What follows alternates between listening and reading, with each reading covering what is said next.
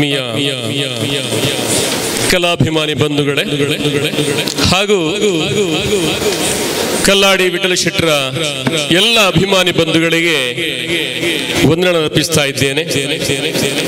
ಕ್ಷೇತ್ರದ ಆರಾಧ್ಯ ಮೂರ್ತಿ ಇರಾ ಸೋಮನಾಥೇಶ್ವರನಿಗೂ ಮಹಾಗಣಪತಿ ದುರ್ಗಾ ಪರಮೇಶ್ವರಿ ಹಾಗೆ ಅರಸು ಕುರಿಯಾಡಿತ್ತಾಯ ಮೂರು ದೈವಗಳು ಅಯ್ಯರು ಬಂಟರು ದಿವ್ಯ ಸಾನ್ನಿಧ್ಯಕ್ಕೆ ತಲೆವಾಗಿ ಎಲ್ಲ ಗುರು ಹಿರಿಯರನ್ನ ವಂದಿಸುತ್ತಾ ಇಲ್ಲಿ ಸೇರಿರುವಂತಹ ಸಹೃದಯಿ ಕಲಾಭಿಮಾನಿ ಬಂಧುಗಳ ತಮಗೆಲ್ಲ ವಂದನೆ ಅರ್ಪಿಸ್ತಾ ಇದ್ದೇವೆ. 969-70ನೇ ಸಾಲು ನಾವೆಲ್ಲ ಹುಟ್ಟುವುದಕ್ಕಿಂತ ಮೊದಲು ನಾನು ಹುಟ್ಟುವುದಕ್ಕಿಂತ ಮೊದಲು ಈ ಕ್ಷೇತ್ರದ ಜೀರ್ಣೋದ್ಧಾರ ಮಾಡಬೇಕು ಅಂತ ಹೇಳಿ ಕಲ್ಲಾಡಿ ಕೊರಗ ಶೆಟ್ಟರು ಆರಂಭ ಮಾಡಿದರು. ಕ್ಷೇತ್ರದ ಜೀರ್ಣೋದ್ಧಾರದ ಪ್ರಕ್ರಿಯೆ ಅರ್ಧದಲ್ಲಿರುವಾಗಲೇ ಅವರು ಈ ಲೋಕದ ಯಾತ್ರೆ ಮುಗಿಸಿಕೊಂಡರು, ಭಗವಂತನ ಪಾದ ಸೇರಿಕೊಂಡು.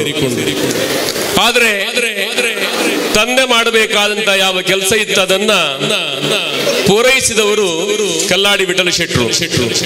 1971ನೇ ಇಸವಿ ಜನವರಿ 31ನೇ ತಾರೀಕು ದೇವಸ್ಥಾನದ ಸಂಪೂರ್ಣ ಪುನರ್ನಿರ್ಮಾಣವಾಗಿ ಬ್ರಹ್ಮಕಲಶ ನಡೆಯಿತು.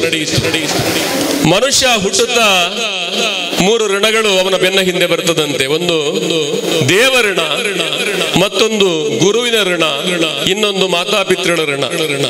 ಯಾವತ್ತು ತೀರಿಸಲಾಗದಂತಹ ಋಣ. ಆದ್ರೆ ಅಂಬಾತನಯ ಮುದ್ರಾಡಿಯವರಂತಹ ಹಿರಿಯ ಸಾಹಿತಿಗಳು ಒಂದು ವೇದಿಕೆಯಲ್ಲಿ ಹೇಳಿದರು, ನಮ್ಮ ಇದೇ ಸೋಮನಾಥ ಕ್ಷೇತ್ರದಲ್ಲಿ ತಂದೆಯ ಋಣವನ್ನು ತೀರಿಸಿಕೊಂಡ ವ್ಯಕ್ತಿ ಕಲ್ಲಾಡಿ ವಿಠಲ ಶೆಟ್ಟರು ಅಂತ ಹೇಳಿ ತಂದೆ ನಿಲ್ಲಿಸಿದಂತ ಅವರ ಪೂರ್ತಿಗೊಳಿಸಲಾಗದ ಒಂದು ಕೆಲಸ ಏನಿತ್ತು ದೇವಸ್ಥಾನದ ಪುನರ್ನಿರ್ಮಾಣ, ಅದನ್ನ 1971ರಲ್ಲಿ ನಿರ್ಮಿಸಿ ಬ್ರಹ್ಮಕಲಶ ಮಾಡಿ ಊರವರಿಗೆ ಸ್ವಾಮಿಯ ಅನುಗ್ರಹ ಆಗುವ ರೀತಿಯಲ್ಲಿ ವ್ಯವಸ್ಥೆಗೊಳಿಸಿದವರು ಕಲ್ಲಾಡಿ ವಿಠಲ ಶೆಟ್ಟರು. ವೇದಿಕೆಯಲ್ಲಿ ಉಪಸ್ಥಿತರಿರುವಂತ ದೇವಸ್ಥಾನದ ಆಡಳಿತ ಮುಕ್ತಸರಲ್ಲಿ ಒಬ್ಬರು, ಹಾಗೆ ನಮ್ಮ ಸುವರ್ಣ ಸಮಿತಿಯ ಪ್ರಧಾನ ಸಂಚಾಲಕ ಜಗದೀಶ್ ಶೆಟ್ಟಿ ರಾಗುತ್ತಿ ಇವರಿಗೂ ಕೂಡ ಆತ್ಮೀಯ ಸ್ವಾಗತ. ಹಾಗೆ ಕಲ್ಲಾಡಿ ವಿಠಲ ಶೆಟ್ಟಿ ಸೇವಾ ಟ್ರಸ್ಟ್ ನ ಅಧ್ಯಕ್ಷರು, ಸುವರ್ಣ ಮಹೋತ್ಸವ ಸಮಿತಿಯ ಅಧ್ಯಕ್ಷರು ಆಗಿರುವಂತಹ ಜಯರಾಮ್ ಪೂಜಾರಿ ಸೂತ್ರಬೈಲಿ ಇವರಿಗೂ ಕೂಡ ಆತ್ಮೀಯ ಸ್ವಾಗತ. ಹಾಗೆ ಯುವಕ ಮಂಡಲದ ಅಧ್ಯಕ್ಷರು, ಕಲ್ಲಾಡಿ ವಿಠಲ ಶೆಟ್ಟಿ ಸೇವಾ ಟ್ರಸ್ಟಿನ ಕಾರ್ಯದರ್ಶಿಗಳಾಗಿರುವಂತಹ ಗಣೇಶ್ ಅತ್ತಾವರ ಇವರಿಗೂ ಕೂಡ ಆತ್ಮೀಯ ಸ್ವಾಗತ. ಗೌರವಾಧ್ಯಕ್ಷರು ನಮ್ಮ ಸುವರ್ಣ ಮಹೋತ್ಸವ ಸಮಿತಿಯ ಗೌರವಾಧ್ಯಕ್ಷರು ಮತ್ತು ಸ್ಥಾಪಕ ಸದಸ್ಯ ಅಧ್ಯಕ್ಷರಾಗಿರುವಂತಹ PM ಕೊಡಂಗೆ ಅವರಿಗೂ ಕೂಡ ಆತ್ಮೀಯ ಸ್ವಾಗತವನ್ನು ಬಯಸ್ತೇನೆ. ಸುವರ್ಣ ಮಹೋತ್ಸವ ಸಮಿತಿಯ ಕಾರ್ಯದರ್ಶಿಗಳಾಗಿರುವಂತಹ ಸುರೇಶ್ ರೈ ಪರ್ಲಾಡ್ಕ ಇವರಿಗೂ ಕೂಡ ಆತ್ಮೀಯ ಸ್ವಾಗತ. ಯುವಕ ಮಂಡಲದ ಕಾರ್ಯದರ್ಶಿಗಳಾದ ಜಯರಾಜ್ ಶೆಟ್ಟಿ ಕುಂಡಾವ್ ಇವರಿಗೂ ಕೂಡ ಆತ್ಮೀಯ ಸ್ವಾಗತವನ್ನು ಬಯಸ್ತೇನೆ.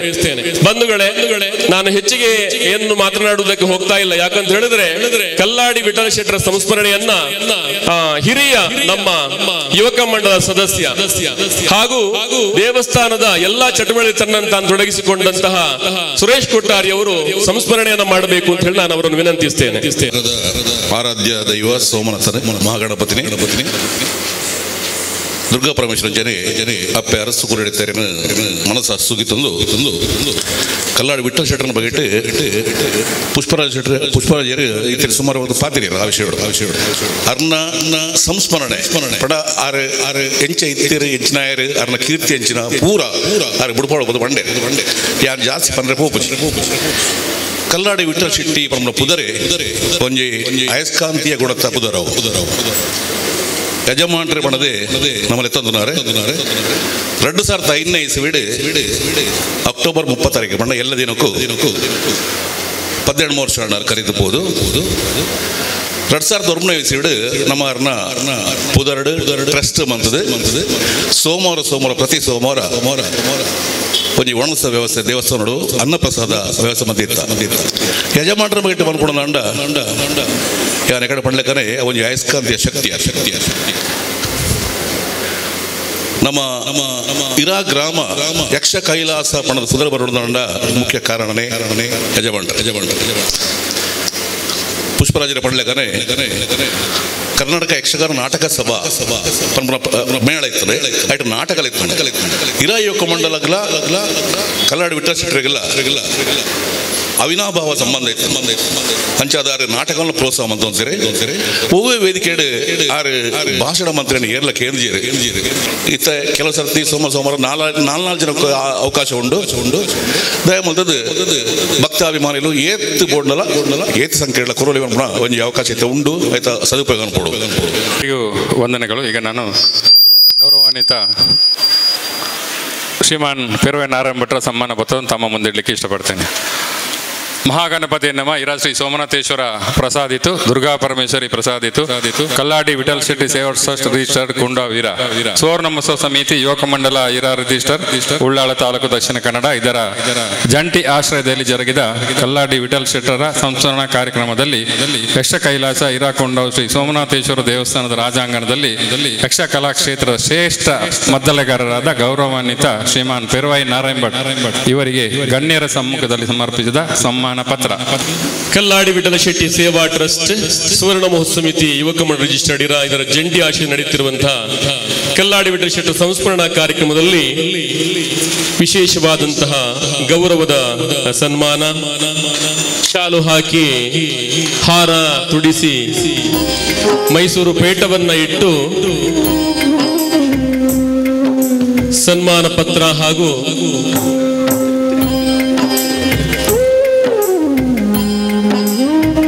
ಫಲಪುಷ್ಪ ಸ್ಮರಣಿಕೆಯನ್ನು ನೀಡಿ ಗೌರವಿಸ್ತಾ ಇದ್ದಾರೆ.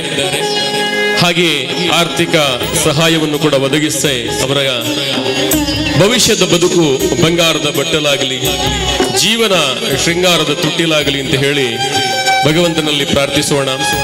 ಇಂಥ ಒಬ್ಬ ಅಪರೂಪದ ಕಲಾವಿದ, ಬಹಳ ಸೌಮ್ಯ ಸ್ವಭಾವದವರು, ತಾನಾಯ್ತು ತನ್ನ ಕೆಲಸ ಆಯ್ತು ಅವರಿಗೆ ಕೊಡಲ್ಪಟ್ಟಿದೆ. ಜೊತೆಗೆ ಆ ಪ್ರಶಸ್ತಿಯ ಕಿರೀಟಕ್ಕೊಂದು ಮುತ್ತಿನ ಮಣಿಯಾಗಿ ಕಲ್ಲಾಡಿ ಪ್ರಶಸ್ತಿ ಈ ಹೊತ್ತು ಅವರಿಗೆ ಕೊಡ್ತಾ ಇದ್ದೇವೆ. ಇದು ಅಭಿಮಾನದ ಕೊಡುಗೆ ಅಂತ ಹೇಳೋದಕ್ಕೆ ಸಂತೋಷ ಪಡ್ತೇವೆ. ಶ್ರೀ ಗಣೇಶಾಯ ನಮಃ, ಶ್ರೀ ಸೋಮನಾಥೇಶ್ವರಾಯ ನಮಃ. ವೇದಿಕೆಯಲ್ಲಿರುವ ಹಿರಿಯರೇ, ಗಣ್ಯರೇ ಹಾಗೂ ಕಲಾಭಿಮಾನಿಗಳೇ, ಕಲಾವಿದರೇ, ಕಲಾಭಿಮಾನಿಗಳೆಲ್ಲರಿಗೂ ನನ್ನ ಹೃತ್ಪೂರ್ವಕವಾಗಿ ವಂದಿಸುತ್ತೇನೆ. ಇದನ್ನ ಕಲ್ಲಾಡಿ ವಿಠಲ ಶೆಟ್ಟರ ಸಂಸ್ಮರಣಾ ಕಾರ್ಯಕ್ರಮ, ಇದರ ಸೇವಾ ಟ್ರಸ್ಟಿ, ಇದರ ಸಮಿತಿ ಅಧ್ಯಕ್ಷರಿಗೂ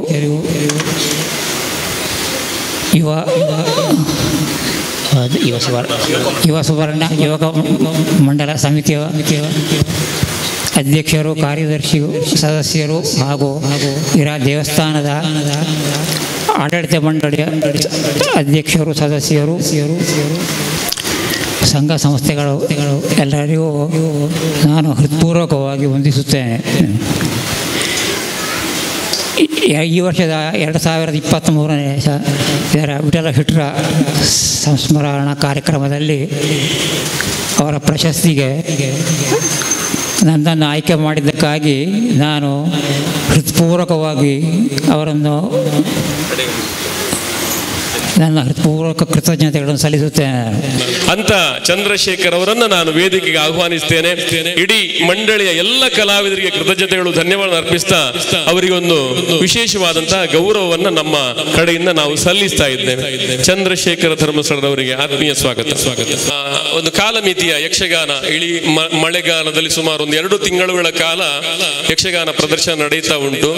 ಆ ಬದುಕಿಗೊಂದು ಆಶ್ರಯವಾಗ್ತದೆ, ಜೊತೆಗೆ ಯಕ್ಷಗಾನ ಕಲೆಯನ್ನ ಒಂದು ಪ್ರೋತ್ಸಾಹ ಮಾಡುವುದಕ್ಕೆ, ಬೆಳೆಸುವುದಕ್ಕೊಂದು ಅವಕಾಶ ಆಗ್ತದೆ.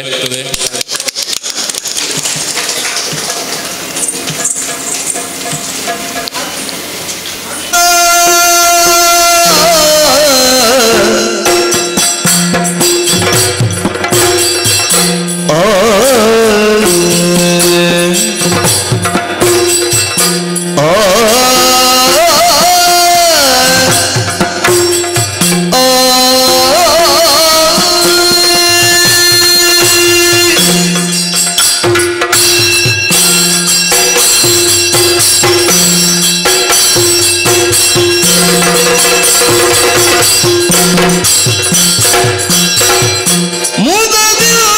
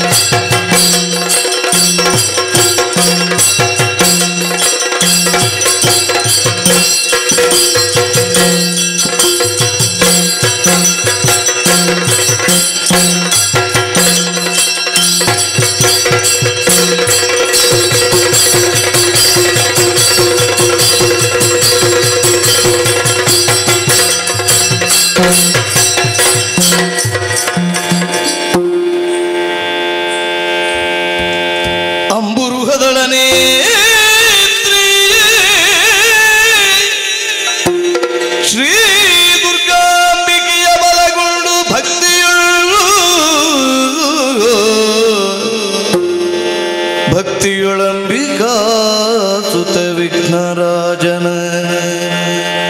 ಪಿರಿದು ಸಂಸ್ತುತಿಸಿ ಅಂಬುನಿಧಿಯಾತ್ಮಜಿಗೆ ಕೈ ಮುಗಿದ ಪೂಜಾಸನವಾಣಿಯರ ಪಾದಾಂಬುಜಕ್ಕೆ ಪುನಮಡುತ್ತ ವರ್ಣಿಪೆನಿ ಕಥಾಮೃತವ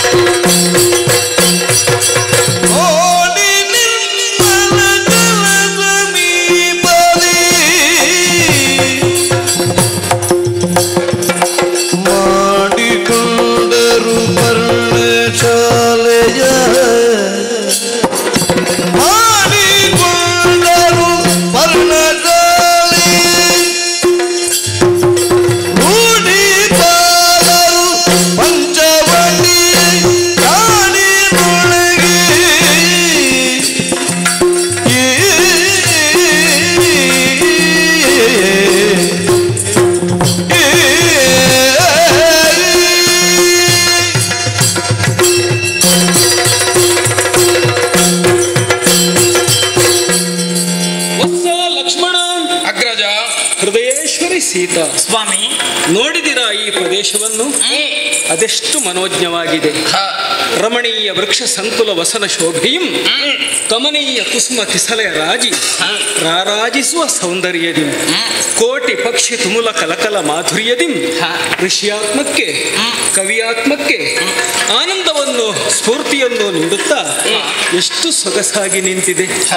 ಪಾವನೆಯಾದಂತಹ ಗೋದಾವರಿ ಪ್ರವಹಿಸುತ್ತಾ ಇದ್ದಾಳೆ. ನೀರಿಗೆ ಜೀವನ ಎಂಬಂತಹ ಹೆಸರಿದೆ.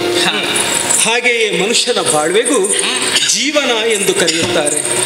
ಬೆಟ್ಟದಲ್ಲಿ ಹುಟ್ಟಿದಂತಹ ಜೀವನ ತೊರೆಯಾಗಿ ಪ್ರವಹಿಸುತ್ತಾ ಸಮುದ್ರವನ್ನು ಸೇರುವ ತವಕದ ಆ ಅವಧಿಯಲ್ಲಿ ತನ್ನ ಇಕ್ಕೆಲಗಳು ಸಸ್ಯ ಶ್ಯಾಮಲೆಯಾಗಿರುವಂತೆ ಮಾಡುತ್ತದೆ. ಬಾಯಾರಿ ಬಂದವರ ದಾಹವನ್ನು ನೀಗುತ್ತದೆ. ಅನೇಕ ಜಲಚರಗಳಿಗೆ ಆಶ್ರಯನ್ನು ಒದಗಿಸುತ್ತದೆ. ಏನಿದರ ಅರ್ಥ? ಏನು? ಜೀವನ ಎಂಬುದು ಪರೋಪಕಾರಕ್ಕಾಗಿ ಇರಬೇಕೇ ಹೊರತು ಸ್ವಾರ್ಥಕ್ಕಾಗಿ ಖಂಡಿತ ಅಲ್ಲ. ಆದ್ದರಿಂದ ನಾವು ಪರಾರ್ಥಿಗಳಾಗಿ ಲೋಕದ ಉಪಕಾರಕ್ಕಾಗಿ ಬದುಕಬೇಕು ಎಂಬಂತಹ ಸಂದೇಶವನ್ನು ಈ ನದಿ ನೀಡುತ್ತಾ ಇದೆ. ಅದಕ್ಕಾಗಿ ಮನುಷ್ಯನಲ್ಲಿ ತ್ಯಾಗ ಬೇಕಾಗುತ್ತದೆ. ಎಲ್ಲವೂ ನಮಗೆ ಬೇಕೆಂಬ ಸ್ವಾರ್ಥ ಮನಸ್ಸುಗಳನ್ನು ದೂರ ಮಾಡುತ್ತದೆ. ಆ ಸ್ವಾರ್ಥ ವಿರಹಿತವಾದಂತಹ ಬದುಕು ಮನಸ್ಸನ್ನು ಸೇರಿಸುತ್ತದೆ, ಬೆಸೆಯುತ್ತದೆ. ಈ ತ್ಯಾಗ ತತ್ವದ ಮೇಲೆ ವಿಶೇಷವಾದ ನಂಬಿಕೆ ಇದ್ದುದರಿಂದಲೇ ನಾನು ನಾಡನ್ನು ಬಿಟ್ಟು ಕಾಡನ್ನು ಸೇರಿದ್ದು. ಏನಾದರೂ ಅನುಕೂಲ ಶಾಸ್ತ್ರವನ್ನು ಮುಂದಿಟ್ಟುಕೊಂಡು ನನಗೆ ನಾಡಿನಲ್ಲಿ ಉಳಿಯುವುದಿದ್ದರೂ ಉಳಿಯಬಹುದಿತ್ತು. ಆದರೆ ನನ್ನ ಅಂತಃಸಾಕ್ಷಿ ಅದನ್ನು ಒಪ್ಪಲಿಲ್ಲ. ಮಗನ ಧರ್ಮ ಏನು? ಇದನ್ನು ನಾನು ಅರ್ಥ ಮಾಡಿಕೊಂಡೆ. ಪಿತೃವಾಕ್ಯ ಪರಿಪಾಲನವು ಪುತ್ರ ಧರ್ಮ. ಇದು ಹಿರಿಯರು ಹೇಳಿದಂತಹ ಮಾತು, ಶಾಸ್ತ್ರವಚನವೂ ಹೌದು. ಅಪ್ಪನ ಆಸೆ ಆಕಾಂಕ್ಷೆಗಳನ್ನು ಅಥವಾ ಮಾತನ್ನು ಸತ್ಯವಾಗಿಸದಿದ್ದರೆ ನಾವು ಮಕ್ಕಳಾಗಿ ಏನು ಪ್ರಯೋಜನ? ನಿಜ ತಾನೆ? ಯಾವುದೇ ಪ್ರಾಣಿಗಳು ಮಾತನಾಡುವುದಿಲ್ಲ. ಮಾತನಾಡುವ ಶಕ್ತಿ ಇರುವುದು ಮನುಷ್ಯರಿಗೆ ಮಾತ್ರ. ಅಂತಹ ಮನುಷ್ಯರೇ ಸುಳ್ಳುಗಳನ್ನು ಮಾತಾಡುತ್ತಾ ಹೋದರೆ ಭಗವಂತ ಅವರಿಗೆ ಮಾತಿಗೆ ಅವಕಾಶವನ್ನು ಕೊಟ್ಟದ್ದಕ್ಕೆ ಏನರ್ಥ? ಅದು ದೇವರಿಗೆ ಮಾಡುವ ವಂಚನೆ ತಾನೆ. ಆದ್ದರಿಂದಲೇ ಉಪನಿಷತ್ತುಗಳು ಹೇಳಿದ್ದು ಎಲ್ಲರೂ ಸತ್ಯವನ್ನು ಪರಿಪಾಲಿಸಬೇಕು. ನೀರು ಹರಿಯುವುದು, ಗಾಳಿ ಬೀಸುವುದು, ಬೆಂಕಿ ಉರಿಯುವುದು ಎಲ್ಲವೂ ಸತ್ಯದಿಂದಲೇ. ಈ ಸತ್ಯದ ಮೇಲೆ ನನಗೆ ಅತುಲವಾದ ಶ್ರದ್ಧೆ ಇತ್ತು.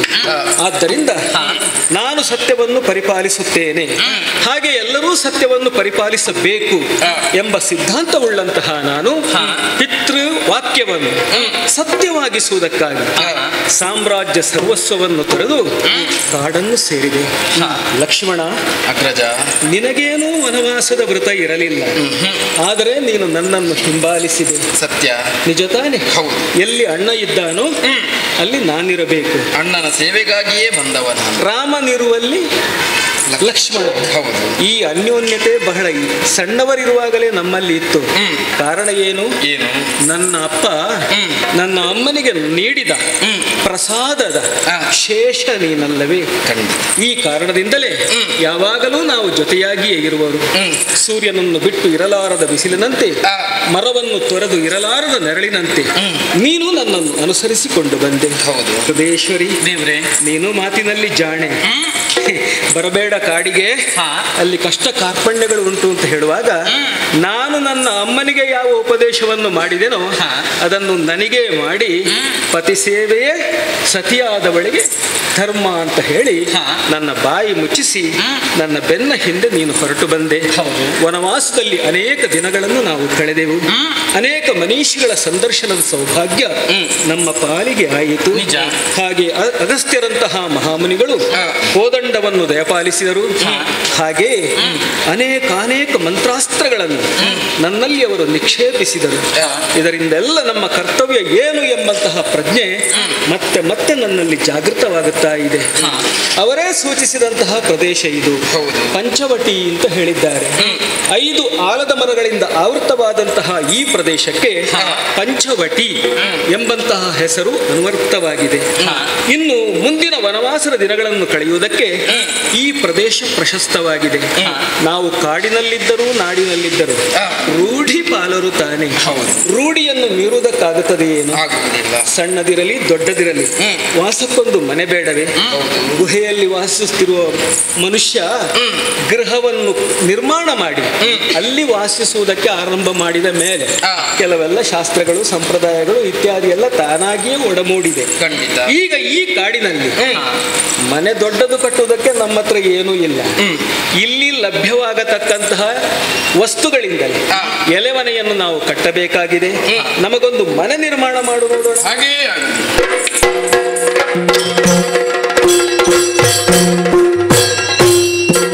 ಇದೇ ಲಕ್ಷ್ಮಣ.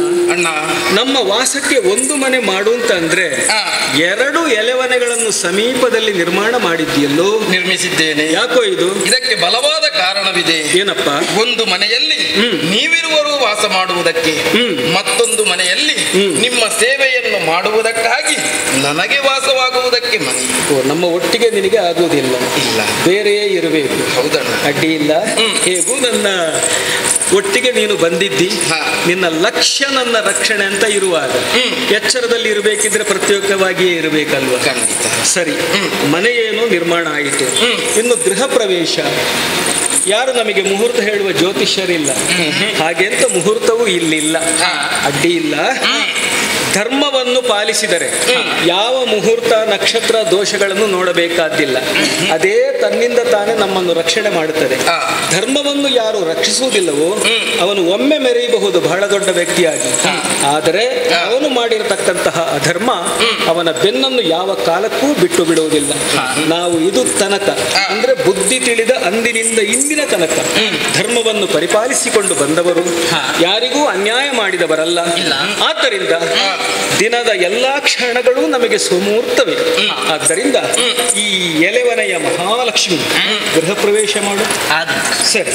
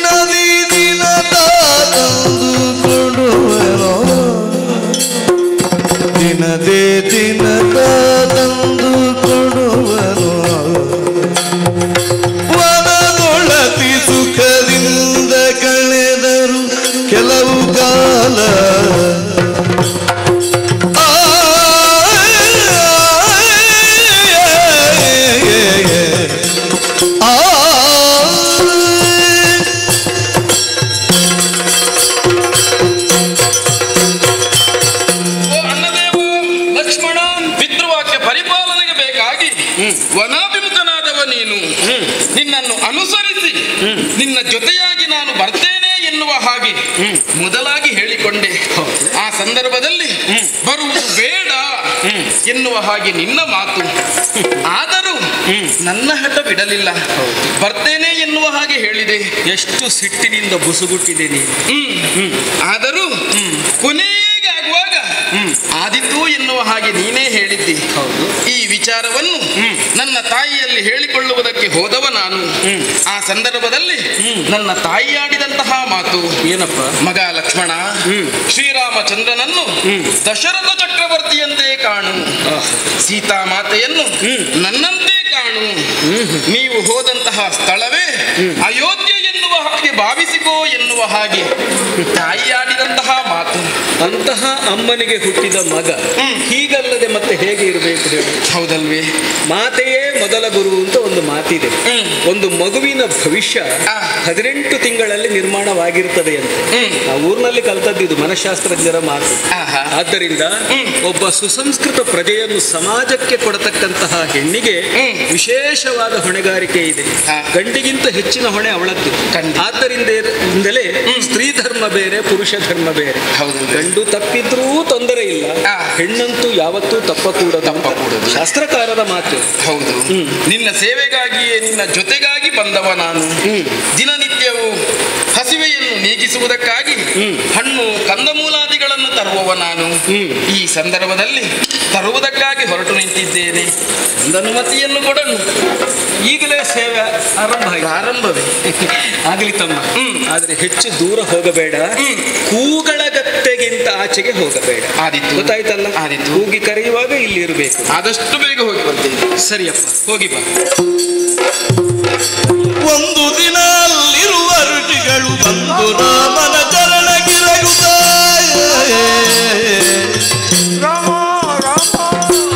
ಎಲ್ಲರ ರಾಕ್ಷಸರ ಕೃತ ನಿರ್ಬಂಧಗಳನ್ನು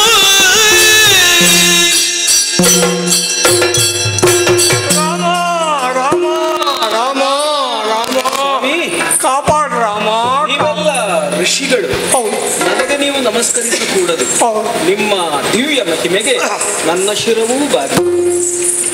ರಾಮ, ಯಾಕೆ ಇಲ್ಲಿವರೆಗೆ ನನಗಿಂತ ಕಿರಿಯವರಾದಂತೆ ನನಗೆ ನಾವು ನಮಸ್ಕಾರ ಮಾಡಬಾರದು. ಆದರೆ ಒಂದಿದೆ, ಏನು? ಆಪದ್ಧರ್ಮ. ಏನಾಪತ್ತು? ಯಾರಿಂದ ರಕ್ಷಣೆ ಆಗಬೇಕೋ ಅವನಿಗೆ ನಾವು ಬದಲಾಗಿ ನಮಸ್ಕಾರ ಮಾಡಬಹುದು. ಋಷಿಗಳು ಚತುರ್ವರ್ಣವನ್ನು ಮೀರಿದವರು, ಅವರಿಗೆ ಹಂಸವರ್ಣದವರು ಅಂತ ಹೇಳುವುದು. ಆದ್ದರಿಂದ ನಿಮ್ಮದು ದಿವ್ಯ ಮಹಿಮೆ. ಪ್ರಣಾಮಗಳು, ಪ್ರಣಾಮ. ರಾಮ, ರಾಮ, ಚಿತ್ತವಿಸಬೇಕು ರಾಮ, ಚಿತ್ತವಿದೆ ರಾಮ.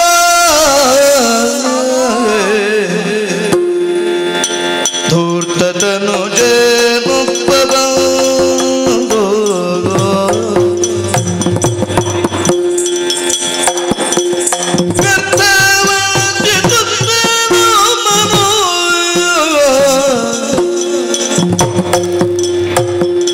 ಯಜ್ಞಶಾಲೆಯ ಕಿತ್ತು ಬೀಸಾಡಿ ಹೋದನು.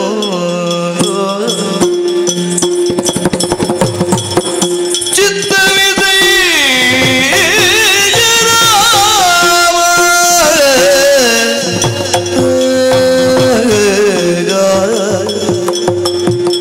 ರಾಮ.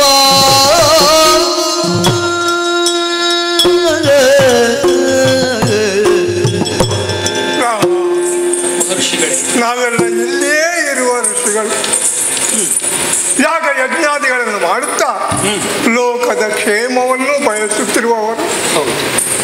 ಆದರೆ ಏನು ಮಾಡೋಣ ಸ್ವಾಮಿ? ಲೋಕದ ಕ್ಷೇಮವನ್ನು ಬಯಸುವ ನಮಗೆ ಕ್ಷೇಮ ಇಲ್ಲ ಅಂತ ಹೇಳಿ ಆಯ್ತು. ಅದು ಆಯ್ತು. ಯಾರಿಂದ, ಯಾಕೆ, ಏನು? ರಾಕ್ಷಸರ ಒಳ್ಳೆಯ ಕೆಲಸಗಳಿಗೆ ಯಾವತ್ತೂ ವಿಘ್ನ ಹೆಚ್ಚು. ಕೂದಲನ್ನು ಕತ್ತರಿಸ್ತಾರೆ, ಕಣ್ಣು ರೆಪ್ಪೆಯನ್ನು ಯಾರು ಕತ್ತರಿಸುವುದಿಲ್ಲ. ಇಲ್ಲ ರಾಮ, ಯಾರು ರಾಕ್ಷಸರು. ಒಬ್ಬ ಧೂರ್ತ ದಾನವ ಬಂದು ನಮ್ಮ ಯಜ್ಞ ಶಾಲೆಯನ್ನೇ ಕಿತ್ತು ಬೀಸಾಡಿ ಲೋಕದ ಕಲ್ಯಾಣಕ್ಕಾಗಿ ಯಾಗ ಯಜನಗಳನ್ನು ಮಾಡುತ್ತಿರುವ ನಿಮ್ಮ ಯಜ್ಞ ಶಾಲೆಯನ್ನೇ ಕಿತ್ತು ಬೀಸಾಡಿ ಹೋದ. ಅಂದ್ರೆ ನಿಮ್ಮ ಮೂಲ ತತ್ವವನ್ನೇ ಅವರು ಕಿತ್ತು ಬಿಸಾಡಿದ ಹಾಗಾಯಿತು. ಸ್ವಾಮಿ, ನನಗೊಂದು ಆಶ್ಚರ್ಯ.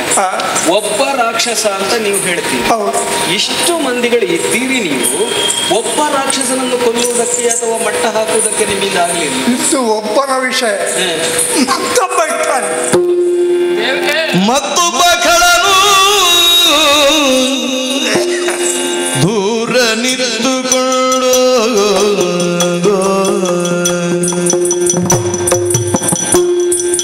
ಕಲ್ಲಲಿಟ್ಟು 10 ಗಾಯವ ಮಾಡಿದ್ದ.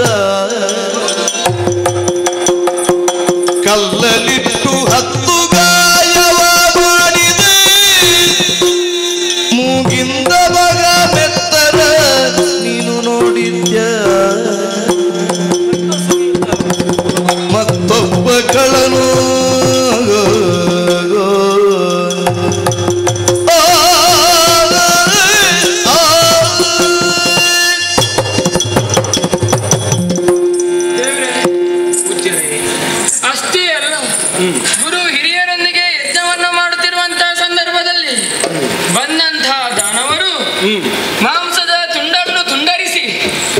ಯಜ್ಞಕುಂಡಕ್ಕೆ ಹಾಕಿದರು. ತುಂಡನ್ನು ಮತ್ತೆ ತುಂಡು ಮಾಡಿ ಹಾಕಿದ್ರು. ಹೌದು.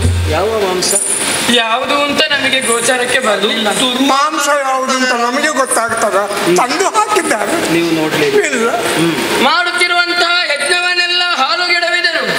ಅಷ್ಟು ಮಾತ್ರ ಅಲ್ಲ, ದೂರದಲ್ಲಿ ದೈತ್ಯ ರಾಕ್ಷಸನೊಬ್ಬ ಒಂದು ಕಲ್ಲನ್ನು ನಮ್ಮ ಮೇಲೆ ಎಸೆದದ್ದು ಒಂದು ಕಲ್ಲಾದ್ರೂ 100 ಚೂರುಗಳಾಗಿ ನಮ್ಮ ಮೇಲೆ ಬಿದ್ದು 10 ಹಲವಾರು ಗಾಯಗಳಾಗಿದೆ. ಒಂದು ಕಲ್ಲಿನಿಂದ 10 ಗಾಯಗಳು. ಹೌದು. ಮೈ ಮೇಲೆಲ್ಲ ರಕ್ತ ಸೋರ್ತಾ ಉಂಟಲ್ಲ. ಹೌದು. ಅಷ್ಟೇ ಅಲ್ಲ, ಅದಕ್ಕೆ ಭಯಗೊಂಡಂತಹ ನಾವು ಮುಂದೆ ಓಡುವುದಕ್ಕೆ ಮುಂದಾದೆವು. ಓಡುವಂತಹ ವೇಗದಲ್ಲಿ ನಮ್ಮ ಒಂದು ಕಾಲು ಮತ್ತೊಂದು ಕಾಲಿಗೆ ಎಡವಿ ಇನ್ನೂ ಹಲವಾರು ಗಾಯಗಳಾಗಿವೆ. ನಮ್ಮನ್ನು ನೀವೇ ರಕ್ಷಿಸಬೇಕು ದೇವರೇ, ನೀವೇ ರಕ್ಷಿಸಿ. ಇಷ್ಟು ಪ್ರಬಲರೇ ಆ ರಾಕ್ಷಸರು. ಏನವರ ವೈಶಿಷ್ಟ್ಯ? ಮೂರು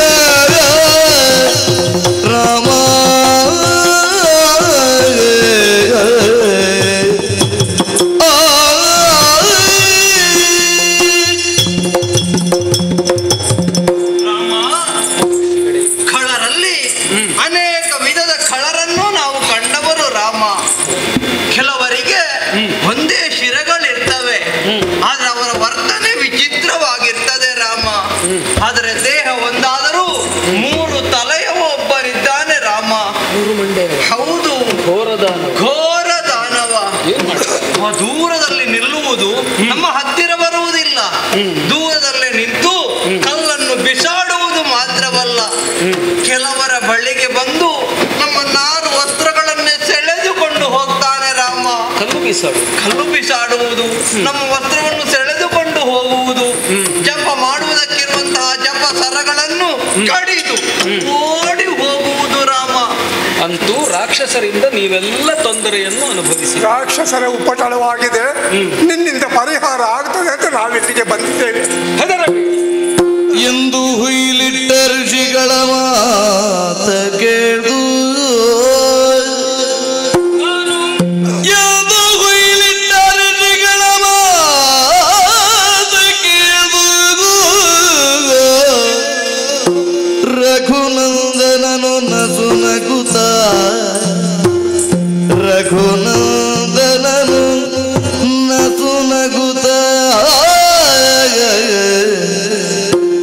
ಬೆದರದಿರಿ ರಕ್ಕಸಲೆ ಕೊಂದು ಕೊಡುವೆನು ತಾಳಿ, ಬೆದರದಿರಿಯೇ ರಕ್ಕಸಲೆ ಕೊಂದು ಕೊಡುವೆನು ತಾಳಿ, ಕಿರಿದು ದಿನದೊಳಗೆ ತಾನೆಂದೊಡಂಬಡಿಸಿ ಬಳಿಕ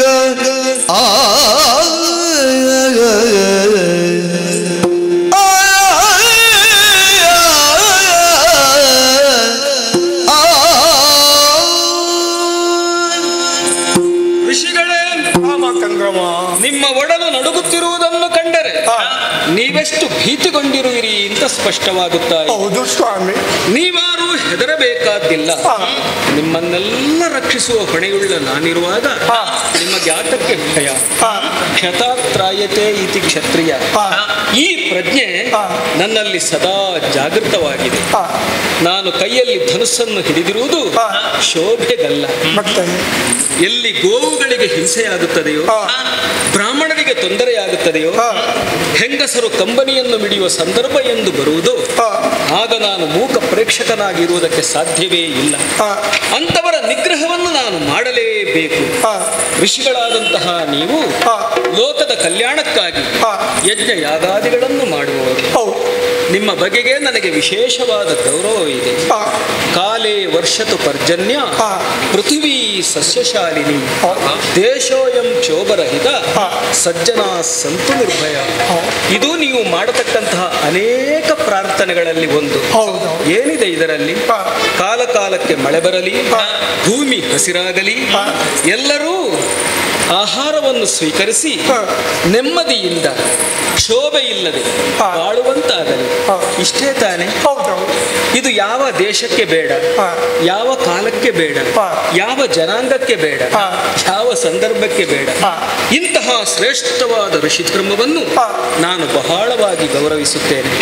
ಆ ಶ್ಲೋಕದ ಕೊನೆಯಲ್ಲಿ ಒಂದು ಪಾದ ಇದೆಯಲ್ಲ, ಸಜ್ಜನ ಸಂತು ನಿರ್ಭಯ. ಸಜ್ಜನರು ನಿರ್ಭಯದಿಂದ ಬಾಳಬೇಕು ಅಂತ ಇದ್ರೆ ದುರ್ಜನರು ಮೂಲೆ ಸೇರಬೇಕು.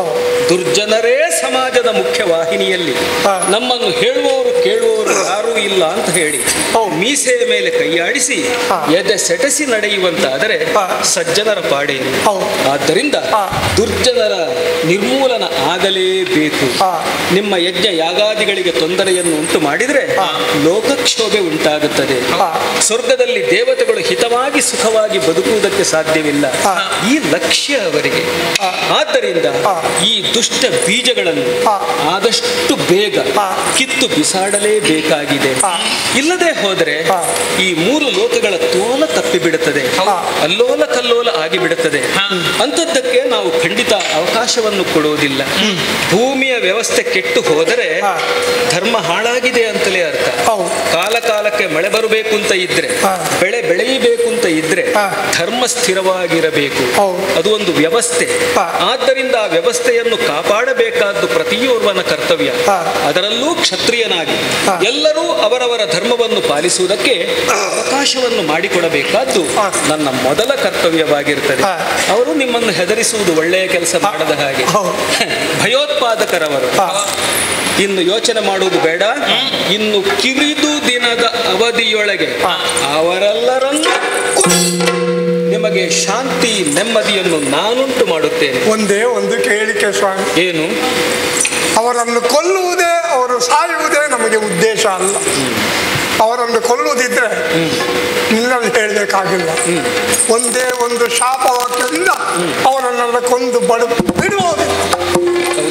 ಅದು ಯಾಕೆ ಮಾಡಲಿಲ್ಲ? ಇದು ಋಷಿ ಧರ್ಮ. ಯಾಕೆ ನಾವು ಮಾಡಿದ ತಪಸ್ಸಿನ ಫಲ ಬರೀ ದುಷ್ಟರ ವಧೆಗೆ ಬೇಕಾಗಿ ಇರುವುದಲ್ಲ, ಲೋಕದ ಕಲ್ಯಾಣಕ್ಕೆ ಬೇಕಾಗಿ. ಅದನ್ನ ಕೊಲ್ಲುವ ಕೆಲಸ ಮಾಡುವುದಕ್ಕೆ ನಾವಲ್ಲ ಜನ, ನಿನ್ನಂತವರು. ಒಂದು ಹಾಗೆ ಮತ್ತೆ ನಿಮ್ಮಲ್ಲಿ ಕರುಣೆ ಇದೆ, ದಾಕ್ಷಿಣ್ಯ ಇದೆ. ಋಷಿಗಳ ಹೃದಯ ಬಹಳ ವಿಸ್ತಾರವಾದುದು, ಔದಾರ್ಯ ಬಹಳ. ಈ ಮಣ್ಣಿನ ಜನರಿಗೆ ದಾಕ್ಷಿಣ್ಯವೂ ಹೆಚ್ಚು. ನಮ್ಮಲ್ಲಿರುವವರು ಏನು ತೊಂದರೆ ಇಲ್ಲ, ಒಳ್ಳೆಯ ಜನರು ಅಂತ ದಾಕ್ಷಿಣ್ಯದಲ್ಲಿ ಬಿಟ್ಟು ಬಿಡೋದು.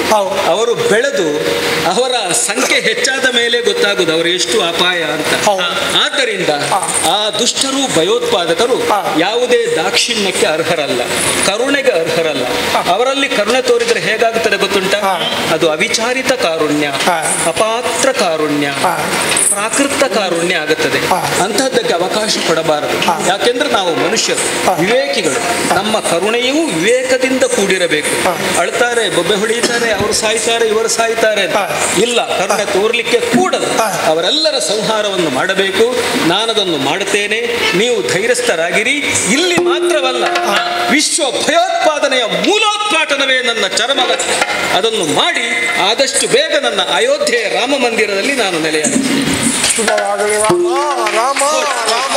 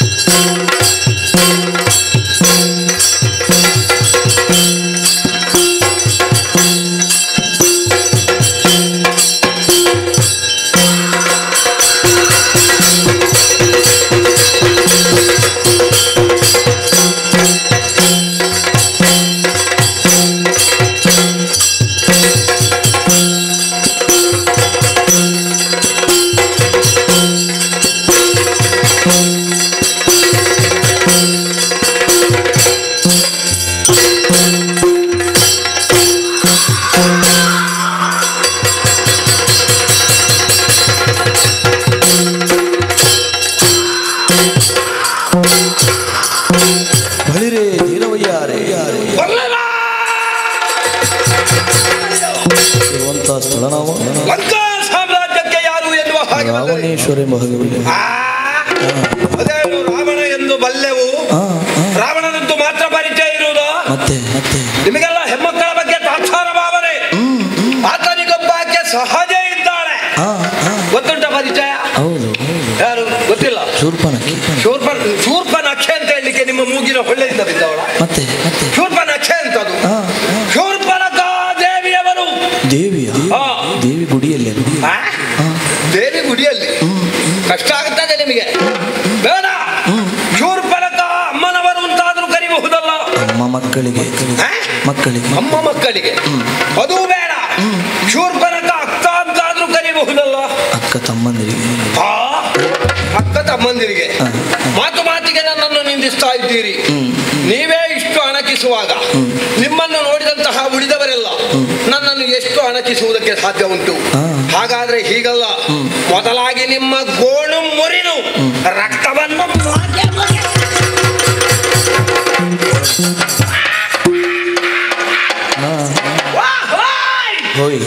ಇದು ನೀವಾದೀತು ನೀವಾದೀತಯ್ಯ. ಯಾವುದಕ್ಕೂ ಆದೀತು ಅಂದ್ರೆ ನೀವು ಏನು ಹೇಳಿಲ್ವೋ ಆದೀತು. ಹಾಗೆ ನಮ್ಮಣ್ಣನ ಆಸ್ಥಾನ ವಿದ್ವಾಂಸರು ತಾವು ನನಗೂ ಆಗಾಗ ಒಮ್ಮೆಮ್ಮೆ ಆಲಾಪನೆ ಎಲ್ಲ ಕಲಿಸ್ತಾ ಇರ್ತೀನಿ. ನಿಮ್ಮ ಒಂದೊಂದು ಆಲಾಪನೆಯನ್ನು ನಾನು ಒಮ್ಮೆಮ್ಮೆ ಸ್ನಾನ ಮಾಡುವಾಗೆಲ್ಲ ಅಭ್ಯಾಸ ಮಾಡುವುದು.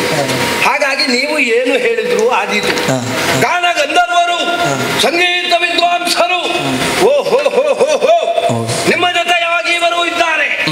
ಗಂಡುಗಲಿಗಳು ಓಹೋ ಜೊತೆಯಲ್ಲಿ ಇವರು ಇದ್ದಾರೆ.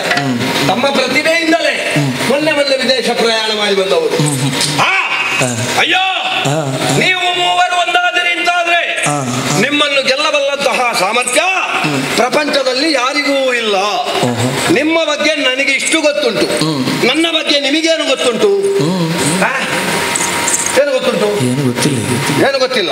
ಒಬ್ಬಳು ಹೆಣ್ಣು ರಾಕ್ಷಸಿ ಅಷ್ಟೇ, ಅಲ್ಲಿಗೆ ಮುಗಿಯಿತಲ್ಲ. ಹಾಗಲ್ಲ, ಸರಿಯಾಗಿ ಅವಲೋಕನ ಮಾಡಿ ಘನ ತಪೋನಿಧಿಗಳೆನಿಸಿಕೊಂಡಂತಹ ವಿಶ್ವವಸು ಬ್ರಹ್ಮನಿಂದಲಾಗಿ ಕೈಕಸಾದೇವಿಯವರ ಪಾವನ ಗರ್ಭಾಂಬುದಿಯಲ್ಲಿ ಜನಿಸಿದವರು 4. ಒಬ್ಬ ಹಿರಿಯವನ ಶಕಂಠ, ತದನಂತರ ಕುಂಭಶ್ರವಣ, ತದನಂತರ ವಿಭೀಷಣ, ಆಮೇಲೆ ಹುಟ್ಟಿದವಳೇ ನಾನು ಶೂರ್ಪನಖ. ಏನು ಶೂರ್ಪನಖ? ಚೂಪಾದ ಉಗುರುಳ್ಳವಳು. ಉಗುರಿನ ಸುದ್ದಿ ಮಾತಾಡುವುದಕ್ಕೂ ಹೆದರಿಕೆ. ಯಾರು ಯಾವಾಗ ಎಲ್ಲಿ ಹೇಗೆ ಅಂತ ಗೊತ್ತಾಗುವುದಿಲ್ಲ. ಯಾಕೆ? ನಮ್ಮಣ್ಣ ನನ್ನ ತಂಗೆಯಂತಹ ಉಗುರು ಯಾರಿಗೂ ಇರಬಾರ್ದು ಅಂತ. ಆದ್ರಿಂದಲೇ ಈ ಉಗುರಿದ್ದವರನ್ನೆಲ್ಲ ಕೊಂಡೋಗೋದು ಯಾಕೆ? ನಮ್ಮ ಅಣ್ಣನ ಅಪ್ಪಣೆ.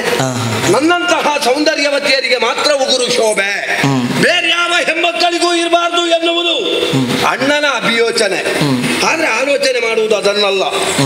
ಒಬ್ಬಾಕೆ ಹೆಣ್ಣು, ಆಕೆಯ ಸುಂದರವಾದಂತಹ ಸೌಂದರ್ಯ, ದೇಹ ಸಿರಿ, ಇದನ್ನು ನೀವು ಗಮನಿಸ್ತಾ ಇದ್ದೀರಿ. ನನಗೆ ಪ್ರಾಯ ಎಷ್ಟಾಗಬಹುದು? ಅರವತ್ತು. ನಾನು ನಿಮ್ಮ ಅಜ್ಜಿಗೆ ಹೇಳಿದ್ದ ನನಗೆ 60. ಎಂತದ 60? 60 ಯಾರು ಹೇಳಿದ್ದು? 60 ಅಲ್ಲ. ನನಗೆ ಮೊನ್ನೆ ನನ್ನ ಜಾತಕ ನೋಡಿದ ಪುರೋಹಿತರು ಹೇಳ್ತಾರೆ 15 ಜಾರಿತು ಮಗ. ಯಾವುದು ಪ್ರಾಯ? 15 ಜಾರಿತು, 16ಕ್ಕೆ ಕಾಲಿಟ್ಟೆ, 17ಕ್ಕೆ ಪಾದವನ್ನು ಊರಿದೆ, ಇಂದಿಗೆ ನಿನಗೆ 17 ವರ್ಷ ಆಯ್ತು ಅಂತ. ಹಾಗಾದ್ರೆ ಪ್ರಾಯಕ್ಕೆ ಬಂದಂತಹ ಹೆಣ್ಮಕ್ಕಳಿಗೆ ಏನು ಬೇಕು? ಏನು ಬೇಕು ಹೆಣ್ಮಕ್ಕಳಿಗೆ? ಏನು? ಸೀರೆ, ಕುಪ್ಪಸ, ಸೌಂದರ್ಯವರ್ಧಕಗಳು, ದರ್ಪಣ, ತುಟಿಗೆ ಒಂದಷ್ಟು ಬಣ್ಣ, ಅಲ್ಲಿಗೆ ಮುಗೀತಾ? ಹಾಗಾಗುವುದಿಲ್ಲ. ಹೆಣ್ಣಾದವಳಿಗೆ ತನ್ನ ಜೀವನದಲ್ಲಿ ಸಾರ್ಥಕತೆಯನ್ನು ಪಡೆಯಬೇಕು ಅಂತಾದ್ರೆ ಆಕೆಯ ಕನ್ಯಾಸರೆ ಮುಕ್ತಗೊಳ್ಳಬೇಕು. ನನ್ನ ಜೀವನದಲ್ಲೂ ಹಾಗೆ ಮದುವೆ ಮಾಡ್ತಾನೆ ಎನ್ನುವ ಹಾಗೆ ಭಾವಿಸಿದ್ರೆ ದಿಗ್ವಿಜಯಕ್ಕೆ ಹೋದಂತಹ ನಮ್ಮಣ್ಣ ಅವನು ಮದುವೆ ಆದದ್ದಲ್ಲದೆ ನನ್ನ ಮದುವೆಯ ಬಗ್ಗೆ ಆಲೋಚನೆ ಮಾಡಲಿಲ್ಲ. ಹಾಗಾದ್ರೆ ಮನೆಯವರು ಮದುವೆ ಮಾಡದಿದ್ರೆ ಉಚ್ಚ ಕುಲದಲ್ಲಿ ಹುಟ್ಟಿದ ಹೆಣ್ಮಕ್ಕಳು ಏನು ಮಾಡಬೇಕು? ನನ್ನನ್ನು ನೋಡಿ ಅನುಸರಿಸಬೇಕು. ನೇರವಾಗಿ ತುಂಬಿದ ಸಭೆಗೆ ಹೋದದ್ದು, ಅಣ್ಣ ಮದುವೆ ಮಾಡು ಅಂತ ಕೇಳಿದ್ದು. ಮಾಡದೆ ಎಲ್ಲಿ ಹೋಗ್ತಾನೆ? ಮರ್ಯಾದೆ ಪ್ರಶ್ನೆ. ಮದುವೆ ಮಾಡುವುದಕ್ಕೆ ಸೂಕ್ತನಾದಂತಹ ಅವರನ್ನು ಹುಡುಕಿದ. ಪಾತಾಳ ಲೋಕದ ಅಧಿಪತಿ, ಮಹಾಮಾಯಾವಿ, ಅತುಳ ವಿಕ್ರಮಿ ಎನಿಸಿಕೊಂಡ ಕಾಲಕೇಯ ವಂಶಸ್ಥ ವಿದ್ಯುಜ್ಜೂಹನ ಜೊತೆಯಲ್ಲಿ ನನ್ನ ಕಲ್ಯಾಣ ಏರ್ಪಟ್ಟಿತು. ನಮ್ಮಿಬ್ಬರ ದಾಂಪತ್ಯ ಜೀವನದ ಫಲವಾಗಿ ಶಂಭುಕಾಸುರ ಎನ್ನುವಂತಹ ಓರ್ವ ಮಗನನ್ನು ನಾ ಪಡೆದೆ. ಆದ್ರೆ ಏನು ಮಾಡೋಣ? ನಮ್ಮ ಅಣ್ಣನ ಅಲ್ಲೆಗೆ ಒಂದಲ್ಲ ಒಂದು ದಿವಸ ನನ್ನ ಗಂಡನೇ ಮುಳ್ಳಾಗುತ್ತಾನೆ ಎನ್ನುವುದನ್ನು ಬಗೆದಂತಹ ನಮ್ಮಣ್ಣ ಪಾತಾಳ ಲೋಕದ ದಿಗ್ವಿಜಯದ ನವನದಿಂದ ನನ್ನವರನ್ನು ಕೊಂದು ಬಿಟ್ಟ. ಬಂದು ನನ್ನಲ್ಲಿ ಹೇಳಿದ, ಹಂಗೆ ಬೇಸರ ಮಾಡಬೇಡ, ನಿನ್ನ ಗಂಡ ಸತ್ತಿದ್ದಾನೆ ಎನ್ನುವ ಹಾಗೆ ಕರ ದೂಷಣ ತ್ರಿಶಿರಾದಿಯಾಗಿ 14,000 ರಕ್ಕಸರ ಬೆಂಗಾವಲಿನೊಂದಿಗೆ ಜನಸ್ಥಾನದಲ್ಲಿ ಸ್ವೇಚ್ಛೆಯಿಂದ ವಿಹರಿಸು. ಆಗುತ್ತದ? ಗಂಡನಿಲ್ಲದಂತಹ ಕೊರತೆಯನ್ನು ನೀಗುವುದಕ್ಕೆ ಸ್ವೇಚ್ಛೆಯಿಂದ ವಿಹರಿಸುವುದರ ಸಾಕಾಗುತ್ತದ? ಅದಲ್ಲ, 14,000 ರಾಕ್ಷಸರ ಬೆಂಗಾವಲು ಬೇಕಾ? ಖಂಡಿತ ಹಾಗಲ್ಲ. ಅಣ್ಣನಿಗೆ ಮದ್ದನ್ನರಿಬೇಕು ಎನ್ನುವ ಹಾಗೆ ಸಂಚನ್ನು ರೂಪಿಸಿದೆ. ಮಗನಾದಂತಹ ಶಂಭುಕಾಸುರ ಅವನನ್ನು ಬಿದಿರ ಮೆಳೆಯ ಎಡೆಯಲ್ಲಿ ಅಡಗಿಗೆ ತಪಸ್ಸಿಗೆ ಅಡಗಿ ಕುಳಿಸಿಟ್ಟಿದ್ದೇನೆ. ಯಾಕೆ? ಅವ ಅಜೇಯನಾಗಿ ತಪಸ್ವೀಕರಿಕೆಯನ್ನು ಮುಗಿಸಿದ ಅಂತ ಆದ್ರೆ ವಿಶಿಷ್ಟವಾದಂತಹ ಅವರ ಬಲದ ಸಂಪಾದನೆ ಆಗುತ್ತದೆ. ತದನಂತರ ನಮ್ಮ ಅಣ್ಣನ ವಧೆಗೆ ಅವನೇ ಸರ್ವಶಕ್ತ ಎನ್ನುವ ಹಾಗೆ ಹೊತ್ತಿಗೆ ಸರಿಯಾಗಿ ಮಗನಿಗೆ ಆಹಾರವನ್ನು ಕೊಡುತ್ತಾ ಇರುವವಳು ನಾನು. ಯಾವತ್ತಿನ ಹಾಗೆ ಇವತ್ತೂ ಕೂಡ ಆಹಾರವನ್ನು ಕೊಡುವುದಕ್ಕೆ ಹೊರಟದ್ದು. ಅಷ್ಟು ಹೊತ್ತಿಗೆ ನೀವು ಸಿಕ್ಕಿದ್ರಿ ಅಂತ ನೀವಾದ್ರಿಂದ ಇಷ್ಟು ಮಾತಾಡಿದ್ದು, ಇಲ್ಲದಿದ್ರೆ ಮಾತಾಡುವುದಿಲ್ಲ. ಬರ್ತೇನೆ ನಾನು, ನನ್ನ ಮಗನನ್ನು ನೋಡ್ಬೇಕು.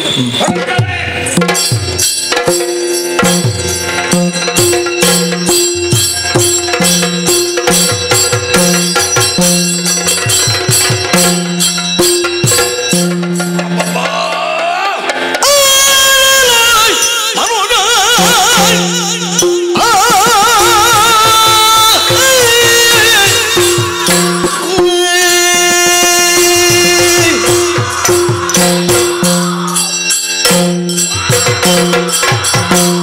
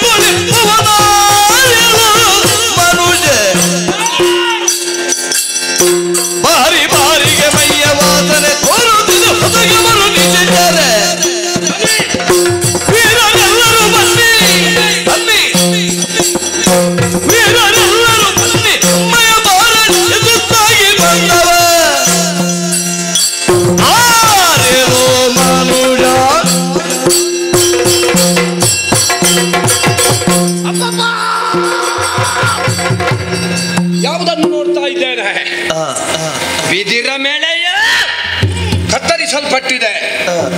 ಒಳಗಡೆಯಲ್ಲಿ ತಪಸ್ಸವೀಕರಿಸುತ್ತಾ ಇದ್ದಂತಹ ನನ್ನ ಮಗ ಶಂಭುಕಾಸುರ ಶಿರ ಕತ್ತರಿಸಿದ ಸ್ಥಿತಿಯಲ್ಲಿ ಧರಾಶಾಹಿಯಾಗಿ ಬಿದ್ದಿದ್ದಾನೆ. ರಕ್ತ ಸಿಕ್ತವಾಗಿದೆ. ಹಾಗಾದ್ರೆ ಯಾರು? ಓ ಹೋ ಹೋ ಹೋ ಹೋ ಹೋ ನನ್ನ ಮಗನ ವಧೆ ಆಗಬೇಕು ಅಂತಾದ್ರೆ ಯಾರೋ ಮಾನವರು ಈ ವನಾಂತರವನ್ನು ಪ್ರವೇಶ ಮಾಡಿದ್ದಾರೆ.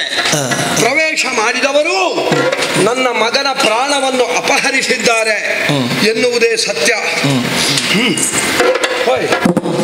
ಏನಯ್ಯ ಅದು? ಒಂದು ರೀತಿ ವಾಸನೆ. ವಾಸನೆ ನಿಮಗೆ, ನಮಗೆ ವಾಸನೆ ಅಲ್ಲ, ನಮಗೆ ಪರಿಮಳ. ಯಾವ ಪರಿಮಳ? ಮಾನವರ ತನುಗಂಧದ ಪರಿಮಳ. ಮಾನವರ ಮೈಯ ಬೆವರಿನ ವಾಸನೆ ನಮಗೆ ಪರಿಮಳವಾಗಿ ಮೂಗಿಗೆ ಸೋಕುತ್ತಾ ಉಂಟು. ಆರೆಲೋ ಮನುಜ ವನದೊಳಗಿಪ್ಪವನ್ಯಾರೆಲೋ ಮನುಜ ಬಾರಿ ಬಾರಿಗೆ ಮೈಯ ವಾಸನೆ ಸೂಸುಸಿದೆ ಹೊಸಗವರು. ದಿತಿಜರ ವೀರರೆಲ್ಲರೂ ಬನ್ನಿ. ಯಾರು ಹೆದರಬೇಡಿ. ನಮ್ಮವರೆಲ್ಲ ಸ್ವಲ್ಪ ಭಯಭೀತರಾಗಿದ್ದಾರೆ. ನನ್ನ ಮಗನ ಶಿರ ಕತ್ತರಿಸಲ್ಪಟ್ಟಿದೆ ಅಂತ. ಯಾರು ಹೆದರಬೇಡಿ. ಬನ್ನಿ ಬನ್ನಿ, ಹತ್ತಿರ ಬನ್ನಿಯ್ಯ. ಇವತ್ತಿನ ದಿವಸದಲ್ಲಿ ನಮ್ಮ ಪಾಲಿಗೆ ಒಳ್ಳೆಯ ಒಂದು ಭಾರಣೆ. ದಿತಿಜರ ವೀರರೆಲ್ಲರೂ ಬನ್ನಿ. ನಮ್ಮಯ ಭಾರಣೆಗೆ ತುತ್ತಾಗಿ ಬಂದವ ಆಡಲೋ ಮನುಜ. ಹಾಗಾದ್ರೆ ಇಷ್ಟರವರೆಗೆ ಬರ್ಲಿಲ್ವೋ? ಇಷ್ಟು ಕಾಲದಲ್ಲಿ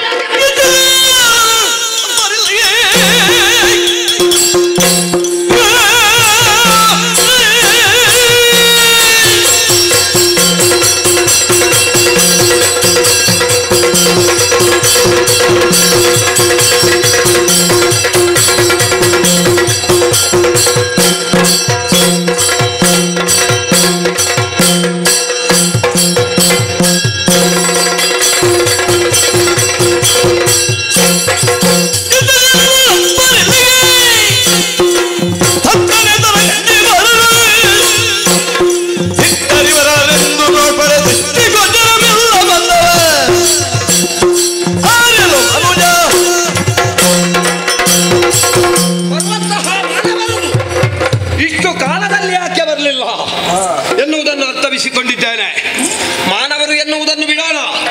ಈ ಕಾರಣದಲ್ಲಿ ತಪಸ್ಸನ್ನು ಸ್ವೀಕರಿಸಿದಂತಹ ಅದೆಷ್ಟೋ ಮಂದಿ ಋಷಿಮುನಿಗಳು ಕೂಡ ಲಂಕಾ ನಗರಿಯ ರಾವಣನ ಆಳ್ವಿಕೆ ಎಂದಿಗೆ ಪ್ರಾರಂಭವಾಯಿತೋ, ದಕ್ಷಿಣದಲ್ಲಿ ನಮ್ಮ ಪ್ರಾಬಲ್ಯವನ್ನು ಎಂದಿಗೆ ನಾವು ಸ್ಥಾಪಿಸಿದವು, ಅಂದಿನ ಹೊತ್ತಿಗೆ ಎಲ್ಲವರು ಕಾನನವನ್ನು ಬಿಟ್ಟು ಹೋಗಿದ್ದಾರೆ. ಕಾರಣ ಏನು? ನಮ್ಮ ಪರಾಕ್ರಮಕ್ಕೆ ಅಂಜಿ ಕೈಗೆ ಯಾರಾದರೂ ಬ್ರಾಹ್ಮಣರು ಸಿಕ್ಕಿದ್ರು ಅಂತಾದ್ರೆ ಅವರನ್ನು ಬೇಕಾದ ರೀತಿಯಲ್ಲಿ ಭೋಗಿಸಿ ನನಗೆ ಸುಖವನ್ನು ಕೊಡುವುದಕ್ಕೆ ಅಸಮರ್ಥರು ಎನ್ನುವ ಹಾಗೆ ಗೊತ್ತಾದಾಗ ಅವರನ್ನು ಹಿಡಿದು ಬಂಡೆ ಕಲ್ಲಿಗೆ ಅವರ ಮಾಂಸವನ್ನು ಮೆಲ್ಲುತ್ತಾ ಇದ್ದವಳು ನಾನು. ಆದ್ದರಿಂದಲೇ ಇಷ್ಟು ಕಾಲದವರೆಗೆ ನಮ್ಮ ಅಂಕೆಗೆ ಒಳಪಟ್ಟಂತಹ ಜನಸ್ಥಾನಕ್ಕೆ ಯಾರೂ ಬಂದವರಿಲ್ಲ, ಯಾರೂ ಬರುವುದಕ್ಕೆ ಮನ ಮಾಡಿದವರಿಲ್ಲ. ಹಾಗಾದ್ರೆ ಈಗ ಬಂದಿದ್ದಾರೆ ಅಂತಾದ್ರೆ, ಬಂದವರು ಮಾನವರೇ ಹೌದು ಅಂತಾದ್ರೆ ಅವರನ್ನು ಬಿಡುವುದೇ?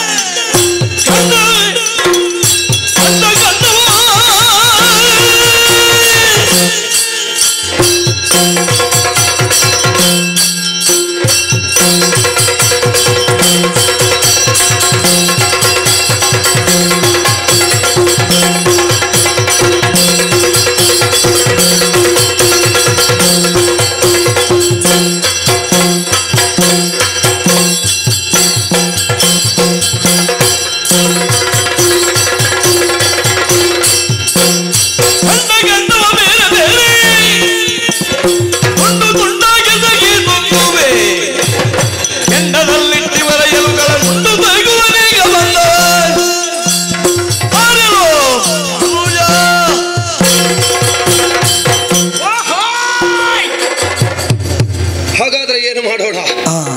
ಮಾನವರನ್ನು ಹೋಗಿ ಅವರ ಗೋಣನ್ನು ಮುರಿದು ಕೊಂದು ತಿನ್ನುವುದಾ? ತಿನ್ನಬಹುದು, ಈಗ ತಿನ್ನಬಹುದು. ಈಗ ತಿನ್ನುವುದಕ್ಕೆ ಸಮಸ್ಯೆ ಇಲ್ಲ. ಸಮಸ್ಯೆ ಆರಂಭ ಆಗುವುದು ಯಾವಾಗ? ಮಳೆಗಾಲ ಬರುವಾಗ. ಮತ್ತೆ ತಿನ್ನಲಿಕ್ಕೆ ಏನಿಲ್ಲ.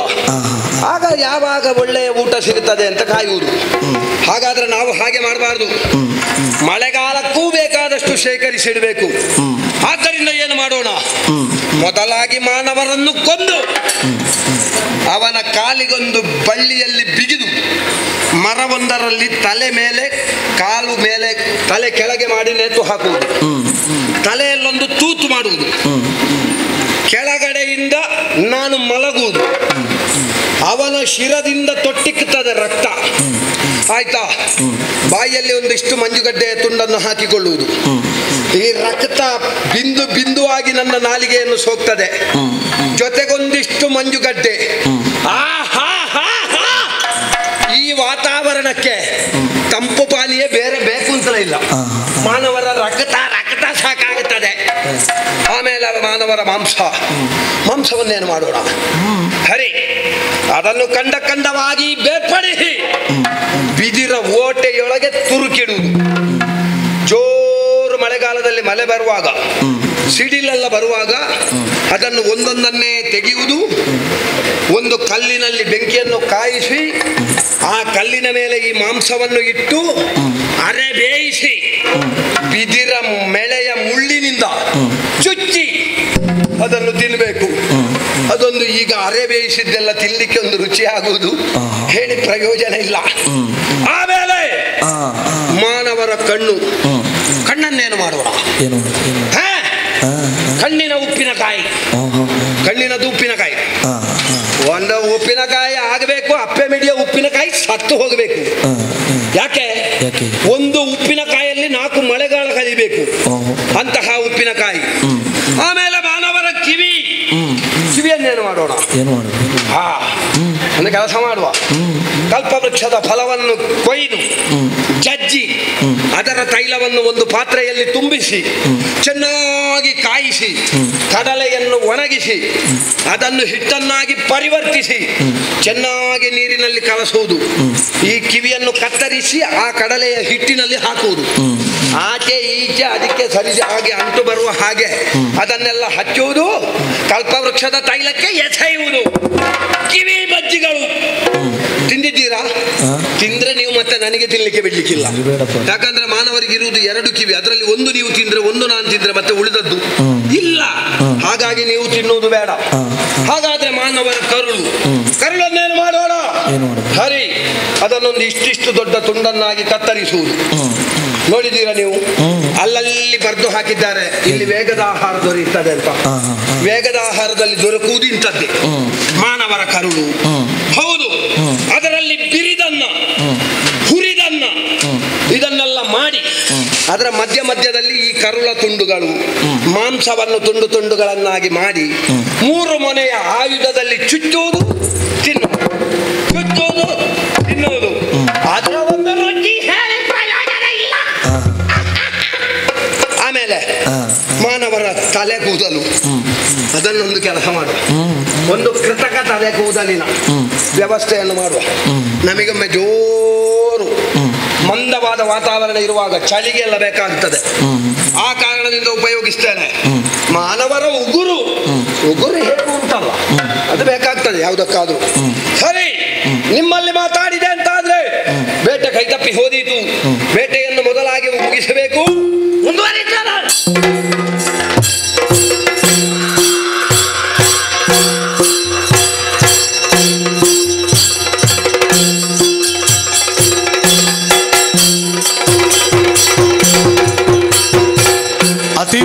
ಅತಿವೇಗವರ ಕುವೀರೆ ಚಾಪ ಶರಮನು ಪಿಡಿಯಲ್ಕೆ ಕಂಡಾಗ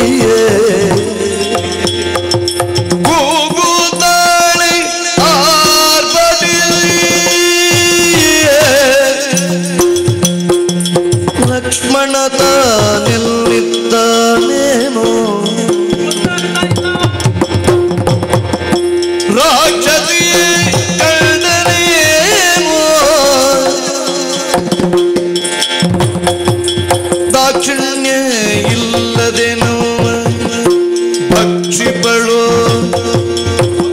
ತಡೆಯಲೇನು ರಾಘವ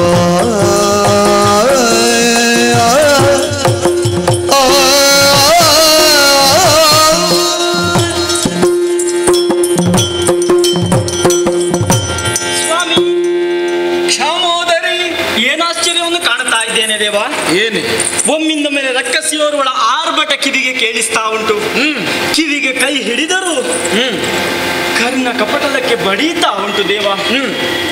ಹಾಗಾಗಿ ನೀವು ಹೊರಟು ನಿಂತಿದ್ದೀರಿ, ಆಕೆಯನ್ನು ಕೊಲ್ತೇನೆ ಎಂಬುದಾಗಿ. ಈಗ ಈಗ ಅರೆಕ್ಷಣ ಸೇರಿಸಿ ಅವಳ ಆರ್ಭಟವನ್ನು ನಿಲ್ಲಿಸಿ ಬರುತ್ತೆ. ನೀವು ಆಕೆಯನ್ನು ಕೊಲ್ಲುವುದಕ್ಕಾಗಿ ಮುಂದಾಗಿ ಹೋದಿರಿಂತಾದ್ರೆ ನಾನು ಓರ್ವಳಿ ಇರುವುದಕ್ಕೆ ಭಯವಾಗುತ್ತಾ ಇದೆ ದೇವ. ಲಕ್ಷ್ಮಣ ಇಲ್ವೇನೆ? ಮೈದುನನಂತಹ ಲಕ್ಷ್ಮಣ ಎಲ್ಲಿದ್ದಾನೋ ಗೊತ್ತಾಗುತ್ತಾ ಇಲ್ಲ. ಒಂದು ವೇಳೆ ಆ ರಕ್ಕಸಿ ನಮ್ಮನ್ನು ಕಂಡರೆ ತಿಂದು ಮುಗಿಸ್ತಾಳೆ ದೇವ. ಬಿಟ್ಟು ಹೋಗಬೇಡಿ ನನ್ನನ್ನು. ಅಂಜಿದೆಯೇನೆ?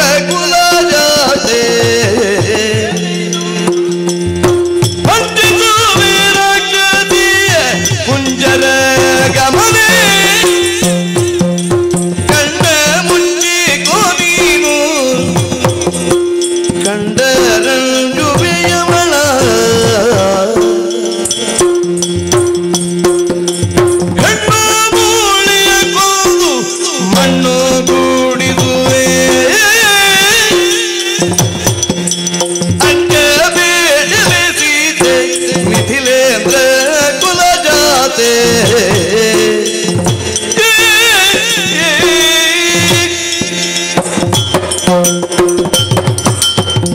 ಸೀತಾ, ಭಯದಿಂದ ತರಹರಿಸುತ್ತಾ ಇದ್ದೀಯಲ್ಲೇ. ಹೌದು. ಯಾಕೆ ಇಷ್ಟು ಭಯ? ಸಾಮಾನ್ಯ ಹೆಂಗಸಿನಂತೆ ನೀನು ಭಯಭೀತಳಾದರೆ ಹೇಗೆ? ರಾಜಋಷಿ ಜನಕ ಮಹಾರಾಜನ ಮಗಳು ನೀನು. ನಿಜ. ಕ್ಷತ್ರಿಯಾಣಿ. ಎಷ್ಟು ಕೆಚ್ಚಿನಿಂದಿರಬೇಡ ಈ ಸಂದರ್ಭದಲ್ಲಿ. ಹೌದು. ರಾಕ್ಷಸಿಯ ಭೀಕರ ಆರ್ಭಟವನ್ನು ಕೇಳಿ ಭಯಗೊಂಡು ಆಕೆಯ ಆರ್ಭಟವನ್ನು ನಿಲ್ಲಿಸುವುದಕ್ಕೆ ಹೊರಟ ನನ್ನನ್ನು ಕೂಡ ತಡೆಯುತ್ತಾ ಇದ್ದೀಯಲ್ಲಿ. ಹೌದು ದೇವ್ರೆ. ಭಯಪಡಬೇಡ, ಅರಕ್ಷಣ ಸೈರಿಸು. ಅವಳನ್ನು ಕೊಂದು ಮಣ್ಣುಗೂಡಿಸಿ ಬಿಡುತ್ತೇನೆ. ಯಾಕೆ ಗೊತ್ತುಂಟ? ಯಾಕೆ ದೇವ್ರೆ? ಅವಳ ಬೊಬ್ಬೆಯನ್ನು ಕೇಳಿಯೇ ನಿನಗೆ ಹೆದರಿಕೆಯಾಗಿದೆ. ಹೌದು. ಇನ್ನವಳನ್ನು ಕಂಡ್ರೆ ನೀನು ಮತ್ತೆ ಎಷ್ಟು ಹೆದರ್ಲಿಕ್ಕಿಲ್ಲ. ಖಂಡಿತ. ಆದ ಕಾರಣ ಅವಳ ಭೀಕರ ಆಕೃತಿಯನ್ನು ನೋಡದ ಹಾಗೆ ಅವಳನ್ನು ಕೊಲ್ಲುವುದು, ಮಣ್ಣುಗೂಡಿಸುವುದು. ಆದ ಕಾರಣ ಅರೆಕ್ಷಣ ಕಣ್ಣು ಮುಚ್ಚಿ ಸರಿ ಮನೆಯ ಮೂಲೆಯಲ್ಲಿ ಸುಮ್ಮನೆ ಕೂತ್ಕೋ. ಆದೀತು. ಕಣ್ಣು ಮುಚ್ಚಿ ತೆರೆಯುವುದರ ಒಳಗಾಗಿ ಆ ರಾಕ್ಷಸಿ ಇಲ್ಲ ನಾನು ಮಾಡುತ್ತೇನೆ. ಧೈರ್ಯಸ್ಥಳ. ಹಾಗೆ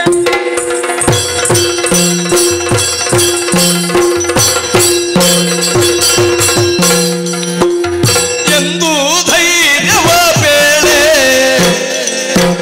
ಬಂದು ರಾಮನ ದೂರಗ ಆ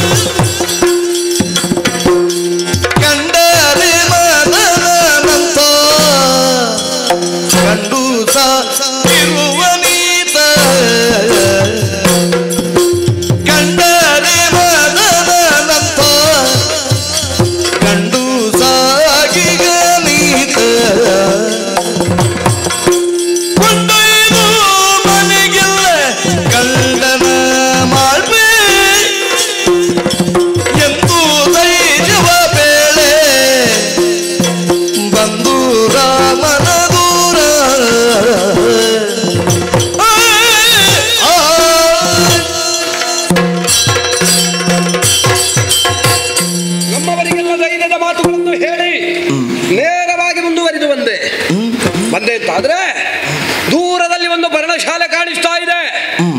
ಅದರ ಎದುರುಗಡೆಯಲ್ಲಿ ಒಬ್ಬ ಮಾನವ ಕಾಣ್ತಾ ಇದ್ದಾರೆ. ಅವನ ಆಯಾ ಆಕೃತಿ, ಉಬ್ಬು ಹುಬ್ಬು, ಭಾವ, ಭಂಗಿ ಇದನ್ನೆಲ್ಲ ನೋಡುವಾಗ ಇವ ನರೇಶನೋ ಅಂತ. ನಾನು ನರೇಶ ಅಂತ ಭ್ರಮಿತಳಾದದ್ದು. ಆಗ ಇಲ್ಲಿಯವರೆಲ್ಲ ಹೇಳ್ತಾ ಇದ್ದಾರೆ, ಅವ ಬರ ನರೇಶ ಅಲ್ಲ, ಅವ ರಾಮನರೇಶ ಅಂತ. ಓಹೋ, ರಾಮನರೇಶ ಅಲ್ವೇ? ಒಬ್ಬನೇ ಅಲ್ಲ, ಜೊತೆಯಾಗಿ ಸಣ್ಣ ವಯಸ್ಸಿನ ಹೆಣ್ಣೊಬ್ಬಳಿದ್ದಾಳೆ. ಆಹಾ, ಅವನನ್ನು ದೂರದಿಂದಲೇ ನೋಡಿದ ಆ ಕ್ಷಣದಲ್ಲಿ ಅನಂಗ ಎನ್ನುವವನೊಬ್ಬನಿದ್ದಾನಂತೆ. ಅವನಲ್ಲಿರುವುದು ಪಂಚಶರಗಳು. ಅಶೋಕ, ಅರವಿಂದ, ಚೂತ, ನವಮಲ್ಲಿಕ, ನೀಲೋತ್ಪಲ ಎನ್ನುವಂತಹ ಪಂಚಶರಗಳನ್ನು ಪುಂಖಾನುಪುಂಖವಾಗಿ ನನ್ನ ದೇಹಕ್ಕೆ ಪ್ರಯೋಗಿಸಿದ. ಈಗ ನನಗೆ ಯಾಕೋ ಏನು ದೇಹಕ್ಕೊಂದು ಬಾಧೆ ಬರುವುದಕ್ಕೆ ಪ್ರಾರಂಭ ಆಯಿತು. ಮದುವೆಯ ಮೊದಲಿನ ಎಲ್ಲ ನೆನಪಾಗುತ್ತಾ ಉಂಟು.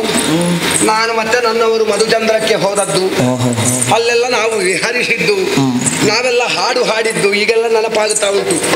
ನನ್ನವರನ್ನು ಕಂಡು ನಾನು ಹಾಡಿದ ಹಾಡು, ಅನ್ಯಾಯಕಾರಿ ಬ್ರಹ್ಮ ಈ ಸುಂದರನ ರಾಕ್ಷಸ ಮಾಡಬಹುದೇ ಅಂತ ನಾ ಹೇಳಿದ್ದೆ. ಆಗ ಅವರೂ ಹಾಡು ಹಾಡಿದ್ದಾರೆ. ಅದನ್ನೆಲ್ಲ ಕೇಳಿ ಪ್ರಯೋಜನ ಇಲ್ಲ, ಸಾಯಿಲಾಗಿ ಯಾಕೆ ಮಾತಾಡಿ ನಮ್ಮ ಬಾಯಿ ಹಾಳು ಮಾಡಿಕೊಳ್ಳುವುದು. ಆಯ್ತಾ? ಹಾಗಾದ್ರೆ ಈ ಮಾನವನನ್ನು ನೋಡುವಾಗ ನನ್ನದಾದಂತಹ ದೊಡ್ಡದಾದ ಎದೆಗೆ ಅವನನ್ನು ಗಟ್ಟಿಯಾಗಿ ಅಪ್ಪಿಕೊಳ್ಳಬೇಕು. ನನ್ನದಾದಂತಹ ಹರವಾದ ಎದೆಯ ಜೊತೆಯಲ್ಲಿ ಆತನ ಜೊತೆಯಲ್ಲಿ ಸರತ ಸುಖವನ್ನು ಆಡಬೇಕು. ನನ್ನ ಚೆಂದುಟಿಯಿಂದ ಅವನ ತುಟಿಗೆ ನಾನು ಮುತ್ತನ್ನು ಈಬೇಕು ಎನ್ನುವಂತಹ ಆಶಯ ಆಗುತ್ತಾ ಇದೆ. ಹೋಗೋಣವೇ? ಹೋರಾಟ! ನೀವು ಕೂಡ ಅಂತ ಹೇಳುವಾಗ ನನಗೆ ಅರ್ಥ ಆಗ್ತದೆ. ಹೀಗೆ ಹೋಗು, 4 ಪೆಟ್ಟು ತಿಂದು ಬಾ ಅಂತ ಹೇಳುವುದಲ್ವ, ನನಗೆ ಅರ್ಥ ಆಗುವುದಿಲ್ಲ. ಅವನ ಎದುರಿಗೆ ನಾನು ಈ ರೂಪವನ್ನು ಇಟ್ಟುಕೊಂಡು ಹೋದರೆ ಅವನ ನನ್ನನ್ನು ಬಿಟ್ಟಾನೋ? ಬಿಡ್ಲಿಕ್ಕಿಲ್ಲ. ಹಾಗಾದ್ರೆ ಏನು ಮಾಡಬೇಕು? ನಿಜ ಮನದೊಳಗೆ ಯೋಚನೆ ಮಾಡಬೇಕು. ಎನ್ನುತ್ತ ನಿಜ ಮನದೊಳಗೆ ಯೋಚನೆಯ ಮಾಡಿ, ಎನ್ನುತ್ತ ನಿಜ ಮನದೊಳಗೆ ಯೋಚನೆಯ ಮಾಡಿ, ಘನವಾದ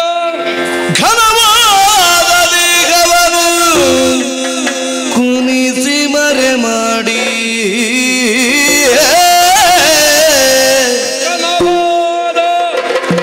ದೇಹವನ್ನು ಕುಣಿಸಿ ಮರೆ ಮಾಡಿ, ಮಾಯಕದ ರೂಪಿನಲ್ಲಿ ಮತ್ತೊಂದು ಬಗೆಯ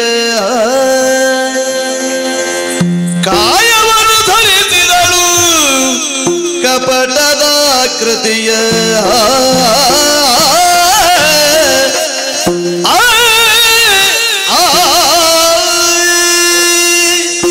ನಿಜ ಮನದಲ್ಲಿ ಆಲೋಚನೆಯನ್ನು ಮಾಡಿದೆ ಅಂತಾದ್ರೆ ಆತನ ಬದಿಯಲ್ಲಿ ಒಬ್ಬಾಕೆ ಹೆಣ್ಣಿದ್ದಾಳೆ. ನಾನು ಅವನನ್ನು ವಶಪಡಿಸಿಕೊಳ್ಬೇಕು ಅಂತ ಇದ್ರೆ, ಅಥವಾ ಆತನ ದೃಷ್ಟಿ ನನ್ನೆಡೆಗೆ ಬೀರಬೇಕು ಅಂತ ಇದ್ರೆ, ಆತನ ಒತ್ತಿನಲ್ಲಿರುವಂತಹ ಹೆಣ್ಣಿಗಿಂತಲೂ ನಾನು ಸೌಂದರ್ಯವತಿ ಆಗಬೇಕು. ಹಾಗಾದ್ರೆ ಈ ರೂಪ ಆಗುತ್ತದೆಯೇ? ಆಗುವುದೇ ಇಲ್ಲ. ರಾಕ್ಷಸರಾದ ನಮಗೇನು ಕೊರತೆಯ? ಅಣಿಮ, ಮಹಿಮ, ಗರಿಮ, ಲಘಿಮ, ಪ್ರಾಪ್ತಿ, ಪ್ರಾಕಮ್ಯ, ಈಶತ್ವ, ವಶತ್ವ ಎನ್ನುವಂತಹ ಅಷ್ಟಸಿದ್ಧಿಗಳನ್ನು ಕರಗತಗೊಳಿಸಿಕೊಂಡವರು ನಾವು. ಸೂಕ್ಷ್ಮವಾದರೆ ದೇಹವನ್ನು, ದೀರ್ಘವಾದ ರೂಪವನ್ನು ಸರಿಸುವುದಕ್ಕೆ ನಾವು ಸಾಮರ್ಥ್ಯವುಳ್ಳವರಾಗಿದ್ದೇವೆ. ಹಾಗಾದ್ರೆ ನನ್ನ ಈ ವೇಷವನ್ನು ನೀವು ನೋಡಿದ್ರಿ ಅಲ್ವಾ? ನಾನು ಯಾವುದೆಲ್ಲ ಮಾಡ್ತೇನೆ ಅಂತ ಗೊತ್ತುಂಟ ನಿಮಗೆ? ಅಯ್ಯೋ, ನನ್ನ ಅವಸ್ಥೆ ಹೇಳಿ ಪ್ರಯೋಜನ ಇಲ್ಲ. ಒಮ್ಮೆಮ್ಮೆ ಏನೆಲ್ಲ ಮಾಡ್ತೇನೆ ಅಂತ ಹೇಳಲಿಕ್ಕೆ ಆಗುವುದಿಲ್ಲ. ಹಾಗಾದ್ರೆ ನನ್ನ ಇನ್ನು ಮುಂದಿನ ವೇಷ ಯಾವುದು ಎನ್ನುವ ಹಾಗೆ ನಿಮಗೆ ಕುತೂಹಲ. ಅದನ್ನು ಹೇಳಿದೆ ಅಂತಾದ್ರೆ ನನ್ನ ಕುತೂಹಲವು ತಡೀತದೆ. ಹೇಳುವುದಲ್ಲ, ನೀವು ನೋಡಬೇಕು. ನೋಡಿದನಿಸಿದ್ದೇನೆ.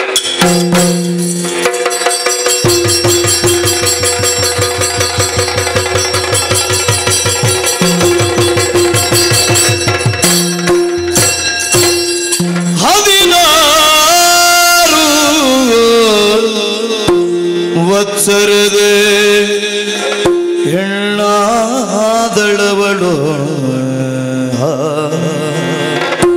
16 ವತ್ಸರದೆ ಹೆಣ್ಣಾದಳವಳು, ಹೆಣ್ಣಾದಳವಳು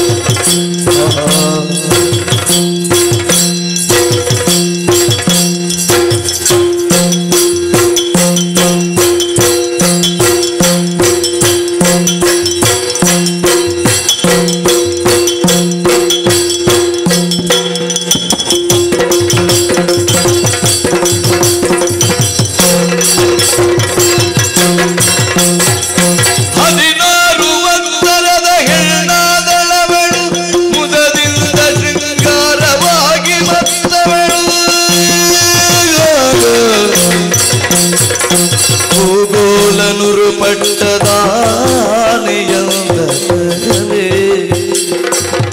ಭೂಗೋಲನುರು ಪಟ್ಟದಾನೆಯಂದಲಿಯೇ ರಾಘವನ ಬಳಿಗಾಗಿ ನಡೆದಂದಳೊಲವಿನಗೆ ರಾಘವನ ಬಳಿಗಾಗಿ ನಡೆದಂದಳೊಲವಿನಲಿ ನಡೆದಂದಳೊಲವಿನಲೇ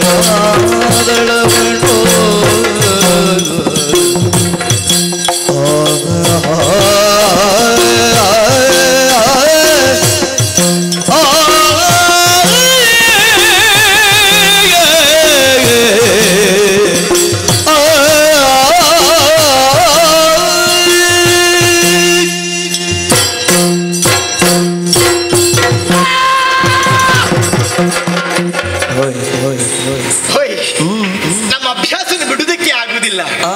ನಾನು ಯಾರಂತ ಗೊತ್ತಾಯ್ತಾ? ನಿಮಗೆ ಯಾವತ್ತು ಪರಿಚಯ ಸಿಗ್ಲಿಲ್ವಾ? ಮತ್ತೆ ಯಾರಿಗಾದ್ರೂ ಪರಿಚಯ ಸಿಗುವುದಕ್ಕೆ ಸಾಧ್ಯ ಉಂಟೆ? ಇಷ್ಟು ಹೊತ್ತು ನಿಮ್ಮನ್ನು ಮಾತಾಡಿದ್ದು ಯಾರು ಗೊತ್ತಾಗಿಲ್ಲ ಯಾರಂತೇಳಿ? ಶೂರ್ಪನಖಿ ಅವಳೇ ನಾನಲ್ವ ಸ್ವಾಮಿ? ಈ ರೂಪವನ್ನು ಧರಿಸುವುದಕ್ಕೆ ಬಲವಾದ ಕಾರಣ ಉಂಟು. ದೂರದಲ್ಲಿ ಕಾಣುತ್ತಾ ಇದ್ದ ನೀಲಮೇಘ ಶ್ಯಾಮ, ಅಬ್ಬಾ ಅವನ ರೂಪವನ್ನು ಕಂಡು ಮಾರು ಹೋದವಳು ನಾನು. ಹೇಗಾದ್ರೂ ಮಾಡಿರೋ ಪಡೆಯಬೇಕೆಂಬ ಹಂಬಲದಿಂದ ಅನಿವಾರ್ಯ ಅಷ್ಟಸಿದ್ಧಿನ ಬಲ್ಲವರಂತ ನಾವು ಈ ರೂಪವನ್ನು ತಾಳಿದ್ದೇನೆ. ಆವಾಗ ನೋಡಿದ್ರೆ ಸ್ವಲ್ಪ ಹೆದರಿಕೆ. ಈಗ ಎಲ್ಲರಿಗೂ ಬೇಕು ಬೇಕು ಬೇಕು ಅಂತ ಅನಿಸ್ತದೆ. ನಿಮಗೆಲ್ಲರಿಗೆ ಬೇಕು ಆಗ ನನಗೂ ಅದು ಬೇಕು ಅಂತ ನನಗೂ ಆಗುತ್ತಾ ಉಂಟು. ಹೊತ್ತು ಮಾಡುವುದು ಯಾಕೆ? ಓಯ್ ಹೀಗೆ ಇದ್ರೆ ಹೇಗೆ? ಸರಿ, ತಡ ಮಾಡುವುದಲ್ಲ. ನನ್ನ ಆಸೆಯನ್ನು ಪೂರೈಸಬೇಕಂತಾದ್ರೆ ನೇರವಾಗಿ ಅಲ್ಲಿಗೆ ಹೋಗಬೇಕು. ಆದುದರಿಂದಲೇ 16 ವರ್ಷದ ಹೆಣ್ಣಾದೆ ನಾನು. ಈ 16 ವರ್ಷ ಪ್ರಾಯ ಯಾಕೆ? ಕತ್ತೆಗಾದ್ರೂ 16 ವರ್ಷ ತುಂಬಿದಂತ ಸಂದರ್ಭದಲ್ಲಿ ಸೌಂದರ್ಯ ವೃದ್ಧಿಯಾಗುವುದಂತೆ. ಆಗಿರ್ಲಿ ಸ್ವಾಮಿ, ನೋಡುವುದಕ್ಕೆ ಅಂದ ಚಂದ ಯಾವಾಗ ಕೇಳಿದ್ರೆ 16 ವರ್ಷದ ಮಾತ್ರ. 16 ವರ್ಷದ ಹೆಣ್ಣಾದೆ, ಬೇಕಾದಂತ ಆಭರಣ ತೊಟ್ಟುಕೊಂಡದ್ದಾಯಿತು. ಕೇಶರಾಶಿ ಬಿಚ್ಚಿತ್ತು ಸ್ವಾಮಿ. ಆವಾಗದೊಂದು ಕೇಶರಾಶಿ ನಮ್ಮದು ಭೀಕರ. ಈಗ ಹಾಗಲ್ಲ. ತಲೆ ಕೂದಲನ್ನು ಬಾಚಿ ಜಡೆಯನ್ನು ಕಟ್ಟಿದೆ, ಹೂವನ್ನು ಮುಡಿದುಕೊಂಡಿದ್ದೇನೆ, ಎಲ್ಲ ಶೃಂಗಾರ ಭರಿತಳಾಗಿದ್ದೇನೆ. ಆವಾಗಿನ ಬಟ್ಟೆಯೇ ಬೇರೆ, ಈಗ ಬಟ್ಟೆ ಸೀರೆ. ಆಹಾ, ಇಷ್ಟೆಲ್ಲ ಶೃಂಗಾರ ನಾನು ಮಾಡಿಕೊಂಡಿದ್ದೇನೆ. ನನಗಾಗಿ ಮಾಡಿಕೊಂಡದ್ದಲ್ಲ. ಅವನು ನನ್ನ ಕಾಣಬೇಕೆಂದು ಬೇಕೆಂದು ಈ ರೀತಿ ಮಾಡಿಕೊಂಡವಳು ನಾನು. ಇಲ್ಲೇ ಕಾಲ ವಿಳಂಬ ಮಾಡುವುದಿಲ್ಲ. ಆದಷ್ಟು ಬೇಗನೆ ಆ ಕಡೆಗೆ ಬರ್ತೇನೆ.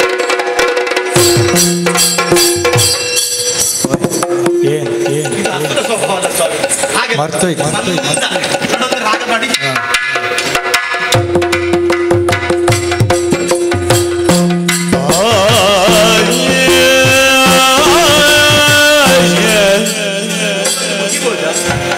ಸ್ವಲ್ಪ ಬೇಗ ಇರಲಿ ಸ್ವಾಮಿ.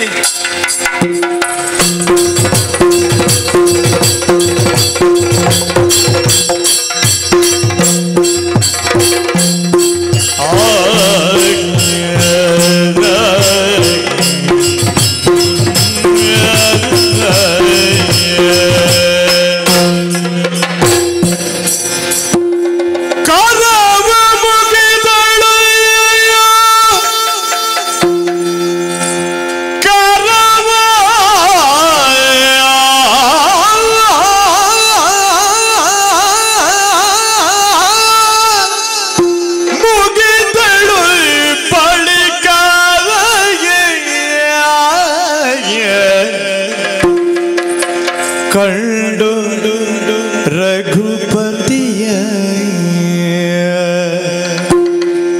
ಕಂಡು ರಘುಪತಿಯ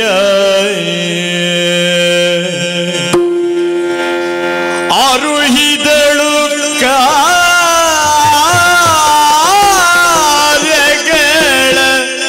ಆತ ಮುಗಿದಳು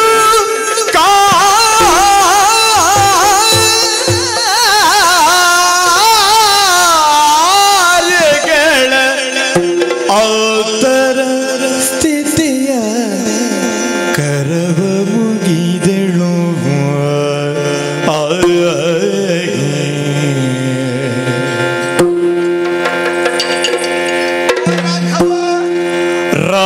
ರಾಘವನರ ಪತೆ ಶುಡು ಮಮ ವಚನೋ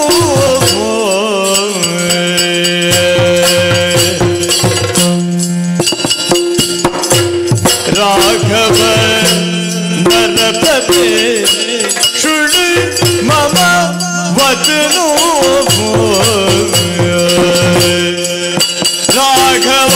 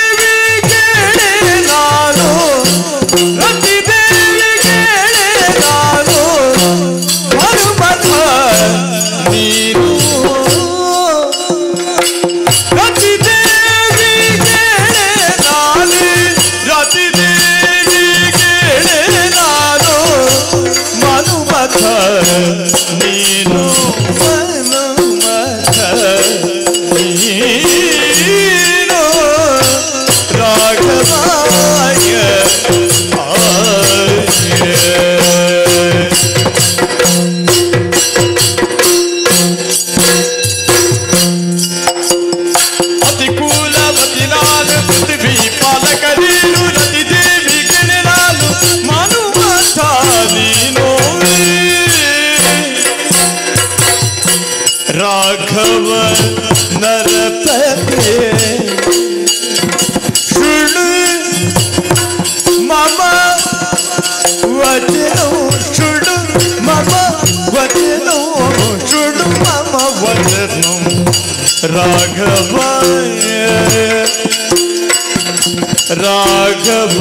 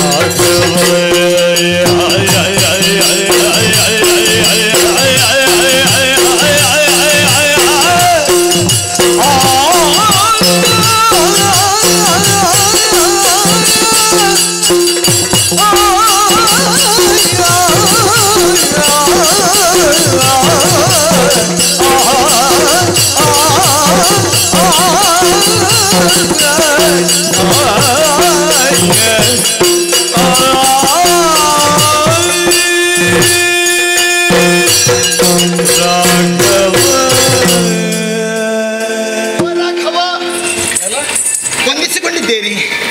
ಹೆಸರು ಕೂಡ ಗೊತ್ತುಂಟು. ನಿಜ. ಆಯ್ತು ಹೇಳು. ಮತ್ತೊಮ್ಮೆ ವಂದಿಸಿಕೊಂಡಿದ್ದೇನೆ. ಸಾಕು ಮಾಡು. ಮಗದೊಮ್ಮೆ ವಂದಿಸಿಕೊಂಡಿದ್ದೇನೆ. ಎಷ್ಟು ಸಲ ನಮಸ್ಕಾರ ಮಾಡು. ಎಷ್ಟು ಮಾಡಿದ್ರೆ ಇವತ್ತು ಕಡಿಮೆ. ಲೆಕ್ಕಕ್ಕಿಂತ ಹೆಚ್ಚು ಮಾಡಿದ್ರೆ ಏನೋ ಒಂದು ಚಮತ್ಕಾರ ಉಂಟು ಅಂತ ಅರ್ಥ. ಅಯ್ಯೋ, ನನ್ನ ನಮಸ್ಕಾರದಲ್ಲಿ ಯಾವುದೇ ಚಮತ್ಕಾರವಿಲ್ಲ. ಹಾಗೆ ಅಂತ ಅದನ್ನು ನಾನು ತಿರಸ್ಕಾರ ಮಾಡುವುದಿಲ್ಲ. ಆ ಮನಸ್ಸು ನಿನಗುಂಟದ್ದು ಗೊತ್ತುಂಟು. ಪುರಸ್ಕಾರವೇ ರಾಘವ. ರಾಘವ ನರಪತೆ ಶೃಣು ಮಮ ವಚನವು. ದೊಡ್ಡ ಸಂಸ್ಕೃತ ವಿದುಷಿಯಾಗಿ ಉಂಟು ನಿನ್ನ ಮಾತು. ಅಲ್ಲ ಶೃಣು ಅಲ್ಲ ಸುಳ್ಳು ಅಂತ. ಅಲ್ಲ, ತುಂಬಾ ಕಷ್ಟಪಟ್ಟಿದ್ದೇನೆ. ಸುಳ್ಳು ಮಮ ವಚನ. ಅಲ್ಲ, ಶೃಣು ಮಮ ವಚನ. ಅದೇ ಸರಿ ಅಲ್ವಾ? ಗೊತ್ತಿಲ್ಲ ನನಗೆ. ಹೇಳಿದವಳು ನೀನು. ಅಲ್ಲಲ್ಲ, ಅರ್ಥ ಗೊತ್ತಿಲ್ಲದೆ ಯಾರಾದ್ರೂ ಮಾತಾಡ್ತಾರೆ. ಇಷ್ಟು ಮಾತ್ರ. ಇಷ್ಟನ್ನು ಬಾಯಿಪಾಠ ಮಾಡೋದಕ್ಕೆ ಎಷ್ಟು ಕಷ್ಟ ಆಗಿದೆ ನನಗೆ. ಹೌದಾ? ನೀನು ಉತ್ತರದವಲ್ಲ. ಹಾಗಿದ್ರೆ ನಿಂದು ನಾಟಕವ? ನಾಟಕ ಅಲ್ಲಪ್ಪ. ಮತ್ತೆ ಬಾಯ್ಪಾಠ ಮಾಡುದು ಯಾಕೆ? ನಮ್ಮಂತವರೆಲ್ಲ ಬಾಯ್ಪಾಠ ಮಾಡೋದು ಪ್ರದರ್ಶನ. ಅವರೆಲ್ಲ ಹೇಳುವುದನ್ನು ಕೇಳಿ ಓಡೋಡಿಕೊಂಡು ಬಂದವಳು ನಾನು. ಅಂದ್ರೆ ಬೇರೆ ಯಾರಲ್ಲ. ಈ ಕಾಡಲ್ಲಿ ಅದೆಷ್ಟೋ ಮಂದಿ ಋಷಿಗಳಿದ್ದಾರೆ, ಋಷಿ ಮುನಿಗಳಿದ್ದಾರೆ. ಎಲ್ಲರ ಬಾಯಲ್ಲೂ ನೀನೇ ಇವತ್ತು. ಅಂದ್ರೆ ನಿನ್ನದೇ ಪ್ರಚಾರ. ರಾಮ ಹಾಗೆ, ರಾಮ ಹೀಗೆ ಅಂತ ಹೇಳಿಕೊಂಡೇ ಇರುವುದು. ರಾಮನ ಬಗ್ಗೆ ಗುಣಗಾನವನ್ನು ಆಡುತ್ತಾ ಇರುವವರು. ಬದುಕು ಹಾಗಿರಬೇಕು ಅಂತ ನನ್ನ ಒಂದು ಲಕ್ಷ್ಯ. ಸತ್ಯ. ಎಲ್ಲರ ಬಾಯಲ್ಲೂ ನಿತ್ಯ ನಲಿಯುವ. ನಾನು ಹೇಳಿದೆ ಅಂದ್ರೆ ಅವರಿಗೆ ಉಪಕಾರ ಮಾಡಿ ಬದುಕಬೇಕು ಅಂತ. ರಾಮನನ್ನು ಮಾತನಾಡಿಸುವ ಕ್ರಮ ಹೇಗೆ ಅಂತ ನನಗೆ ಗೊತ್ತಿರಲಿಲ್ಲ. ನಾನು ನೋಡಿದ ಪ್ರಥಮ ಅಲ್ವಾ. ಅದಕ್ಕಾಗಿ ನಿನ್ನ ಎಲ್ಲಾ ವಿಚಾರವನ್ನು ಮೊದಲೇ ಕೇಳಿ ತಿಳಿದುಕೊಂಡು ಬಂದವಳು ನಾನು. ಓ ಗುಣನಿಧಿಯೇ, ಆದ್ದರಿಂದ ಶೃಣು ಮಮ್ಮ ವಚನ. ಇದು ಮುಂದೆ ಅದು ಹೇಳಬೇಡ. ಅದು ನನಗೆ ಗೊತ್ತೂ ಇಲ್ಲ. ನಾನು ಇಷ್ಟು ಮಾತ್ರ ಬಾಯ್ಪಾಠ ಮಾಡಿದ್ದು. ಮತ್ತೆ ಕಷ್ಟ ಆಗ್ಬೋದು. ಆದುದನ್ನು ಹೇಳ್ತಾ ಇದ್ದೇನೆ. ಓ ಗುಣನಿಧಿ, ನೀನೊಂದು ಸಮುದ್ರ ಇದ್ದಂತೆ. ಹೌದು. ನಾನೊಂದು ಬಣ್ಣ ನೋಡಿ ಹೇಳುವುದ ಅಲ್ಲಪ್ಪ. ವಿಶಾಲವಾದ ಗುಣ ನಿನ್ನಲ್ಲಿ ಉಂಟು. ವಿಶಾಲ ಹೃದಯ ನೀನು. ಅದಕ್ಕೆ ನಿನ್ನೊಂದು ಸಮುದ್ರಕ್ಕೆ ಹೋಲಿಸಿದ್ದೇನೆ. ಸಮುದ್ರ ಗುಣ ಏನು? ಎಂಥದ್ದೇ ಕಸ ಕಡ್ಡಿರ್ಲಿ, ಎಲ್ಲೇ ಹುಟ್ಟಿದ ತೊರೆ ಇರಲಿ, ಸೇರಿ ಬಂದು ಎಲ್ಲಿಗೆ ಸೇರುವುದು? ಸಾಗರ ಗರ್ಭನು. ಅದು ಕೊಚ್ಚಲು ನೀರಾಗ್ಲಿ, ಒಳ್ಳೆ ನೀರಾಗ್ಲಿ, ಬಂದು ಸೇರಿದಲ್ಲಿಗೆ. ವಿಶಾಲವಾದ ಮನಸ್ಸನ್ನು ಹೊಂದಿದ ಕಾರಣ ಸಮುದ್ರಕ್ಕೆ ಬಂದು ಸೇರಿಕೊಳ್ಳ. ನೀನು ಅಲ್ಲಿಂದ ಬಂದವ, ಇಲ್ಲಿಂದ ಬಂದು ಹೇಳುವುದಿಲ್ಲ. ಎಲ್ಲವನ್ನು ಸ್ವೀಕಾರ ಮಾಡುವಂತ ವಿಶೇಷವಾದ ಗುಣ ಅದಕ್ಕೆ. ಏನು ವಿಶೇಷ ಅದಕ್ಕೆ? ಅದನ್ನು ಸೇರಿಸಿಕೊಳ್ಳುವಂತ ಗುಣ ಉಂಟು ಅದಕ್ಕೆ. ಈ ಮಾತು ಇಲ್ಲಿ ಯಾಕೆ ಬಂತು? ನೀನು ಹಾಗೆ ಎಲ್ಲೋ ಹುಟ್ಟಂತ ತೊರೆ ಒಂದು ಇದು ಹರಿದು ಬಂದು ನೇರವಾಗಿ ನಿನ್ನನ್ನು ಬಂದು ಸೇರುವುದಕ್ಕೆ ಮನಸ್ಸು ಮಾಡಿದೆ ಈ ತೊರೆ. ಹೌದು. ಒಂದು ಹೇಳನ. ಯಾವುದು? ವಿಶೇಷ ಗುಣವೇ ಸಮುದ್ರ. ಎಲ್ಲವನ್ನು ತನ್ನ ಒಡಲಲ್ಲಿ ಅದು ತುಂಬಿಕೊಳ್ಳುತ್ತದೆ. ಆದ್ರೆ ಒಂದು ತೊಂದರೆ ಏನು ಗೊತ್ತುಂಟ? ಯಾವುದು? ಸಮುದ್ರಕ್ಕೆ ಸೇರಿದ ಬಳಿಕ ಆ ಮೊದಲಿನ ಹೆಸರು ಇರುವುದಿಲ್ಲ. ಮತ್ತೆ ಗಂಗೆ ತುಂಗೆ ಅಂತ ನದಿ ಇದ್ರೆ ಅದು ಸಮುದ್ರಕ್ಕೆ ಸೇರಿದ ಬಳಿಕ ಅದರ ಹೆಸರೇ ನಾಶವಾಗಿ ಹೋಗ್ತದೆ. ಹೋಗಿ, ತೊಂದರೆ ಇಲ್ಲ. ಸೇರಿದ್ರೆ ನಾಶ ಆಗುವ ಉದ್ದೇಶವ? ನಾಶ ಆಗಬೇಕಂತ ಅಲ್ಲ ನಾನು ಬಂದದ್ದು. ಒಟ್ಟಿಗೆ ಸೇರಿ ಮತ್ತೊಂದು ಹೆಸರು ಪಡೆಯುವ ಕಾರಣಕ್ಕಾಗಿ ಬಂದವಳು ನಾನು. ಸಮುದ್ರದಲ್ಲಿ ಒಂದೇ ಹೆಸರು, ನದಿಗಳ ಹೆಸರು ಅಡಗಿ ಹೋಗ್ತದೆ. ಅಡಗಿ ಹೋಗ್ಲಿ ಬಿಡು. ಆದ್ರೆ ಹೊಂದಿದ್ದು ವಿಶಾಲ ಮನಸ್ಸು. ಹೋದ್ರೂ ಅಡ್ಡಿಲ್ಲ, ಏನಾದ್ರೂ ಮಾಡಬೇಕು ಅಂತ ಬಂದಿದ್ದು. ಹೋದ್ರೂ ತೊಂದರೆ ಇಲ್ಲ. ಬಂದ ಮೇಲೆ ಏನಾದ್ರೂ ಮಾಡಿಯೇ ಹೋಗಬೇಕು. ನನ್ನ ಆಸೆ ಇಷ್ಟೇ. ಸರಿ ಇದು ಅಷ್ಟೇಯ? ನೀನು ದೊಡ್ಡ ಒಂದು ಆಲದ ಮರ. ಹೌದು, ವಿಶಾಲವಾದ ಆಲದ ಮರ. ನೋಡುವಾಗಲೇ ಗೊತ್ತಾಗುದಿಲ್ವಾ? ಅಲ್ಲ, ಮರದ ಮುಂದೆ ನಾನೆಷ್ಟು ಕುಳ್ಳ ಅಂತ ನನಗೆ ಅನ್ನಿಸ್ತಾ ಇದೆ. ಅಲ್ಲ, ಗಿಡ್ಡ ಆಯ್ತು ದೇಹ. ಅಲ್ಲ, ದೇಹ ಮರಕ್ಕೆ ಹೋಲಿಸಿದ್ರೆ ದೇಹ ಗಿಡ್ಡಾದ್ರೆ ಏನು? ಮೂರ್ತಿ ಚಿಕ್ಕದಾದ್ರೂ ಕೀರ್ತಿ ದೊಡ್ಡದಲ್ವೇ ನಿಮ್ಮದ್ದು? ಮತ್ತೆ ಹೆಸರು ಎಂತದ್ದು ಮಾಡಿದ್ದೀರಿ ನೀವು? ರಾಮನ ಎಲ್ಲರ ಬಾಯಲ್ಲಿ ನೀವತ್ತೆ ಹೇಳೋಗ ಇನ್ನೇನು ಕಡಿಮೆ ಉಂಟು? ಸರಿ, ಆಲದ ಮರನು ಹೋಲಿಸಿದ್ಯಾಕೆ? ಅದರ ರೆಂಬೆ, ಆಮೇಲೆ ಕೊಂಬೆ, ಹಣ್ಣು, ಆಮೇಲೆ ಅದರಲ್ಲಿ ಜೋತಾಡ್ತಿರುವಂತಹ ಬಳ್ಳಿಗಳು, ಬೀಳಲು, ಅದರಲ್ಲಿ ಹಕ್ಕಿಗಳು ಗೂಡನ್ನು ಕಟ್ಟುತ್ತವೆ. ತುಂಬಾ ಬಂದಂತಹ ಮನುಷ್ಯರಿಗೆ ಸ್ವಲ್ಪ ತಂಪು ಬೇಕೆನ್ನೋ ಕಾರಣಕ್ಕಾಗಿ ನೆರಳನ್ನು ಕೊಡುವ ವಿಶೇಷ ಗುಣ ಇದ್ರೆ ಆ ಮರಕ್ಕೆ ಮಾತ್ರ.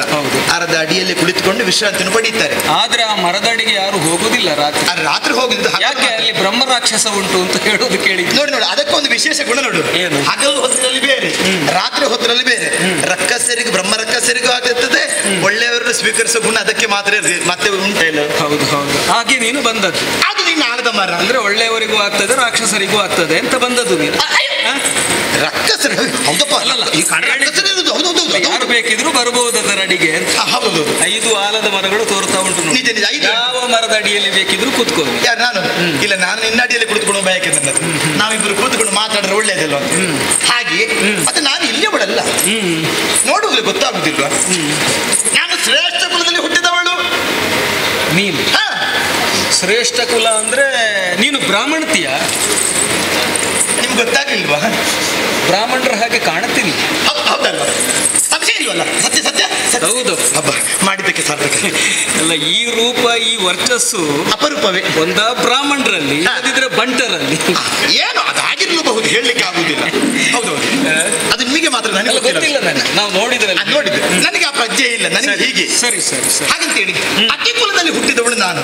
ಅತಿಕುಲ ಅಂದ್ರೆ ಅರ್ಥ ಬೇರೆ ಆಗ್ತದೆ. ಯಾವುದು? ಅಂದ್ರೆ ತುಂಬಾ ಜಾತಿ ಸೇರಿಸಿ ಹುಟ್ಟಿಸಿದ್ದು ನಿನ್ನನ್ನು ಅಂತ ಅರ್ಥ. ಅಯ್ಯೋ ರಾಮ, ನೀನು ಹಾಸ್ಯ ಮಾತಾಡುದ? ಅಲ್ಲ, ಅತಿ ಅಂತ ಹೇಳಿದ್ರೆ ತುಂಬಾ ಅಂತ ಅರ್ಥ. ಹಾಗಲ್ಲ, ಶ್ರೇಷ್ಠವಾದ ಕುಲ. ಶ್ರೇಷ್ಠವಾದ ಕುಲದಲ್ಲಿ ಹುಟ್ಟಿದವಳು, ಬ್ರಾಹ್ಮಣ ಕುಲದಲ್ಲಿ ಹುಟ್ಟಿದವಳು ನಾನು. ಅಲ್ಲ ಅಲ್ಲ.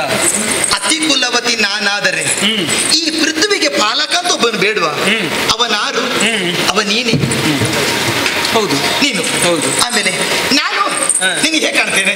ಅಲ್ಲ, ಅತಿಕುಲವತಿಗೂ ಪೃಥ್ವಿ ಪಾಲಕನಿಗೂ ಏನು ಸಂಬಂಧ? ಅಲ್ಲ, ಅತಿಕುಲ. ನೀನು ಅತಿಕುಲವತಿ, ಕುಲವತಿ. ನಾನು ನೀನು ಪೃಥ್ವಿ ಪಾಲಕ. ಅಂದ್ರೆ ಏನು ಹೆದರಿಕೆ ಇಲ್ಲದೆ ಮಾತಾಡಬಹುದು. ಖಂಡಿತ ಭಯ ಇಲ್ಲ, ನಿರ್ದಾಕ್ಷಿಣ್ಯವೇ ಇಲ್ಲ. ಮಾತಾಡಿ, ಸರಿ, ಸಮಸ್ಯೆ ಇಲ್ಲ.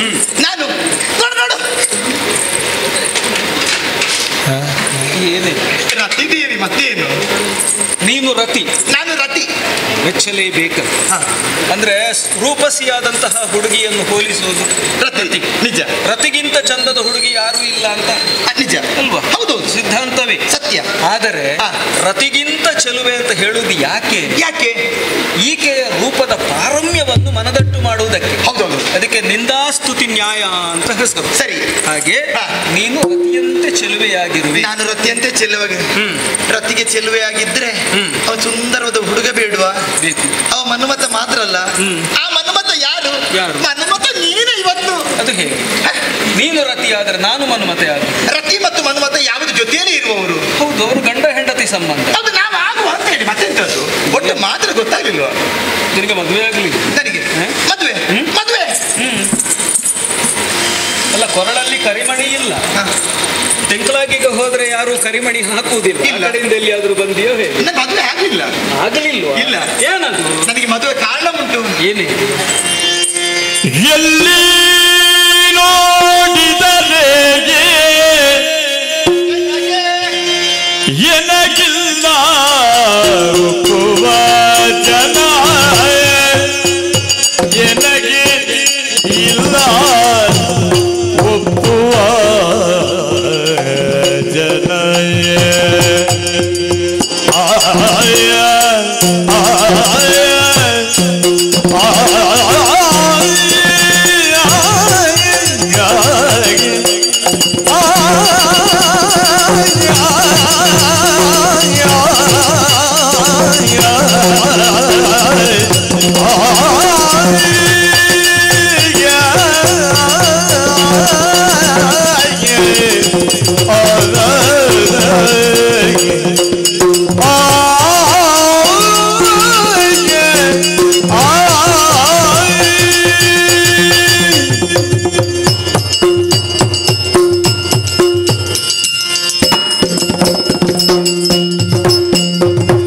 ಎಲ್ಲಿ ನೋಡಿದರೆ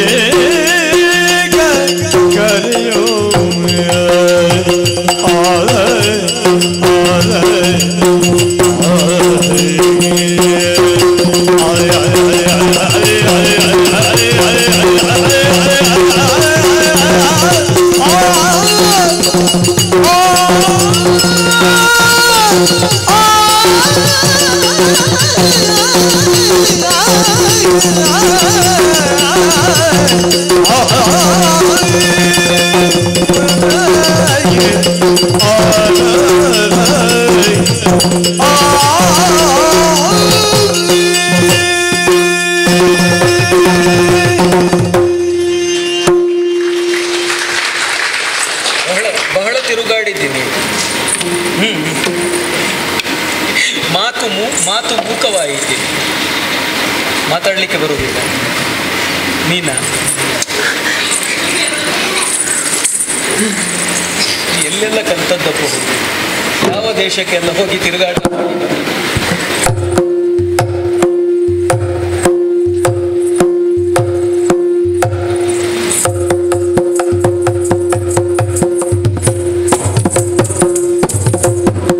ನೀನು ನೃತ್ಯಗಾತಿಯ? ಈ ನೃತ್ಯದವರೆಲ್ಲ ಮೊದಲು ನೃತ್ಯದಲ್ಲೇ ನಮಸ್ಕಾರ ಮಾಡುದ?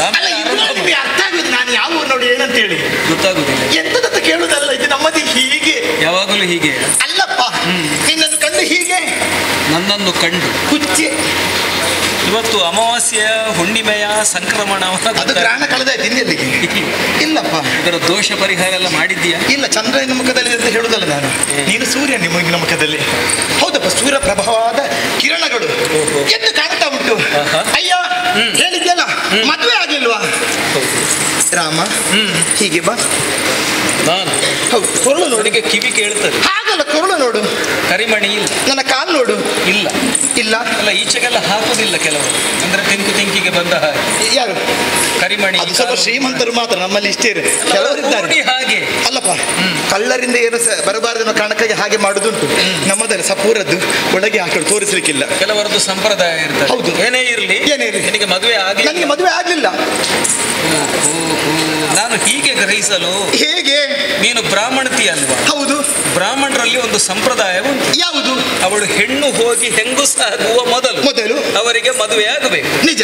ಬಹುಶಃ ನಿನ್ನನ್ನು ಹಾಗೆ ಕಣ್ಣಿಗೆ ಬಟ್ಟೆ ಕಟ್ಟಿ ಕಾಡಿಗೆ ಬಿಟ್ಟದ್ದು ಹೇಗೆ? ರಾಮ, ಮದುವೆ ಆಗದ ಕಾರಣ ದೊಡ್ಡವಳಾದ್ಮೇಲೆ. ಇಲ್ಲಪ್ಪ, ಯಾರು ಹೇಳಿದ್ದು? ಮತ್ತೆ ಈಗ ಬ್ರಾಹ್ಮಣರ ಹುಡುಗರಿಗೆ ಹೆಣ್ಣು ಸಿಗುವುದೇ ಇಲ್ಲ. ಪಾಪ ನೋಡಿ ನೋಡಿ ನೋಡಿ ಬೆಕ್ಕಸಾಗಿ ಕಡೆಗೆ ಯಾವುದಾದ್ರೂ ಒಂದು ಕಟ್ಟಿಕಂತ ಕಟ್ಟಿಕೊಳ್ಳುದು ಪಾಪ. ಮತ್ತೆ ಅವರ ಅನುಭವ ನೋಡ್ಬೇಕು. ಎಂತದ್ದು ಹೇಳ್ತೀರಿ? ಅಲ್ಲ, ಈಗ ಹಾಗಾಗಿದೆ. ಹೌದು, ನಾನು ಬ್ರಾಹ್ಮಣ ಕನ್ಯೆಗೆ ನನಗೊಬ್ಬ ಹುಡುಗನೇ ಸಿಗಲಿಲ್ವಲ್ಲ. ಎಂತದ್ದು? ಎಲ್ಲರೂ ಅಡುಗೆ ಮಾಡುದಿರ ಮತ್ತೆಂತದಕ್ಕೆ? ಹೆಣ್ಣು ಸಿಕ್ಕದಿದ್ರೆ ಮತ್ತೆ ಏನ್ ಮಾಡುದು? ಎಂತದ್ದು ಮಾಡುದು? ಆಶ್ರಮದಿಂದಲಾದರೂ ತಂದು ಆಗು. ಹೇಗಾದ್ರೂ ಹಾಗೆ ನೀನು ಆಶ್ರಮದ ಹುಡುಗರನ್ನು ಮದುವೆ ಆಗ್ಲಿಕ್ಕೆ ಬಂದದ್ದ? ಅಲ್ಲಪ್ಪ, ಯಾಕೆ ನನಗೆ ಮಾಡ್ತೀಯಲ್ಲ ನೀನು? ಅಲ್ಲ, ಮತ್ತೆ ಹುಡುಗನನ್ನು ಹುಡುಕಿಕೊಂಡು ಆ ದಾರಿಯಲ್ಲಿ ಹೋದೆ. ನೋಡಿ ಅಂತ ಪಾಪ, ತಲೆ ಕೂದಲೇ ಇಲ್ಲ, ಬೋಳು ತಲೆ. ಕೆಳಗೆ ನೋಡ್ತಾ ಇದೆ, ನೋಡ್ ಮುಖ ಮೇಲೆ ಎತ್ತುದು ಇಲ್ಲ. ಯಾಕೆ? ಅಲ್ಲ, ನಿನಗೆ ಮದುವೆ ಆಗ್ಲಿಕ್ಕೆ ಅವರ ಮಂಡೆ ಯಾಕೆ? ತಲೆ ಕೂದಲು ಬೇಕು. ಕಪ್ಪು ಕಪ್ಪಿದ್ರೆ ಮಾತ್ರ ಚಂದ. ಸಿಟ್ಟು ಮಾಡಿ ಜುಟ್ಟು ಹಿಡಿಲಿಕ್ಕೆ ಉಂಟವರು? ಅಲ್ಲಪ್ಪ, ಯಾರಿಗೂ ಹೇಳುದಲ್ಲ. ಕೆಲವರೆಲ್ಲ ಬೋಳು ತಲೆಯವರು, ಅವರು ನನಗೆ ಬೇಡ ಅಂತ. ಒಳಗೆ ಇದ್ರೆ ಸಾಕಲ್ಲ. ಯಾವುದು? ತಲೆಯ ಒಳಗೆ. ಎಂತದ್ದು? ಮೆದುಳ? ಅಲ್ಲ, ತಲೆಯ ಹೊರಗೆ ಕೂದಲು. ಮತ್ತೆ ನೋಡುದಕ್ಕೆ ಚಂದ ಅಂದ್ರೆ ಹೆಣ್ಣು ಎಲ್ಲಾ ಸೌಂದರ್ಯ ಇರ್ಬೇಕು ಅವರ. ಕನ್ಯಾವರಯತೆ ರೂಪಂ ಅಂತ ಒಂದು ಮಾತು. ನಿಜ. ಸರಿ ಸರಿ ಸರಿ. ಆ ಹುಡುಗ ಬೇಡ. ಬೇಡ. ಈ ಕಡೆಗೆ ಬಂದೆ, ಹೆಸರು ಸುಂದರ. ನೋಡಿ ಅಂತೆ, ಹೊಟ್ಟೆ ಇಷ್ಟು ದೊಡ್ಡದು, ನಡಿದು ನೋಡ್ಬೇಕು. ಅದು ಯಾವ ಕರ್ಮಕ್ಕೆ? ಅದನ್ನು ಕಟ್ಟಿಕೊಂಡು ನಾನೇನು ಮಾಡುದು? ಅದು ಹಾಗಾಯ್ತು. ಸುಂದರನ ವಿಷಯ ಬಿಡುವ. ಸುಂದರನಾಗಲಿ ಅಂತ ಹೆಸರು ಇಟ್ಟದ್ದು. ಹೌದು, ಕೆಲವೊಮ್ಮೆ ಹಾಗೆ ಆಗ್ತದೆ. ನಿರೀಕ್ಷೆಯನ್ನು ಮೀರಿ ಇನ್ನೇನು ಆಗ್ತದೆ. ಅದು ಹಾಗೆ. ಈ ಕಡೆಗೆ ಬಂದೆ, ನೋಡಿ ಅಂತೆ, ಮೀಸೆ ಇನ್ನೂ ಹುಟ್ಲಿಲ್ಲ. ಒಮ್ಮೆ ಮೀಸೆ ಮೇಲೆ ಕೈ ಜಾಗ ಉಂಟಲ್ಲ, ಮೀಸೆ ಎಲ್ಲ ಇದ್ರು ಒಮ್ಮೆ ಕೈ ಆಡಿಸಿ ಹೇಗೆ ಅಂತೇಳಿ. ಅವರು ಆಗುದಕ್ಕೆ ಸಾಧ್ಯ ಉಂಟೆ? ಬಹುಶಃ ಅವರಿಗೆಲ್ಲ ಅಕ್ಕ ಇಲ್ಲದೆ ಇರಬಹುದು, ಅದಕ್ಕಾಗಿ ನಿನ್ನನ್ನು ನೋಡಿ ಅಕ್ಕ ಅಂತ ಕರೀಲಿಕ್ಕೆ ಇರಬಹುದು. ಅಲ್ಲ, ಅಕ್ಕ ಅಂತ ಸಂಕಟ. ಅಕ್ಕ ಅಂತ ಕರ್ಲಿಕ್ಕೆ ಮೀಸೆ ಮೇಲೆ ಕೈ ಹಾಕ್ಬೇಕು. ಈಗ ಮೀಸೆ ಬರೋ ಜಾಗದಲ್ಲಿ ಮೀಸೆ ಇಲ್ಲ. ಮೀಸೆ ಹೇಳಿದ್ರೆ ಅಕ್ಕ ಅಂತ ಆಗ್ಬೇಕು. ಅದು ಮೀಸೆಯ ಮೇಲೆ ಕೈ ಹಾಕಿದ್ದು ಅಂತ ನೀನು ಹೇಗೆ ಗ್ರಹಿಸ್ತಿ? ನಾನು ನೋಡಿದಿ ಹೀಗೆ, ನನ್ನ ನೋಡಿ ಏನೋ ಒಂದು ನೂಸಿ ಕೂತಿರ್ಬಹುದು. ಬಿಡುವ. ಅವರು ಬೇಡ, ಇವರು ಬೇಡ, ಯಾರು ಬೇಡ. ನನಗಾಗೋ ವರ ಎಲ್ಲಿದ್ದಾನಂತೇಳಿ ಕಾಡಿನಲ್ಲಿ ಊರನ್ನು ಬಿಟ್ಟೆ. ನೀನು ಹುಡುಕ್ಲಿಕ್ಕೆ ಹೋದ್ ಯಾಕೆ? ನಾನು ಮಕ್ಕಳಿಗೆ ಮದುವೆ ಮಾಡಬೇಕಾದ್ದು ಅಪ್ಪ ಅಮ್ಮನ ಕರ್ತವ್ಯ. ಸರಿ. ನಿನಗೆ ಅಪ್ಪ ಅಮ್ಮ ಇಲ್ವಾ? ಅಪ್ಪ ಅಮ್ಮ. ಒಂದು ಬಳಗ ಇಲ್ವಾ? ಅಪ್ಪ ಅಮ್ಮ. ಅಪ್ಪ ಮಿದ್ರು. ಅಪ್ಪ ಇಲ್ವಾ? ಅಪ್ಪ ಅಂದ್ರೆ ಅಪ್ಪ ಗೋವಿಂದ. ಗೋವಿಂದ ನಿನ್ನ ಅಪ್ಪನ? ಅಲ್ಲ. ಗೋವಿಂದ ಭಟ್ರು ಅಲ್ಲ. ಬ್ರಾಹ್ಮಣ. ಅಪ್ಪ ಗೋವಿಂದ ಅಂದ್ರೆ ಇಲ್ಲ ಅಂತ ನನ್ನನ್ನು ಹೆತ್ತ ವಾಗ್ರೂಢಿಯಲ್ಲಿ ಹೇಳುದು. ಅಪ್ಪ ಗೋವಿಂದ. ಅಪ್ಪ ಗೋವಿಂದ. ಸರಿ. ಮತ್ತೆ ಅಮ್ಮನ್ನು ಕೇಳಿದ್ರೆ ಅಮ್ಮನು ಉಮ್ಮ. ಓ, ನೀನು ಉಮ್ಮನ ಮಗಳ? ಅಲ್ಲಪ್ಪ, ಅಮ್ಮ ಉಮ್ಮ ನನಗೆ ಗೊತ್ತಿಲ್ಲ ಅಂತ ಹೇಳಿ. ನೀನು ಬಹುಶಃ ಜಾತಿ ಅವಳೆ. ಹುಟ್ಟಿದಂತಹ ಸಂದರ್ಭ ತಂದೆ ತಾಯಿಯನ್ನು ಕಳೆದುಕೊಂಡ ಅನಾಥ ನಾನು. ಹಾಗಿದ್ರೆ ಮನಸ್ಸಲ್ಲೊಂದು ಆಸೆ ಹುಟ್ಟಬಹುದು. ಇಷ್ಟು ಎತ್ತರಕ್ಕೆ ಹೇಗೆ ಬೆಳೆದಳು? ಇದು ಒಬ್ಬರದಲ್ಲ ಸ್ವಾಮಿ, 10 ಸಂವತ್ಸರ ಕೈಗೂಸು ನಾನು. ಎಲ್ಲರೂ ಎತ್ತಿ ಆಡಿಸಿ ಬೇಕಾದ ಒಂದೊಂದು ಕೊಟ್ಟು ಕೊಟ್ಟು ಕೊಟ್ಟು ಇಷ್ಟು ಎತ್ತರಕ್ಕೆ ಬೆಳೆ ಇಷ್ಟು ಹಾಕಿದ್ದಾರೆ ನನಗೆ. 10 ಸಂವತ್ಸರ. ಹಾಗಿದ್ರೆ ಪ್ರಾಯ ಆಯ್ತಲ್ಲ, ಮದುವೆ ಆಗಬೇಕಲ್ಲ ನನಗೆ. ಹಾಗಿದ್ರೆ ನಿನಗೆ ಅಪ್ಪ ಅಮ್ಮ ಇಲ್ಲ? ಇಲ್ಲ. ಕೇಳುವವರು ಯಾರೂ ಇಲ್ಲ. ಅಜ್ಜಿ ಸಾಕಿದ ಮಗಳು ನಾನು. ಒಂದು ಗಾದೆ ಉಂಟು ಊರಿನಲ್ಲಿ. ಯಾವುದು? ಅಜ್ಜಿ ಸಾಕಿದ ಮಗಳು ಬೊಜ್ಜಕ್ಕೂ ಆಗ್ಲಿಕ್ಕಿಲ್ಲ. ನೀವು ಅಜ್ಜಿಗೆ ಬೊಜ್ಜ ಮಾಡೋದು ಕೊಟ್ಟಲ್ಲ? ಊರಿನಲ್ಲಿ ಹೇಳುವುದು ಕೇಳಿದ್ದೆ ನಾನು. ಊರಿನಲ್ಲಿ ಹೇಳಿ ಮತ್ತೆ ಯಾರು ಹೇಳುದು? ಒಳ್ಳೆಯವರು ಹೇಳ್ತಾರ ಹಾಗೆ. ಗಾದೆ ಅದು. ಹೌದು, ಅಜ್ಜಿ ಹೇಳಿದ್ರು. ವಿಷಯ ಇಷ್ಟೇ, ಯಾವುದು? ಮಕ್ಕಳನ್ನು ಯಾವತ್ತೂ ಕೊಂಡಾಟ ಮಾಡಬಾರದು. ಸತ್ಯ. ಮಾಡಿದ್ರೆ ಏನಾಗ್ತದೆ? ಮರದಡಿಯಲ್ಲಿ ಬೆಳೆದ ಗಿಡಗಳಂತೆ ಅವು ಬೆಳೆಯುತ್ತವೆ. ಖಂಡಿತ. ಅಜ್ಜಿ ಹೆಚ್ಚು ವಾತ್ಸಲ್ಯದಿಂದ ಕೊಂಡಾಟ ಮಾಡಿ ಬೆಳೆಸ್ತಾಳೆ ಮಗುವನ್ನು. ಆದ ಕಾರಣ ಆ ಮಗು ಮತ್ತೆ ಯಾವುದಕ್ಕೂ ಆಗ್ಲಿಕ್ಕಿಲ್ಲ ಅಂತ ಹೇಳುವುದು. ಹಾಗೆ ಕೊಂಡಾಟ ಇಲ್ಲದೆ ಬೆಳೆಸಿದ್ರೆ ಮಕ್ಕಳು ಸರಿ ಇರ್ತಾರೆ. ನಾನು ಹಾಗಿಲ್ಲ, ನಾನು ಕೊಂಡಾಟ ಮಾಡಿದರೆ ಪೆಟ್ಟು ಕೊಟ್ಟಿದ್ದೆ ಎಲ್ಲ ಸರಿ ಮಾಡಿದೆ. ಹಾಗಿದ್ದ ಕಾರಣ ಹೀಗಿದ್ದ. ಅಮ್ಮನಿಗಿಂತ ಹೆಚ್ಚು ಪ್ರೀತಿ ತೋರುವುದು ಯಾವಾಗಲೂ ಅಜ್ಜಿ. ಸರಿ, ಅಜ್ಜಿ ಮಾತು ಹೇಳಿದ್ರು, ಮಗಳ ನಿನಗೆ ಪ್ರಾಯ ಆಯ್ತು, ಮದುವೆ ಆಗಬೇಕು. ಹಾಗೆ ನಾನು ವರಾನ್ವೇಷಣೆ ಹುಡುಕಿಕೊಂಡು ಬಂದವಳು. ಊರಲ್ಲಿ ಎಲ್ಲಿ ಇಲ್ಲ, ಊರಲ್ಲಿ ನಾ ಕಾಣೆ. ಈಗ ಎಲ್ಲಿ ಉಂಟು ನಾ ಕಾಣೆ? ಎಂತದ್ದು? ಊರಲ್ಲಿ ನಾ ಕಾಣೆ, ನನಗೆ ಆಗುವ ವರ ನಾ ಕಾಣೆ. ಹಾಗೆ ಸುತ್ತುಕೊಂಡು ಈ ಕಾಡಿಗೆ ಬಂದವಳು ನಾನು. ಮತ್ತೆ ನೀನು ಕಲ್ತದ್ದೆಲ್ಲ ಎಲ್ಲಿ? ಸಂಸ್ಕೃತ ಎಲ್ಲ ಯಾರು? ಅದು ಹೇಳಿಕೊಟ್ಟದ್ದು. ಹೌದಪ್ಪ, ಇಲ್ಲಿ ಬ್ರಾಹ್ಮಣರು ಬಂದು ಹೇಳಿದ್ದು, ಅದು ಕೇಳಿದ್ದೇನೆ. ಆಯ್ತು. ಹಾಗೆ ಓಡಾಡಿಕೊಂಡು ಇಲ್ಲಿಗೆ ಬಂದೆ. ನಿನ್ನನ್ನು ಕಂಡು ಮನಸ್ಸೋತು ಹೋದವಳು ನಾನು. ಅಂದ್ರೆ ನೀನು ಶ್ರೇಷ್ಠ ಕುಲ ನನ್ಗೆ ಅರ್ಥ ಆಯ್ತು. ನಿನ್ನಂತ ಮನಸ್ಸು ಯಾರಿಗೂ ಬೇರೆ ಯಾರಿಗಿಲ್ಲ. ಅಂದ್ರೆ ಒಟ್ಟು ನಿನ್ನ ವಿವಕ್ಷೆ ಅಂದ್ರೆ ನಿನ್ನನ್ನು ಮದುವೆ ಆಗಬೇಕೆಂದು ಆಸೆ. ಜೊತೆಲಿ ಹೀಗೆ ಮಾಡು, ನಾವಿಬ್ಬರು ಮರದಲ್ಲಿ ಕುಳಿತುಕೊಂಡು ಇದು ಉಂಟ ನಾನು ತಿನ್ನುವುದಿಲ್ಲ, ಅಭ್ಯಾಸ ಇಷ್ಟರವರೆಗೆ ಮಾಡ್ಲಿಲ್ಲ. ಈ ಸಲ ಮಾಡುವ. ಸವಿತಾಂಬೂಲ ಯಾಕೆ ಸುಮ್ಮನೆ ಹೀಗೆ ಈ ಚಟಗಳೆಲ್ಲ ಅಂಟಿದ್ರೆ ಮತ್ತು ಅದು ನಮ್ಮನ್ನು ಹಿಡ್ಕೊಳ್ತದೆ, ಬಿಡುವುದೇ ಇಲ್ಲ. ಅಲ್ಲ, ನೀವು ತಿನ್ನುದು ಬೇಡ. ಆದ್ದರಿಂದ ಮಾಡದಿರುವುದೇ ಒಳ್ಳೆ. ನೀವು ಮಾಡುದು ಬೇಡ, ನಾನು ಕೊಡ್ತೇನೆ. ನೀವೆಲ್ಲ ಹಾಕಿ ಕೊಟ್ಟು ನನ್ನ ಬಾಯಿಗೆ ಇಡುದು. ನಾನು ಅಭ್ಯಾಸ ನನಗೆ ಮೊದಲೇ ಇಲ್ಲ, ಅದೆಲ್ಲ ಆಗ್ಲಿಕ್ಕಿಲ್ಲ. ಅಲ್ಲ, ಕಚ್ಚಿ ಉಗುಳುದಿಲ್ಲ. ಅರ್ಧ ನೀವು ತಿರುದು, ಅರ್ಧ ನಾನು ತಿನ್ನುದು. ಮತ್ತೊಂದು ವಿಷಯ ನೋಡ್ಬೇಕ. ಆಹಾ, ನೀವು ಅರೆಗಿಣಿ ನೋಡಿ ಅಂತೆ. ಕೊಕ್ಕು ಎಲ್ಲಿ? ನನಗೆ? ಹೌದು, ಗಿಣಿಯ ಕೊಕ್ಕು. ಎಂತದ್ದು? ಕೊಕ್ಕಿನಾಗಿರುದು ಮೂಗು ಅಲ್ಲ, ನಿಮ್ಮ ತುಟಿ. ಅಂದ್ರೆ ವರ್ಣದಲ್ಲಿ ಕೊಕ್ಕು. ನಾನು ತೊಂಡೆ ಹಣ್ಣು. ಈ ಕೆಂಪು ಕೆಂಪು ಕೆಂಪು ಆದ ತೊಂಡೆ ಹಣ್ಣು ಉಂಟಲ್ಲ, ಅದನ್ನು ಕುಕ್ಕಿ ತಿನ್ನೋದಕ್ಕೆ ಕುಕ್ಕಿ ತಿನ್ನ ಬರ್ತ ಗಿಳಿ. ಆದ್ರೆ ಒಂದುಂಟಲ್ಲ, ಯಾವುದು? ತೊಂಡೆ ಹಣ್ಣನ್ನು ಗಿಳಿ ಹುಡುಕಿಕೊಂಡು ಹೋಗಬೇಕೇ ಹೊರತು ತೊಂಡೆ ಹಣ್ಣು ಗಿಳಿಯನ್ನು ಹುಡುಕಿಕೊಂಡು ಬರ್ತದ? ಅಲ್ಲ, ತಪ್ಪಾದ ಕಾರಣ ಇದು ಗಿಳಿ ಆದ್ರೆ ಅದು ತೊಂಡೆ ಹಣ್ಣು ಆದ್ರೆ ಪ್ರಯೋಜನ ಏನು? ಇದು ಗಿಳಿ ಬರುವುದಿಲ್ಲ. ಒಮ್ಮೆ ತೊಂಡೆ ಹಣ್ಣು ಮನಸ್ಸು ನೋಡಿ ಬಾಗಿಳಿ ಕೊಕ್ಕು ಕೊಕ್ಕು ಅಂತ ಹೇಳ್ಬೇಕಾಗ್ತದೆ. ಒಮ್ಮೆ ಹೇಳ್ತಾ ದೂರಕ್ಕೆ ಇರಬೇಕು, ಗಿಳಿ ಬರುವುದಿಲ್ಲ. ಅಲ್ಲ, ಬರುವುದು ಕಾರಣ ಉಂಟು. ನೀನು ಕವಲು ಮನಸ್ಸನ್ನು ಬಿಡು. ನಿನ್ಗೆ ಕವಲು ಮನಸ್ಸು ಯಾಕೆ? ಆ ಕಡೆ ಈ ಕಡೆ ನೋಡುದು ಬೇಡ, ಒಂದೇ ಮನಸ್ಸು ಮಾಡು. ನನ್ನೊಂದು ವರಿಸು. ಜೀವನದಲ್ಲಿ ಏನಾದ್ರೂ ನೀನು ಮದನನ ಭಟ್ಟ ತಾರಾಣಿ ಮೊದಲೇ ಬರುವುದಿಲ್ಲ.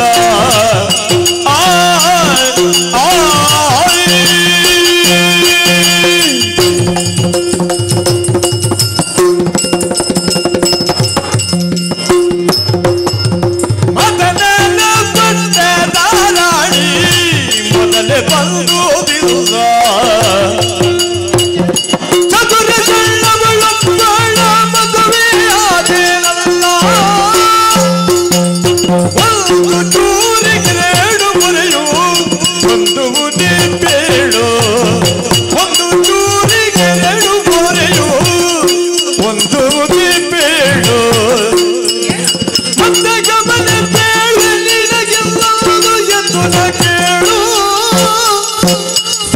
ಮದನನ ಪಟ್ಟ ತಾರಾಣಿ ಮೊದಲೇ ಬರುವುದಿಲ್ಲ.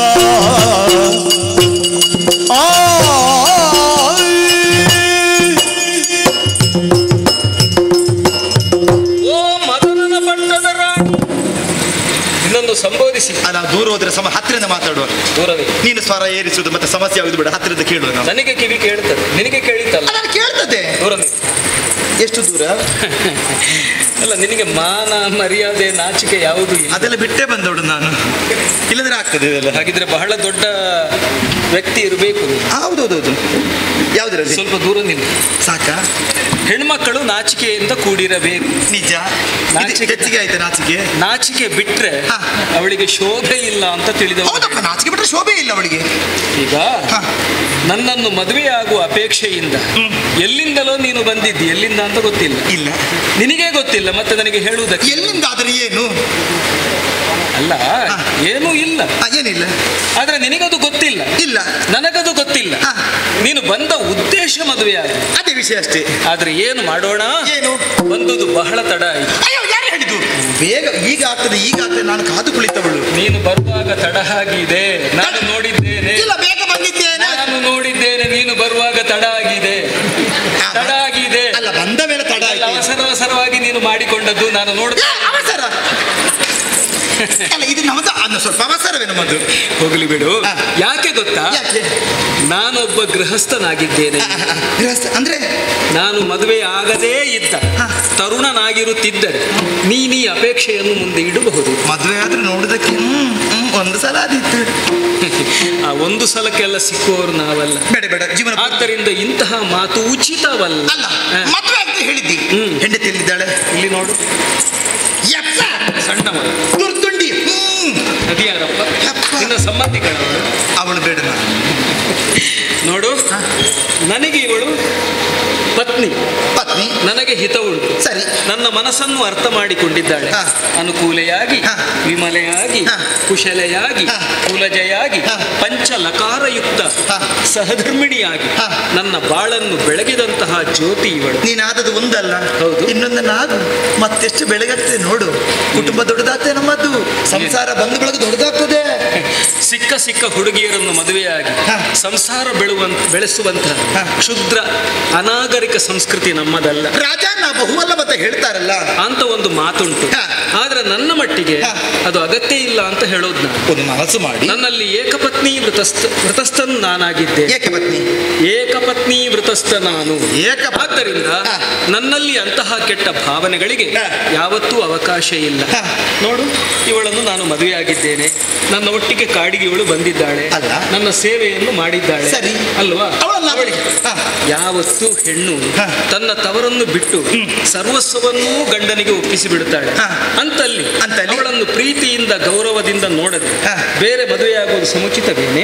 ಅದು ವಿಷಯ. ಹೆಣ್ಣಿಗೆ ಹೆಂಡತಿಗೆ ಮಾಡುವ ವಂಚನೆ ಅಲ್ವಾ? ನಾನು ನಿಮ್ಮ ಹತ್ರ ಕೇಳ್ತೀನಿ. ಏನು? ನಾನು ಎಲ್ಲವನ್ನೂ ಬಿಟ್ಟಿದ್ದೇನೆ.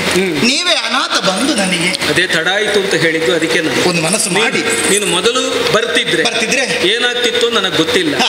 ಈಗ ಅಂತೂ ನಾನು ಇವಳನ್ನು ಮದುವೆ ಆಗಿದ್ದೇನೆ. ನಾನು ಅರ್ಧ, ಅವಳು ಅರ್ಧ. ನಾನು ಒಂದು ಅರ್ಧದಲ್ಲಿ ಇರ್ತೇನೆ. ಆಗುದಿಲ್ಲ, ಸೇರ್ಲಿಕ್ಕೆ ಇಲ್ಲಿ ಜಾಗ ಇಲ್ಲ. ನಾನು ಮಾತ್ರ ಹೇಳ್ತೇನೆ. ನಿನಗೆ ಒಂದು ಉದಾಹರಣೆ ಕೊಡ್ತೇನೆ. ಯಾವುದು? ಒಂದು ಖಡ್ಗವನ್ನು ಇರಿಸುವುದಕ್ಕೆ ಒಂದು ಒರೆ ಸಾಕಾಗ್ತದೆ. ನಿಜ. 2 ಒರೆಯನ್ನು ಯಾರಾದ್ರೂ ಉಪಯೋಗಿಸ್ತಾರೆ? ಇಲ್ಲ. ಹೀಗೆ ಮಾಡುವ. ಹೇಗೆ? ಒಂದು ಸಲ ತೆಗೆದು ಮತ್ತೊಂದು ನೀಡುದು ಏನಾಗ್ತದೆ?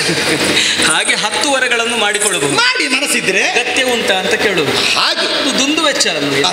ಹಾಗೆಯೇ ನನಗೊಬ್ಬಳು ನನ್ನ ಮನಸ್ಸನ್ನು ಅರ್ಥ ಮಾಡಿಕೊಂಡು ನನ್ನ ಜೀವನ ಸಂಗಾತಿಯಾಗಿರುವಂತಹ ಹೆಂಡತಿ ಇರುವಾಗ ನಾನು ಬೇರೆ ಮನಸ್ಸು ಮಾಡುವುದಿಲ್ಲ, ಬೇರೆ ಮದುವೆ ಆಗುವುದಿಲ್ಲ. ದಾಂಪತ್ಯ ಅಂದ್ರೆ ಗಂಡು ಹೆಣ್ಣಿನ ಪರಸ್ಪರ ಗೌರವದ ಗೆಳೆತನ. ಆ ಗೌರವವನ್ನು ಉಳಿಸಿಕೊಂಡು ನಾವು ಮುಂದೆ ಸಾಕ್ತೇವೆ. ನೀನೆಲ್ಲಾದ್ರೂ ವ್ಯವಸ್ಥೆ ಮಾಡಿ. ರಾಮ, ನೀನು ಗುಣನಿದ್ದೆ ಅಂತ ಹೇಳಿದ್ದೇನೆ, ಕಾಲು ಹಿಡಿದು ಬೇಡಿಕೊಂಡಿದ್ದೇನೆ. ಈಗ ನನಗೆಂತದ್ದು ಗತಿಯೇಳುವ ಹಾಗಿದ್ರೆ? ಯಾರೋ ಹೇಳಿಕೊಟ್ಟಿದ್ದಾರೆ ನಿನಗೆ. ನಿಜ. ರಾಘವ ಅಂತ ಅವನನ್ನು ಕರೆ. ನೀನು ಬಂದು ಮೊದಲು ಹೇಳಿದ್ದು ರಾಘವ ಅಂತ. ಹೌದು. ಅವನದೊಂದು ವಿಶಿಷ್ಟವಾದ ಗುಣ ನಾನು ನೆನಪು ಮಾಡ್ತಾ ಇದ್ದೆ. ಯಾವುದು? ಅವನು ಯಜ್ಞವನ್ನು ಮಾಡಿ ಮಣ್ಣಿನ ಮಡಿಕೆಯಲ್ಲಿ ಗಂಜಿ ಬೇಯಿಸುತ್ತಾ ಇದ್ದ ಅಂತ ರಘು ಮಹಾರಾಜ.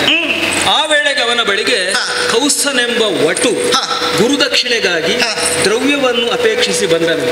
ಇವನಲ್ಲಿ ಏನೂ ಇಲ್ಲ, ಮಣ್ಣಿನ ಮಡಿಕೆಯಲ್ಲಿ ಗಂಜಿ ಮಾಡ್ತಾ ಇದ್ದ. ಹೌದಾ? ಕೊಡುವುದೇನನ್ನು? ಆಗ ಆ ವಟುವನ್ನಾತ ಹಿಂದೆ ಕಳುಹಿಸಲಿಲ್ಲ. ಅವ ಏನು ಮಾಡಿದ? ಕುಬೇರನ ನಾಡಿಗೆ ದಂಡೆತ್ತಿ ಹೋಗಿ ಈ ವಟುವಿಗೆ ಎಷ್ಟು ಬೇಕು ಅಷ್ಟು ದ್ರವ್ಯಗಳನ್ನು ಸಂಗ್ರಹಿಸಿ ಅವನಿಗೆ ಕೊಟ್ಟು ಕಳುಹಿಸಿದ್ದಾರೆ. ನೋಡಿ ಎಂತ ಮನಸ್ಸು. ಅಂದರೆ ನಿಮ್ಮ ವಂಶದಲ್ಲೇ ಹಾಗೆ. ನಮ್ಮಲ್ಲಿ ಇಲ್ಲದಿದ್ದರು ನಾವು ಯಾರು ಕೊಡುತ್ತಾರೋ ಅವರಲ್ಲಿಗೆ ದಾರಿಯನ್ನು ತೋರಿಸುವರು. ಆದ್ದರಿಂದ ನನ್ನನ್ನು ಚಂದ ಅಂತ ಹೇಳಿ ನೀನು ವರಿಸುವುದಲ್ಲ. ಚಂದವೇ ನನ್ನಿಂದ ಚಂದ. ನಮ್ಮಿಂದ ನೂರ್ಮಡಿ ಚೆಲುವ ತಮ್ಮನಿಗೆ ಪ್ರಾಯ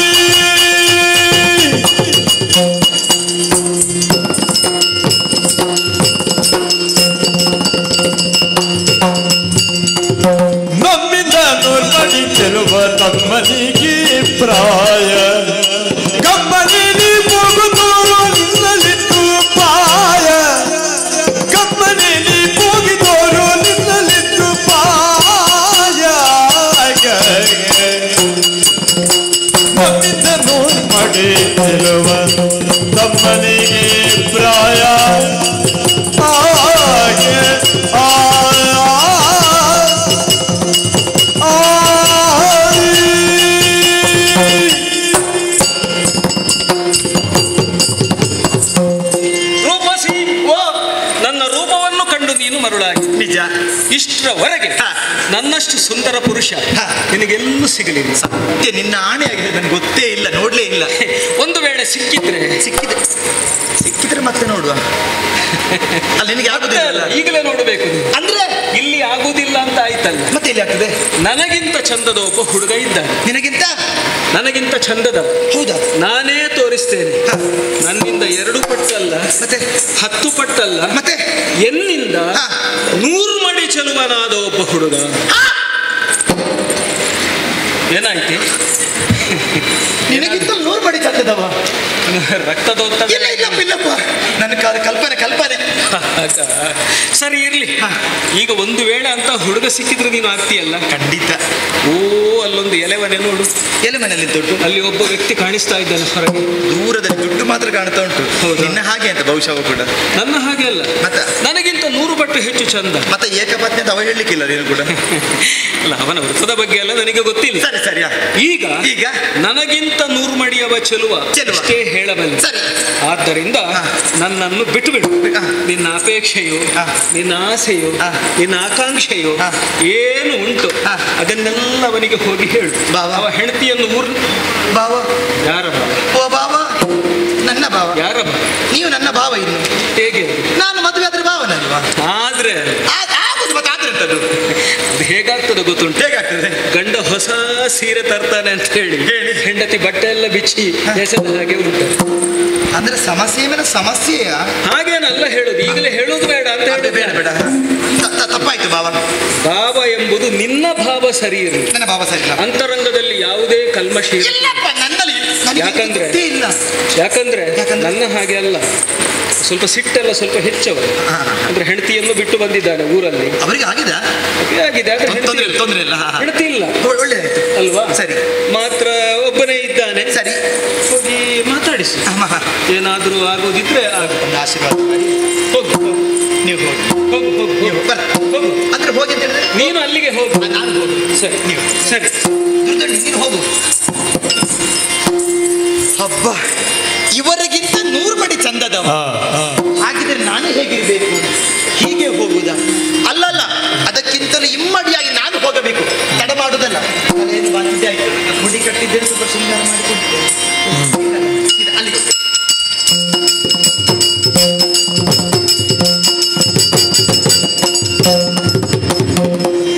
ಚಂದದಿಂದ ಬಂದಳಚ್ಚಲೋ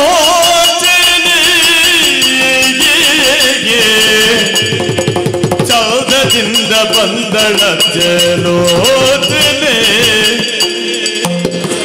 ರಾಮಚಂದ್ರ ಹೇಳಿದಂತ ಮಾತಿನಲ್ದವನು ಪಳ್ಳಿದುತ್ತಯ ಕನ್ನಡಿಯನ್ನು ತೆಗೆದು ನೋಡುತ್ತ ಕನ್ನಡಿಯನ್ನು ತೆಗೆದು ನೋಡುತ್ತ ಮುಗಿಲು ಚೆಲ್ಲದಿಯುವುದೆಂತ ತಿಳಿಗಾಡುತ್ತ ಮತ್ತೆ ತಾನೆ ಮಾತನಾಡುತ್ತಾರೆ. ಮತ್ತೆ ತಾನೆ ಮಾತನಾಡುತ್ತ ತನಗೆ ಕಣ್ಣೀರು ಎಳೆಯಿಲ್ಲ ಎನ್ನುತ್ತ ಚಂದದಿಂದ ಬಂದಳತ್ತೆ ಲೋಚನೆಗೆ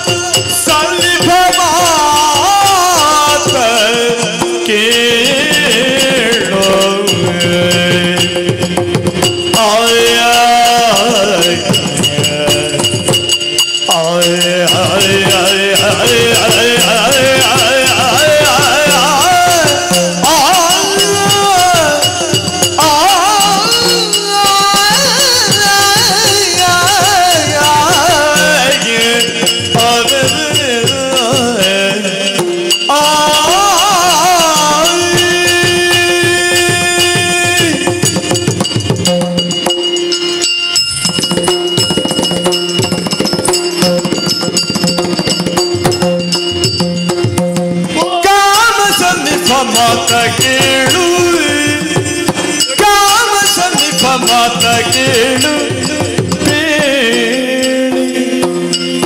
ರಾಮ ಕಳುಹಿದ ಜ್ಯೋತಿನುಳ್ಳು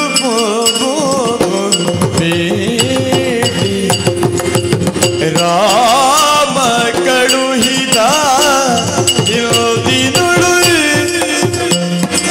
ಇಲ್ಲೂ ತಾಮಸ ಕೊಡದಿರು ತಾಳಲಾರಿರು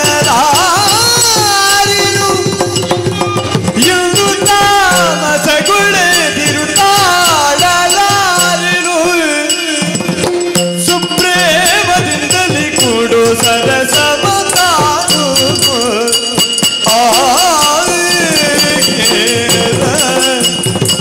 ಕಾಮ ಸಮೀಪ ಮಾತ ಕೇಳು ಬೇಡಿ ರಾಮ ಕಳುಹಿದ ಯುದಿನುಳು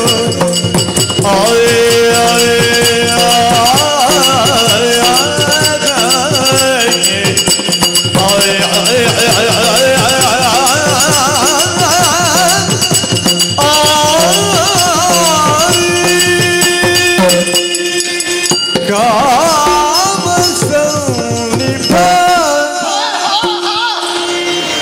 ರಾಮ ಹೇಳಿದ 100ಕ್ಕೆ 100 ಸತ್ಯ. 100 ಮಾಡಿ ಚೆಲುವನ ಅಲ್ಲಪ್ಪ, 200 ಮಾಡಿ ಚೆಲುವನೀತ. ಇವನು ಕಂಡ ಮೇಲೆ ಇಲ್ಲ, ಸುಮ್ಮನೆ ಹಾಳು ಮಾಡುದು ಬೇಡ, ನೇರವಾಗಿ ವಿಷಯ ಹೇಳಿಬಿಡುವ. ಓ ಕಾಮ ಸನ್ನಿಭ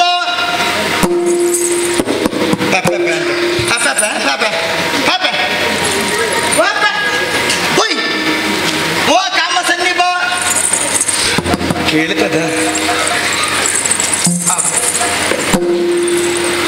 ನನ್ನ ಮಾತು ನೀನು ಕೇಳಬೇಕು. ನಾನಾಗಿ ಬಂದದಲ್ಲ, ಶ್ರೀರಾಮಚಂದ್ರನೇ ನನ್ನನ್ನು ಹೇಳಿ ಇಲ್ಲಿಗೆ ಕಳುಹಿಸಿದ್ದು. ಕೃಪಾಳು, ನೀ ಮನ ಬಿಡಬೇಕು. ಜೊತೆಯಲ್ಲಿ ಆಚೆ ಈಚೆ ಮಾತಾಡೋದು ಬೇಡ, ಹೊತ್ತು ಕಳೆಯುವುದು ಬೇಡ, ಆದಷ್ಟು ಬೇಗನೆ ಮುಗಿಬೇಕಿಲ್ಲ, ಸಮಸ್ಯೆ ಆಗ್ತದೆ. ಕಾಲಮಿತಿಯಲ್ಲಿ ಹೇಳಿಬಿಡ್ತೇನೆ, ನನ್ನನ್ನು ಮದುವೆಯಾಗು.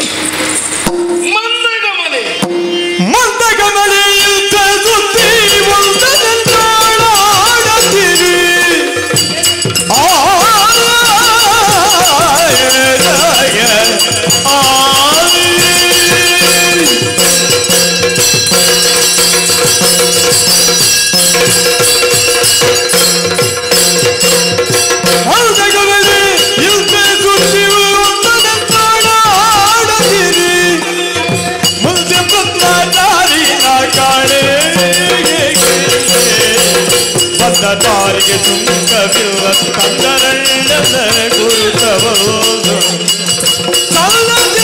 ಕೊಡುಗೆ ಎಂದವೋ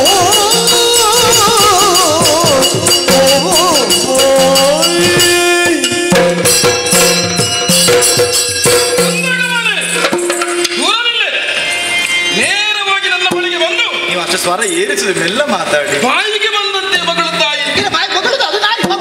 ನಾನಲ್ಲ, ಏನು ಮಾತಾಡುತ್ತಿದ್ದಿ ಎನ್ನುವಂತಹ ಪ್ರಜ್ಞೆ ನಿನಗೆ ಉಂಟಾ? ಇದ್ದದನ್ನೇ ಮಾತಾಡಿದ. ಏನಾಗಿದೆ? ದಾರಿಯಲ್ಲಿ ಹೋಗುವ ಯಾರೆಲ್ಲೋ ನಮ್ಮ ಪರಿಚಯವನ್ನು ಕೇಳಿ ಅಣ್ಣ ಹೇಳಿದ್ದಾನೆ ಮದುವೆ ಆಗಬೇಕು, ನನ್ನನ್ನು ಸೇರಬೇಕು ಎನ್ನುವ ಹಾಗೆ ಹೇಳ್ತಾ ಇದೆಯಲ್ಲ. ಈಗ ಒಂದು ವೇಳೆ ನನ್ನ ಅಣ್ಣನೇ ಹೇಳಿದ್ದು ಹೌದಾದರೆ ಸಾಕ್ಷಿಯಲ್ಲಿ ಉಂಟು? ಸಾಕ್ಷಿ ಇಲ್ಲ. ನಿನಗೆ ಆಧಾರ ಬೇಕೇ ಬೇಕು. ಅಷ್ಟು ಮಾತ್ರವಲ್ಲ, ನಾನು ಬ್ರಹ್ಮಚಾರಿ ಇದ್ದೇನೆ. ಸಾಕ್ಷಿಯನ್ನು ಹಿಡಿದು ತಂದ್ರೆ ಆಧಾರ ಸಿದ್ಧಪಡಿ ಮತ್ತೆ ಆಲೋಚಿಸಿ. ಆಧಾರ ಸಿದ್ಧಪಡಿ ಮಾಡಿ ಏನು ಮತ್ತೆ ನೋಡೋದು, ಮತ್ತೆ ತರ್ತೇನೆ. ಹಾಗಾಗುವುದಿಲ್ಲ, ಸಾಕ್ಷಿ ಇದ್ರೆ ಮಾತ್ರ. ಎಂದ ಮಾತ ಕೇಳಿ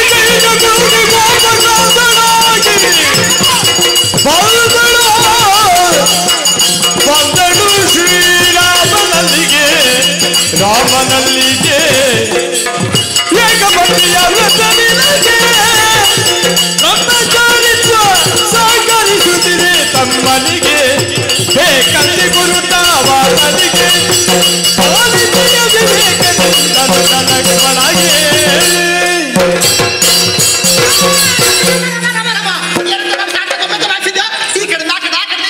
ಮದುಮಗ ಎಲ್ಲಿದ್ದಾನೆ? ಯಾವ ಮದುಮಗ? ವಧುವರರು ಒಟ್ಟಿಗೆ ಬರುವುದಲ್ಲ. ರಾಮ, ನೀನು ಮೋಸ ಮಾಡಬೇಡ. ನೀನು ಹೇಳಿದ್ದೇನು 100 ಮಾಡಿ ಚೆಲ್ಲುವ ತಮ್ಮ ಅಲ್ಲಿದ್ದೇನೆ ಹೋಗಂತೇಳಿ ನಿನ್ನ ಆಸೆಯನ್ನು ಪೂರೈಸ ಹೋಗಿದೆ. ಅವನಿಗೆ ಕಾಡಿದೆ ಬೇಡಿದೆ. ನಾನು ಹೇಳಿದ್ದು ಸುಳ್ಳ? ಯಾಕೆ? 100 ಮಾಡಿ ಚೆಲ್ಲುವನಲ್ಲವೇ? 100 ಮಾಡಿ ಚೆಲ್ಲುವ ಹೌದು. ನನ್ನ ತಮ್ಮನಲ್ಲವೇ? ನಿನ್ನ ತಮ್ಮ ಆಗಿ ನನಗೇನು? ಮನಸ್ಸಿನ ನಾಸಿಯನ್ನು ಬಿಚ್ಚಿಕೊಂಡೆ. ಅವ ಕಡೆಗೆ ಒಂದು ಮಾತು ಹೇಳಿದ, ಏನು? ನಿನ್ನನ್ನು ಮದುವೆ ಆಗುವುದಕ್ಕಾಗುವುದೇ ಇಲ್ಲ, ಅವನಿಗೆ ಸಾಕ್ಷಿ ಬೇಕಂತೆ. ಇದು ಒಂದು ಹೋಗುವ ಒಂದು ಮಾತು ಹೇಳಿದೆ. ಹೋದ, ನಾನು ಬ್ರಹ್ಮಚಾರಿ ಅಂತ ಹೇಳಿದ. ನೀನು ಯಾಕೆ ಮತ್ತೆ ಬಿತ್ತ? ಅವ ಬ್ರಹ್ಮಚಾರಿ, ನನ್ನ ಹಣ ಚಟಿತ ಭಾವಿಸಿದಿ ನೀನು. ಬ್ರಹ್ಮಚಾರಿ ಹೌದಂತೆ. ಅದೊಂದು ವೃತ್ತ ಪಾಲಿಸ್ತಾ ಇದ್ದ. ಹೌದಂತೆ. ಮತ್ತೆ ಇದು ಗುರುತ ಯಾಕೆ ರಾಮ, ನೀನು ಆಧಾರ ಕೊಟ್ರೆ ಅವ ಈ ಸಲ ಅಂದ್ರೆ ಬ್ರಹ್ಮಚರ್ಯ ಬಿಡ್ತಾನ? ಹೌದು, ಮದುವೆ ಆಗ್ತಾನಂತೆ. ಒಂದು ಮನಸ್ಸು ಮಾಡು.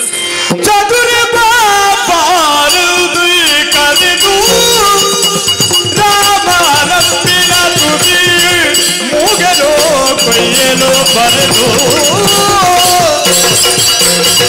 ಒದಗಿ ತೋರಿದು ಬೆಲ್ಲದರೀನು ಈ ಗುರುವ ನೋಡಿದರೆ ಗುರುವ ನಲಿದು.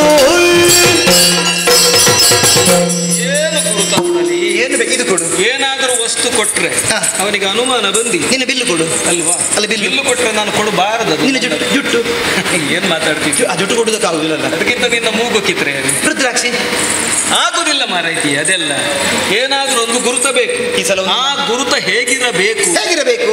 ನೀನು ಕಲ್ಪಿಸಿಕೊಂಡದ್ದು, ನೀನು ಸೃಷ್ಟಿಸಿದ್ದು ನಿಜ ನಿಜ ಎಂಬಂತೆ ಅವನಿಗೆ ಸಂದೇಹ ಬರಬಾರದು. ನಿನ್ನ ಮೈ ಮೇಲೆ ನಾನು ಬರೀಬೇಕು ಒಂದು ಗುರುತ. ಇದು ಹಣೆಯಲ್ಲಿ ಬ್ರಹ್ಮ ಬರೆದಿದ್ದಾನೆ. ಅದೇ ಎದೆಯಲ್ಲಿ ವಿಶಾಲವಾಗಿದೆ. ಆಗಿದೆ. ಹೌದು, ನೀನೇ ಯಾಕೆ ಬರ್ಕೊಳ್ಬಾರ್ದು? ಅದೌದು ಅಲ್ವಾ? ಎಡ ಕೈ ತಪ್ಪು. ಆಗೋದಿಲ್ಲ ಆಗೋದಿಲ್ಲ ಆಗೋದಿಲ್ಲ. ಮತ್ತೆ ಯಾವ ಜಾಗದಲ್ಲಿ ತಿರುಗು? ಅವತ್ತೇ ಅಲ್ಲ, ಸರಿಯಾಗಿ ನೋಡು. ಅವತ್ತೇ ಹೇಳುವ ತಿರುಗು ಅಂತ ಹೇಳುವ. ನಿನಗೆ ಹುಚ್ಚುಂಟು ಸುಮ್ಮನೆ ಎಂತದ್ದು ನೋಡ್ಲಿಕ್ಕೆ ನನ್ನನ್ನು. ಅದಷ್ಟೇ, ನಿನ್ನ ಪ್ರವೃತ್ತಿ ಹಾಗಿರುವಾಗ ನಿನಗೆ ಅದು ಹಾಗೆಯೇ ಕಾಣುವುದು. ಅಂದ್ರೆ ನಿನ್ನ ಹಾಗಲ್ಲ ಹೇಳಿದ್ದು. ಒಬ್ಬ ವ್ಯಕ್ತಿ ಹೇಗೆ ಇದ್ರು ಅವನನ್ನು ಜನ ತಿಳ್ಕೊಳ್ಳೋದು ಹೇಗೆ ಗೊತ್ತುಂಟು? ಹೇಗೆ? ಈ ತಿಳ್ಕೊಳ್ಳುವವರ ಸಂಸ್ಕಾರಕ್ಕೆ ಸರಿ.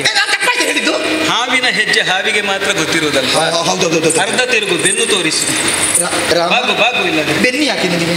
ಬೆನ್ನಿನಲ್ಲಿ ಬರೆಯುತ್ತೇನೆ. ಬೆನ್ನಿನಲ್ಲಿ ಯಾರಿಗೂ ಬರೀಲಿಕ್ಕೆ ಆಗುದಿಲ್ಲ ಅಲ್ಲ, ಆದ್ದರಿಂದ ಆದಷ್ಟು ಗೊತ್ತೇ ಆಗಲಿ. ಅವಸರ ಮಾಡಬೇಡ. ಚುಳು ಚುಳು ಆಗ್ತಾ ಉಂಟು.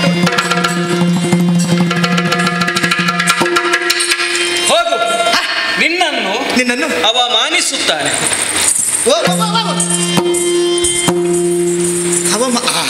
ಅವಮಾನಿಸುತ್ತಾನಪ್ಪ. ಎಂಥದೊಂದು ಅರ್ಥ ಮಾತಾಡ್ತಾರೆ ಇವರು. ಏನೇ ಇರಲಿ, ಬರ್ದಾಗಿ ಹುತ್ತು ಮಾಡಬೇಡ.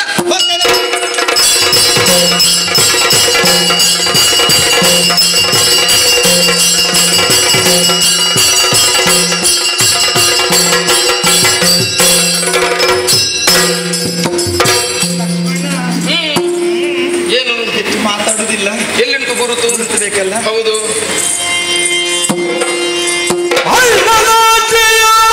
ನೋಡಿ ಲಕ್ಷಣ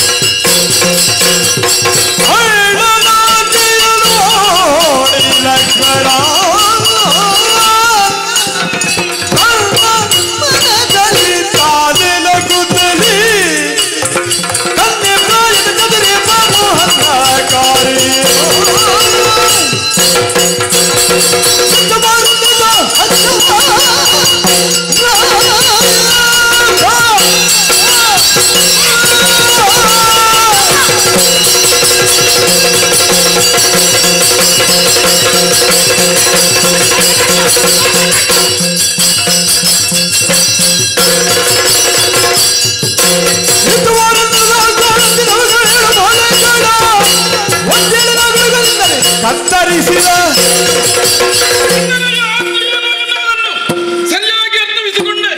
ಇವಳಿಗೆ ತಕ್ಕುದಾದ ಶಾಂತಿಯನ್ನು ಒದಗಿಸಬೇಕು. ಓ ಚದುರ, ಬಾರೆ, ಬಾ ಬಾ ಬಾ ಬಾ.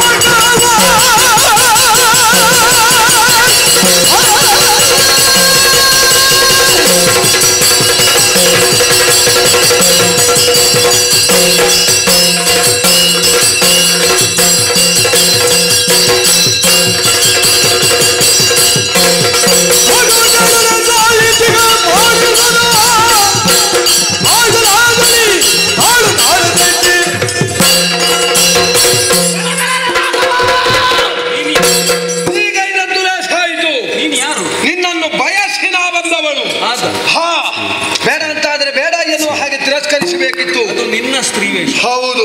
ಎಂತೆಲ್ಲ ವೇಷ ಮಾಡ್ತೀನಿ ಮಾರೈತೀನಿ. ಏನು ಮಾಡೋಣ ಹೇಳು. ನಮಗೆ ಯಾವ ಯಾವ ವೇಷ ಮಾಡುವುದಕ್ಕೆ ಅನುಗ್ರಹ ನಮಗೆ ಗುರುಬಲ ಹಾಗುಂಟು, ನಮ್ಮ ಗುರುಗಳಂತವರು. ಆದ್ದರಿಂದ ತೊಂದರೆ ಇಲ್ಲ. ಎಲ್ಲ ರಾಮ ಎಂತಹ ಕೃತ್ಯವನ್ನು ಗೈದೆ. ಪುರುಷಾತಿಕ್ರಮಣಕ್ಕೆ ಕಾಯಕಂಡನವೇ ಶಿಖಿ ಯಾವುದು ಅಂತಾದ್ರೆ ಕೇಳುವುದಕ್ಕೆ ಯಾವ ರಾಜದಂಡವನ್ನು ಹಿಡಿದಿದ್ದೀಯಾ? ಅದು ಪ್ರಶ್ನೆ ಅಲ್ಲ. ನಿನ್ನಲ್ಲಿ ಕೇಳಬೇಕಾದ ಅನಿವಾರ್ಯತೆಯೂ ಇಲ್ಲ. ಆದರೆ ಹೆಣ್ಣೊಬ್ಬಳಿಗಾದ ಅಪಮಾನ ಪರಿಣಾಮವನ್ನು ನೀನು ಭವಿತವ್ಯದಲ್ಲಿ ಅನುಭವಿಸಬೇಕಾದೀತು. ಒಂದು ವೇಳೆ ಹಾಗಾಗದೇ ಇದ್ರೆ ನಾನು ಹುಟ್ಟದ್ದು ಹಿರಿಯಲ್ಲ, ತೊಟ್ಟದ್ದು ಕುಪ್ಪಸವಲ್ಲ, ಬಂದದ್ದು ಎಳೆಯಲ್ಲ. ಎಚ್ಚರ ನೆನಪಿರಲಿ. ನಗುತ್ತೀಯೇನೆ? ನಗು ನಗು. ಭಂಗಪಡಿಸಿ ಜೀವನದಲ್ಲಿ ಇನ್ನು ನೀನು ಕಣ್ಣೀರಲ್ಲಿ ಕೈ ತೊಳೆಯುವ ಹಾಗೆ ಮಾಡದಿದ್ರೆ ನಾನು ವಿಶ್ವವತ್ತು ಬ್ರಹ್ಮನ ಮಗನಲ್ಲ. ನೆನಪಿರಲಿ. ನಿನ್ನ ಗುಟ್ಟು ಇದು. ಹೌದು. ಆಯ್ತು, ನೀನು ಹೋಗು, ನಿನ್ನ ಪ್ರತಿಜ್ಞೆ ಪೂರೈಸು. ಹೋಗುವಾಗ ಒಂದು ಕೆಲಸ ಮಾಡುವ. ಏನು? ನಿನ್ನ ಕಿರೀಟದ ನವಿಲುಗರಿಗಳನ್ನೆಲ್ಲ ಎಸೆದು ಹೋಗಿ, ಇಲ್ಲಿದ್ರೆ ಅಪಾಯವು. ಯಾರಿಗೆ?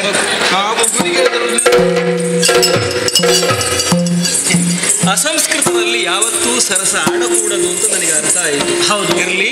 ಪುರುಷಾತಿಕ್ರಮಣ ಎಂಬಂತಹ ಅವಳ ತಪ್ಪಿಗೆ ಸರಿಯಾದ ಶಿಕ್ಷೆಯನ್ನು ನಾನು ವಿಧಿಸಿದ್ದೇನೆ. ಇನ್ನೇನು ಮಾಡ್ತಾಳೋ ತುಂಬಾ ಬಡಬಡಿಸಿದ್ದಾಳ. ಹೌದು, ಪ್ರತೀಕ್ಷೆಯಲ್ಲಿ.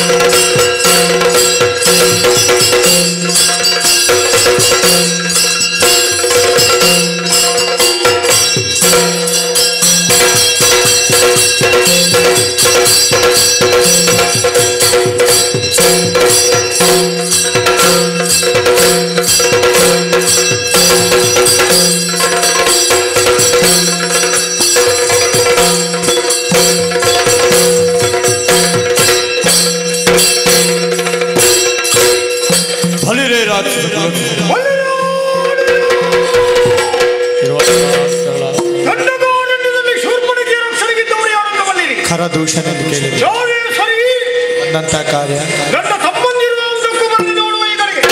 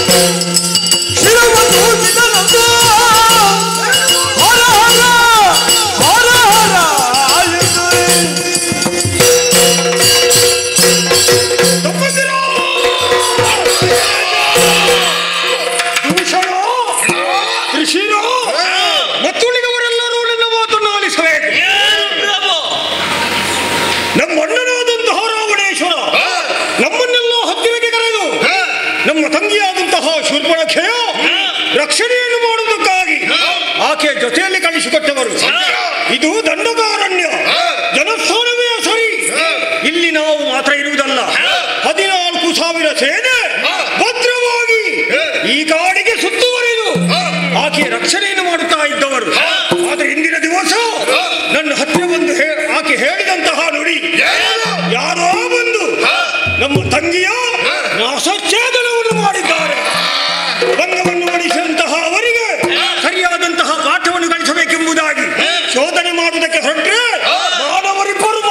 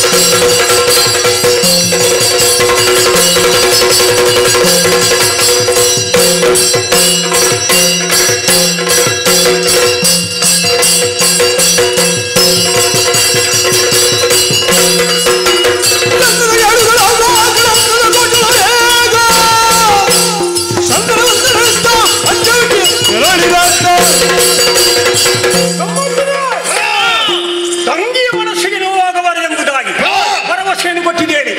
ಆ ಮಾನವರನ್ನು ಈ ಪ್ರಪಂಚದಲ್ಲಿ ಇರಬಹುದು ಎಂಬುದಾಗಿ ಅದಕ್ಕಾಗಿ ಹೊರಟಿದ್ದೇವೆ. ನೀವು ಮಾತ್ರವಲ್ಲ, 14 ಸೇನೆ ನಮ್ಮ ಜೊತೆ ಸೇರಿ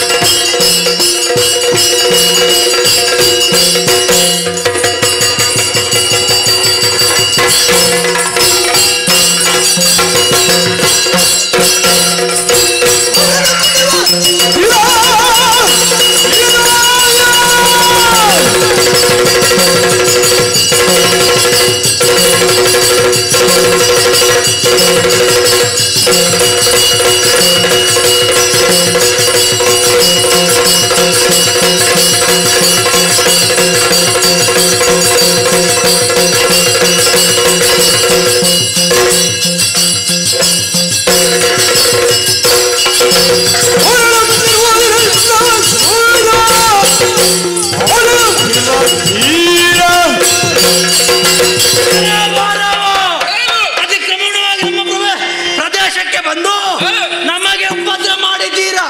ನಿಮ್ಮ ಶಿರವನ್ನು ಕಡಿಯುವಾಗ ಯಾರಿದ್ದಾರೆ?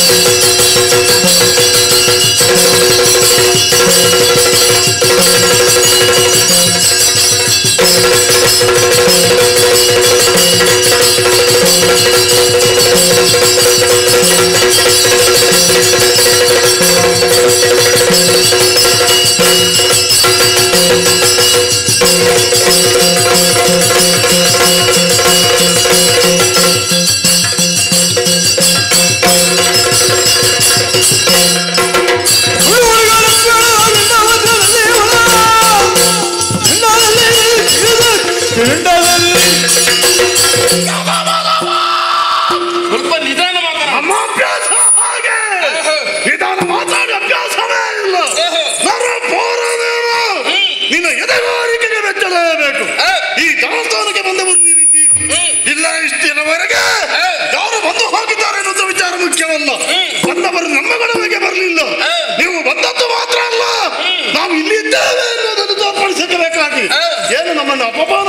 ಬಿಟ್ಟಿದ್ದೀರಾ? ಹೆಣ್ಣಪ್ಪಳು ನಿಮ್ಮ ಬಳಿಗೆ ಬಂದ್ರ ವಿಚಾರಿಸುವುದನ್ನು ಬಿಟ್ಟು ಅವಳ ಮರ್ಯಾದೆಯನ್ನು ತೆಗೆದು ಕಳಿಸಿ ಬಿಟ್ಟಿದ್ದೀರಾ?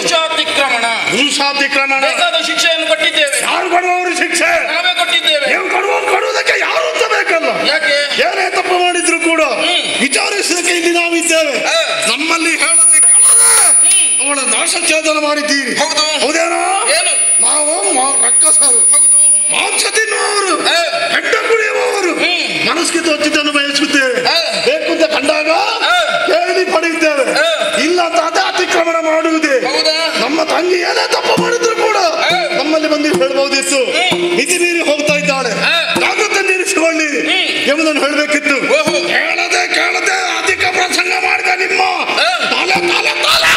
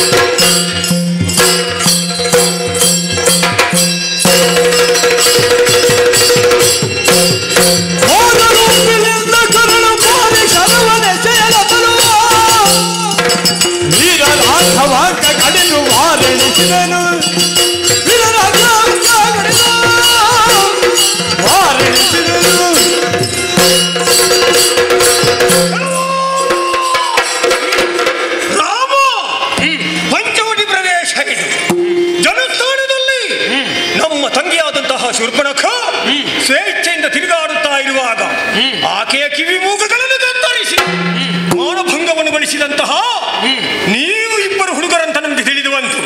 ಅದನ್ನೇ ಪ್ರಶ್ನೆ ಮಾಡುವುದಕ್ಕೆ ಮುಂದುವರಿದು ಬಂದ್ರೆ ನನ್ನ ತಮ್ಮಂದಿರಿ ನಿನ್ನ ತಮ್ಮನ ಕೈಯಲ್ಲಿ ಹತರಾಗಿ ಹೋದ್ರು. ಸಾರಿ ಹೇಳ್ತಾ ಇದ್ದೇನೆ, ತಂಗಿಯ ರಕ್ಷಣೆ ನಮ್ಮ ಕೈಯಲ್ಲಿದ್ದ ಕಾರಣ ನಿನ್ನನ್ನು ವಿಚಾರಿಸುವುದಕ್ಕೆ ಬಂದಿದ್ದೇನೆ. ಹೆಣ್ಣು ಮಕ್ಕಳ ಮೇಲೆ ಕೈ ಮಾಡುವುದಕ್ಕೆ ಯಾರು ಅಧಿಕಾರ ಕೊಡಲಿಲ್ಲ.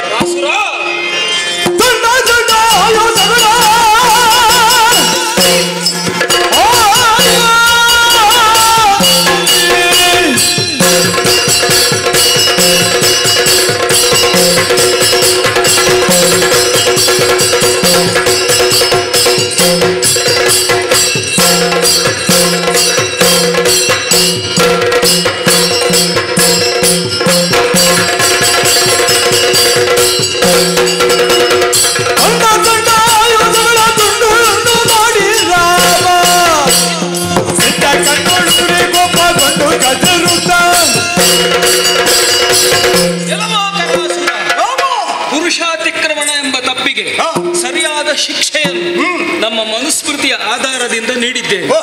ಆ ಬಳಿಕ ಈ ಪ್ರದೇಶ ನಮ್ಮದು. ಇಲ್ಲಿಗೆ ದಂಡಕಾರಣ್ಯ ಅಂತ ಹೆಸರು. ದಂಡಕನೆಂದರೆ ಇಕ್ಷ್ವಾಕುವಿನ ಮಗ.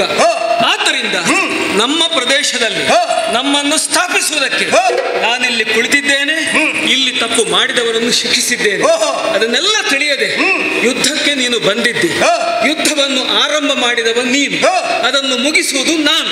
ಸಾಮರ್ಥ್ಯ ಇದ್ದ ತೋರಿ ಶಿಕ್ಷಣ ಮಾಡಿ.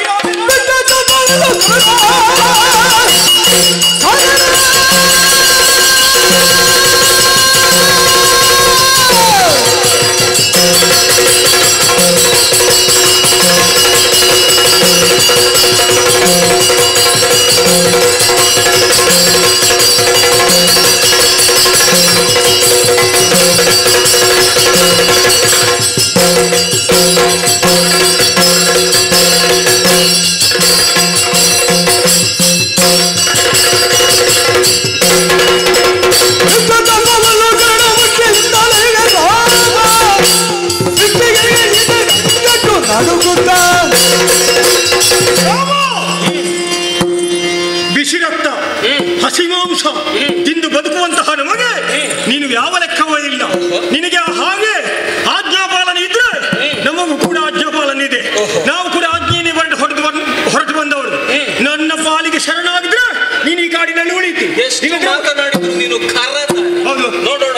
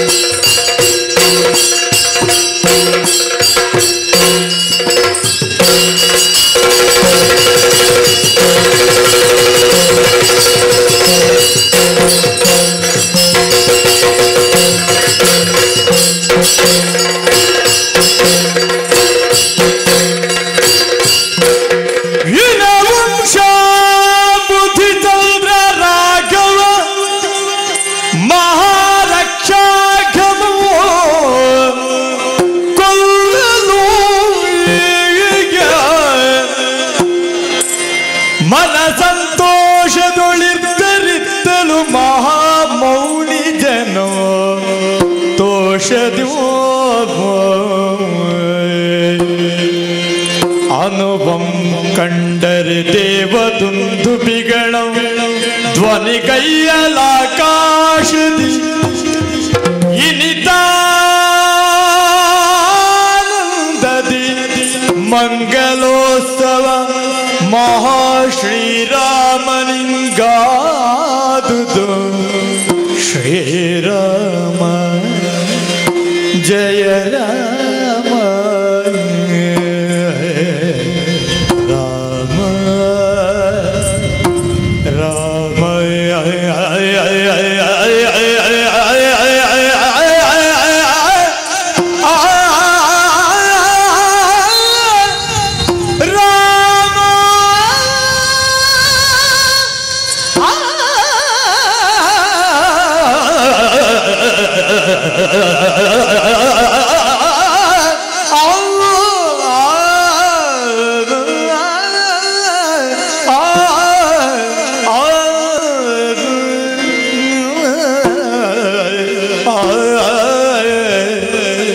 ರಾಮ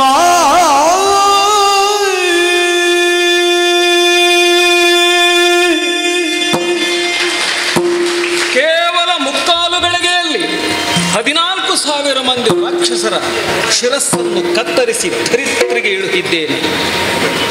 ಧನುಸ್ಸನ್ನು ನೆಲಕ್ಕೆ ಗೂರಿ ಹಣೆಯ ಬೆವರನ್ನು ಬರೆಸಿಕೊಂಡಿದ್ದೇನೆ. ಋಷಿ ಮುನಿಗಳೆಲ್ಲರೂ ಉಘೇ ಉಘೇ ಎಂದು ಕೊಂಡಾಡುತ್ತಾ ಇದ್ದಾರೆ. ಆಗಸದಲ್ಲಿ ದೇವದುಂದುಬಿ ಮೊಳಗುತ್ತಾ ಇದೆ. ಎಲ್ಲರಿಗೂ ಸಂತೋಷವಾಗಿದೆ. ಋಷಿಗಳೆಲ್ಲರೂ ಸಂತೃಪ್ತರಾಗಿದ್ದಾರೆ ಎಂಬಲ್ಲಿಗೆ ನಾನು ಧನ್ಯನಾಗಿದ್ದೇನೆ ಅಂತ ಅನಿಸುತ್ತಾ ಇದೆ. ಋಷಿಗಳಿಗೆ ಕೊಟ್ಟಂತಹ ಪ್ರತಿಜ್ಞಾ ಪೂರ್ಣವಾಗಿದೆ. ಆ ಋಷಿಗಳೆಲ್ಲ ಬಂದು ನನಗೆ ಗೋಳಿಟ್ಟು ತಮ್ಮ ಕಷ್ಟವನ್ನು ಹೇಳಿಕೊಂಡಾಗ ನನಗೆ ನಗೆ ಬಂದದ್ದು ಈ ಕಾರಣಕ್ಕಾಗಿ. ರಾಕ್ಷಸರ ಸಮೂಲ ನಾಶವನ್ನು ಮಾಡಿ ಅವರಿಗೆ ಶಾಂತಿ ನೆಮ್ಮದಿಯನ್ನು ಒದಗಿಸುವಂತಹ ಒಂದು ಸುಯೋಗ ನನ್ನ ಪಾಲಿಗೆ ಪ್ರಾಪ್ತವಾಯಿತಲ್ಲ ಅಂತ. ಇದು ಸಾಕಾರಗೊಂಡಿದೆ, ಆದ್ದರಿಂದ ಸಂತೃಪ್ತನಾಗಿದ್ದೇನೆ. ಆದರೆ ಒಂದು ಯೋಚಿಸುವುದಕ್ಕುಂಟು, ನಾನೀಗ ಕೆಣಕಿದ್ದು ರಾಕ್ಷಸರನ್ನು, ಆ ಕುಲದವರು ಮುಂದೇನು ಮಾಡುತ್ತಾರೋ ಪ್ರತೀಕ್ಷೆಯಲ್ಲಿರೋಣ.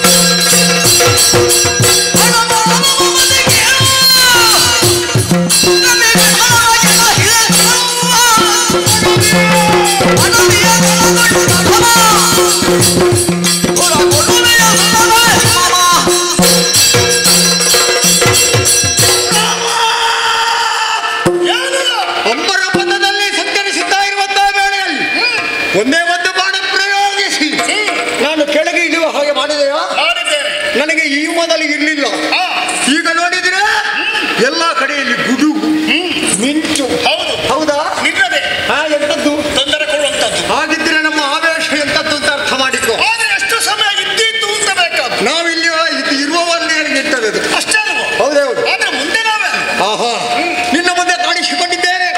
ಬಡವಾನವ ಬಗ್ಗೆ ಕೇಳು. ಮಾನವ ಪತಿ ಒಂದು ನಾಯಕತ್ವವನ್ನು ವಹಿಸಿಕೊಂಡು ಸಾಕೇತಪುರದಲ್ಲಿ ಆಳ್ವಿಕೆಯನ್ನು ಮಾಡಬೇಕಾದವ. ಅದಕ್ಕೂ ನಿನಗೆ ಯೋಗ್ಯ ಇಲ್ಲ, ನೀನು ಅಯೋಗ್ಯ. ಗೊಂಡಾರಲ್ಲಿ ಮನೆ ಸೇರಿದೆ, ಮಡದಿಯನ್ನು ಕಳಕೊಂಡೆ. ಎಂತಹ ಕಡು ಬಡವನೆಯಾಗಿರಲಿ ಹೆಂಡತಿಯನ್ನು ರಕ್ಷಿಸಿಕೊಳ್ಳುವಂತಹ ಸಾಮರ್ಥ್ಯವನ್ನು ಹೊಂದಿದ್ದಾನೆ. ನೀನು ಅದಕ್ಕೂ ಅಯೋಗ್ಯ. ಈಗ ನೋಡು ನಿನ್ನ ಕಪಿ ಸೇನೆ ಎಲ್ಲವನ್ನು ಬಿದ್ದು ಉರುಳಿಸಿದ್ದೇನೆ. ಏನು ಸಾಮರ್ಥ್ಯ ಉಂಟು ಅಂತ ಬಂದರೆ ಮೂಡಿದ್ದಾನೆ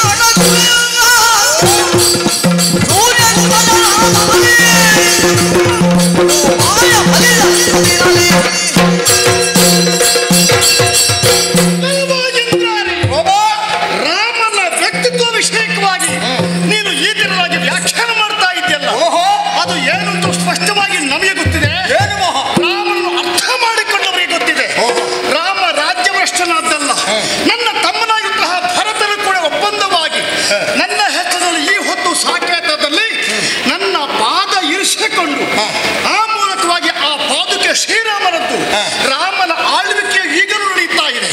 ಆದ್ದರಿಂದ ರಾಜ್ಯಭ್ರಷ್ಟನಾಗುವುದಕ್ಕೆ ಸಾಧ್ಯವಾಗಿಲ್ಲ. ನಿನ್ನದೇ ಪಾದಕ್ಕೆ ಪೂಜೆ ಮಾಡಿದ್ದಲ್ಲ, ಬೇರೆ ಪಾದುಕೆಯನ್ನು ಪೀಠದ ಮೇಲೆ ಇರಿಸಿ. ಯಾರು ಹೇಳಿದ್ದು? ರಾಮನ ಪಾದುಕೆ ಅದು. ಹೌದಾ? ಮತ್ತೆ ಪಾದರಕ್ಷೆಗೆ ಪೂಜೆ. ಆದ್ದರಿಂದಲೇ ಆದರೂ ಕೂಡ ರಾಮದೂತ ನಂಬಿದ್ದಾರೆ, ಒಪ್ಪಿದ್ದಾರೆ, ಅಷ್ಟು ಗೌರವ ಇದೆ. ನಿನ್ನ ಹಾಗಿರೋರು ಏನು ಬೇಕಾದ ತಿಳಿಯಬಹುದು. ಮಾತ್ರವಲ್ಲ, ಹೆಂಡತಿಯರು ಕಳಕೊಂಡ ಅಧಮ ಮೂರ್ಖ. ನಿನಗೆ ನಾಚಿಕೆ ಆಗಬೇಕು. ನಿನ್ನ ಬಳಿಯಲ್ಲಿರುವಂತಹ ಹೆಂಡತಿಯನ್ನು ರಕ್ಷಿಸಿಕೊಳ್ಳುವಂತಹ ಸಾಮರ್ಥ್ಯ ನಿನಗಿಲ್ಲ. ಆದ್ರೆ ನಿಮ್ಮ ಹಾಗಿದ್ದಂತಹ ಮೂರ್ಖರು ಕಳ್ಳರು ಇದ್ದಾರೆ ಎನ್ನುವಂತಹ ವಿಷಯ ಗೊತ್ತಿರುತ್ತಿದ್ರೆ ನಾನು ಆ ವಿಷಯಕವಾಗಿ ಬೇಕಾದಂತಹ ನಿರ್ಧಾರ ಮಾಡಿಕೊಳ್ತಿದ್ದೆ.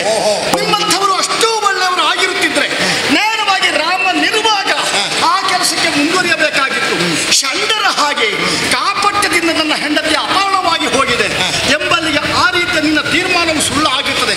ಮತ್ತೇನು ನಿನ್ನ ಮಾಯಕತನವು ನಿಜ. ನಿನ್ನ ಮಾಯಕತನದಿಂದ ಯಾವುದು ಕೂಡ ಸೂರ್ಯ ವಂಶೀಯರಾದಂತಹ ನಮ್ಮ ಮುಂದೆ ಯಾವುದೇ ಪ್ರಭಾವ ಕೊಡುವುದಿಲ್ಲ, ಪ್ರಯೋಜನಕ್ಕೆ ಬರುವುದಿಲ್ಲ ಎಂದು ಸ್ಪಷ್ಟವಾಗಿ ಕಂಡುಕೊಂಡೆಯಲ್ಲ.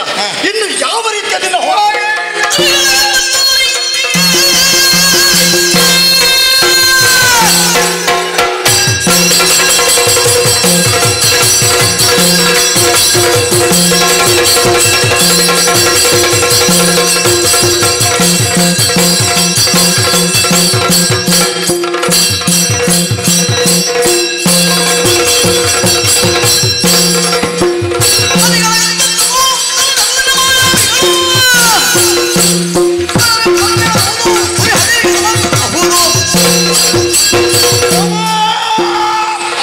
ನಮ್ಮ ನಾಟಕ ನೀನು ಕೇಳಿಬಲ್ಲಯೋ? ಮಾರಣ ಅಣಿಮಾದಿ ಅಷ್ಟಸಿದ್ಧಿಗಳನ್ನು ಬಲ್ಲವರು. ತಾಮಸಿ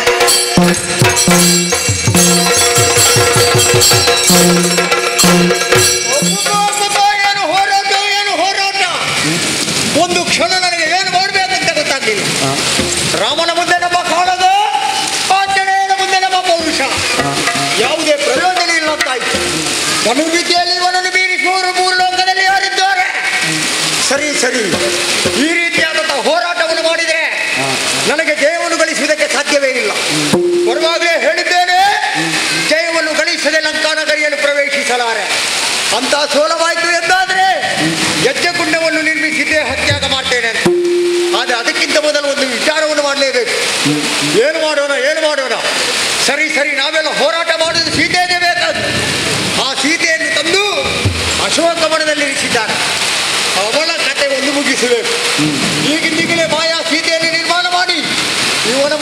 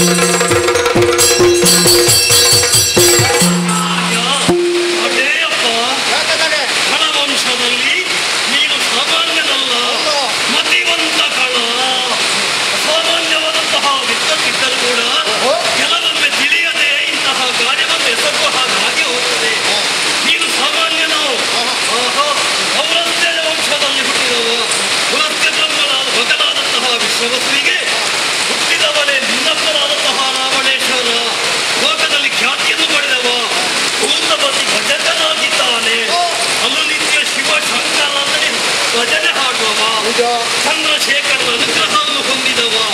ಹಾಗಾಗಿ ಓ ಇಂದ್ರಜಿತ್ತುವೆ, ಅವನ ಮಗನಾದಂತಹ ನೀನು ಈ ರೀತಿಯಾದಂತಹ ಅನ್ಯಾಯಕ್ಕೆ ಮನಮಾಡಬೇಡ.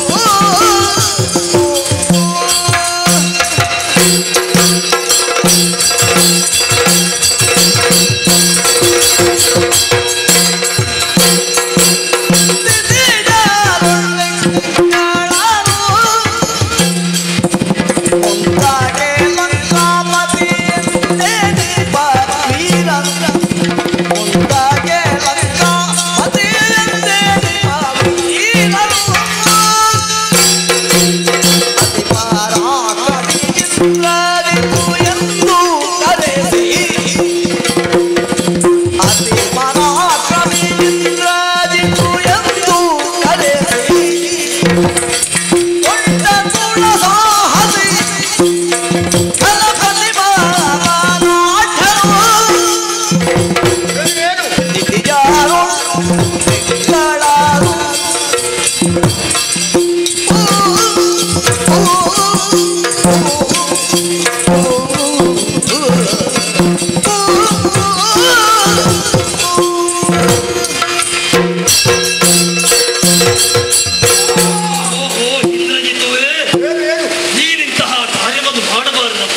ಮಾಡಬಾರ್ದು. ಅವಳನ್ನು ಕೊಲ್ಲುವ ಕುರಿತಾಗಿ ಆಲೋಚನೆಯೇ ಮಾಡಬಾರದು. ಯಾಕೆ ಕೊಲ್ಲಬಾರ್ದು? ಕಾರಣ ಇದೆ. ಏನದು? ದೈತ್ಯ ಸ್ಥಿರದಲ್ಲಿ ನೀನು ಬೆಕ್ಕಳನು, ಅತಿ ಶ್ರೇಷ್ಠವಾದವನು. ಮಾತ್ರವಲ್ಲ, ಮುಂದಕ್ಕೆ ಲಂಕಾಪತಿ ಎಲಿಪ ವೀರನು. ಕಾರಣ ಏನು ಗೊತ್ತುಟ?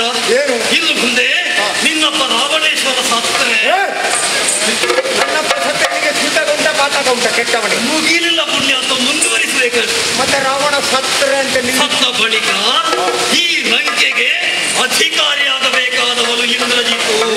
ಅಂಥದ್ರಲ್ಲಿ ಅತಿ ಪರಾಕ್ರಮಿಯಾದಂತಹ ನೀನು ಇವಳನ್ನು ಕೊಲ್ಲುವಲ್ಲಿ ಮನಸ್ಸು ಮಾಡಬೇಡ.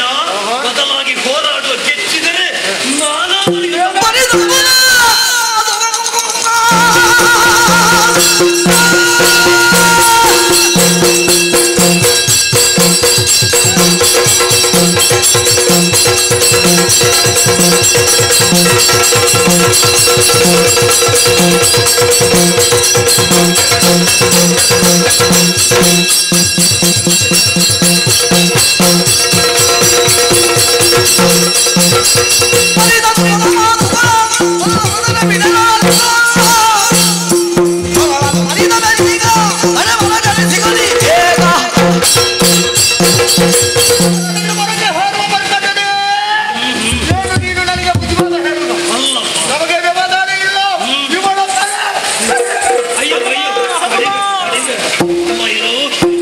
ನನಗಾಗಿ ಕಾದಿದ ನಿದಿರಿ,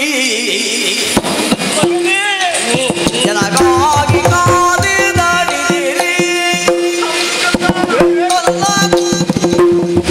ತನ್ನನು ಕೂದಲು ನೋಡವಾದುದಿ ಪರಿ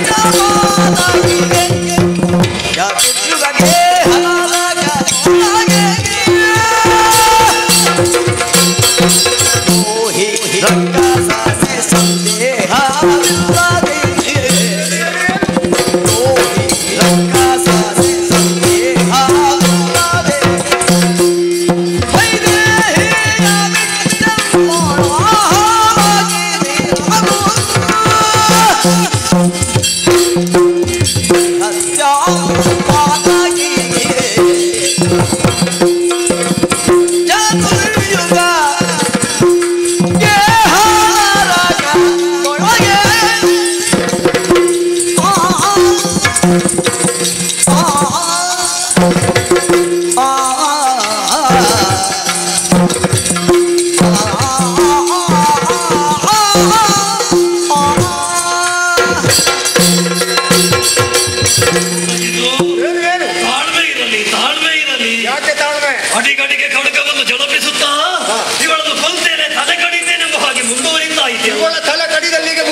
ನಮ್ಮದು. ಇಲ್ಲಪ್ಪ, ಎಂತದ್ದು? ನೀನು ಅಷ್ಟು ಸುಲಭದಲ್ಲಿ ಮುಗಿಸಬಾರದು. ಮತ್ತೆ ಮುಗಿಸುವ ಬೇರೆ ಕೃತ್ಯದಲ್ಲಿ ಮುಗಿಸುವುದಕ್ಕೆ ನಾವು ಗೊತ್ತಾಗ್ತಲ್ವ, ನೀನಲ್ಲ. ಬೇಡ ಪುಣ್ಯಾತ್ಮ, ಅಬಲೆಯಾದ ಜಲಕಜೆಯನ್ನು ಕಡಿತೇನೆಂಬ ಹಾಗೆ ಮುಂದುವರಿತಾ ಇದೆಯಲ್ಲ, ಒಮ್ಮೆ ಸರಿಯಾಗಿ ಯೋಚಿಸಿ ನೋಡು. ಇನ್ನೂ ಯೋಚನೆ ಮಾಡಬೇಕಾ? ಹೌದು. ಅವಳೊಬ್ಬಳು ಹೆಣ್ಣಲ್ಲಿ ಗೊತ್ತಾಗಿದೆ. ಮತ್ತೆ ಗಂಡಿನ ತಲೆ ಕಡಿಯುವುದಲ್ಲ, ಹೆಣ್ಣಿನ ತಲೆಯೇ ಕಡಿಯುವುದು ಅಲ್ಲ. ರಣಕ್ಷೇತ್ರದಲ್ಲಿ ಗಂಡು ಅಂತ ಯಾರು ಹೇಳಿಕೊಳ್ತಾರ ಅವರ ತಲೆಯನ್ನು ಕಡಿದ್ರೆ ಒಳ್ಳೆ ನಿನಗೆ ಸ್ವರ್ಗ ಸಿಗ್ತದೆ, ಗೊತ್ತಿದೆ ನನಗೆ. ಬದಲಾಗಿ ಈ ಹೆಣ್ಣಿನ ತಲೆಯನ್ನು ಕತ್ತರಿಸಿದರೆ ಸ್ತ್ರೀ ಹತ್ಯೆ ಪಾತಕ ಎಂಬುದು ನಿನ್ನನ್ನು ಅಂಟಿಕೊಳ್ಳುತ್ತದೆ.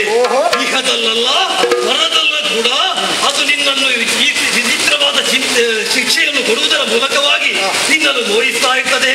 ಸ್ತ್ರೀ ಹತ್ಯೆ ಪಾತಕ ಮಾಡದಿರು.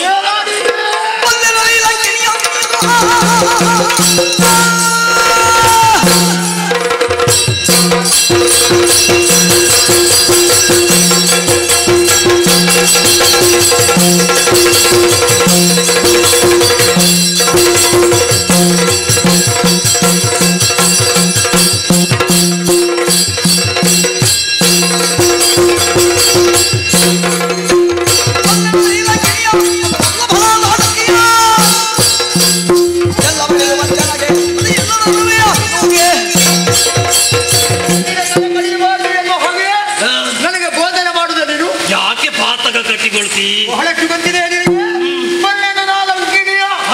ಅವಳನ್ನು ಚೆಲ್ಲ ಬಡಿದವ ಯಾರು? ಅದು ನಾನು. ಅವಳಿಗೆ ಗುದ್ದು ಬೇಕೆಂದಷ್ಟರಲ್ಲಿ ಅವಳು ಬಿದ್ದು ಸತ್ತು ಹೋದದ್ದು. ಹೌದಾ? ಆಟಕ್ಕೆ ಬಂದದ್ದು ಯಾರು?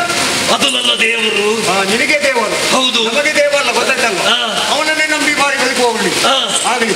ಅವರನ್ನು ನೀವು ಕೊಟ್ಟಿರಂತೆ ಇವಳ ತಲೆ ಕಟ್ಟಿದೆ. ಅಯ್ಯೋ,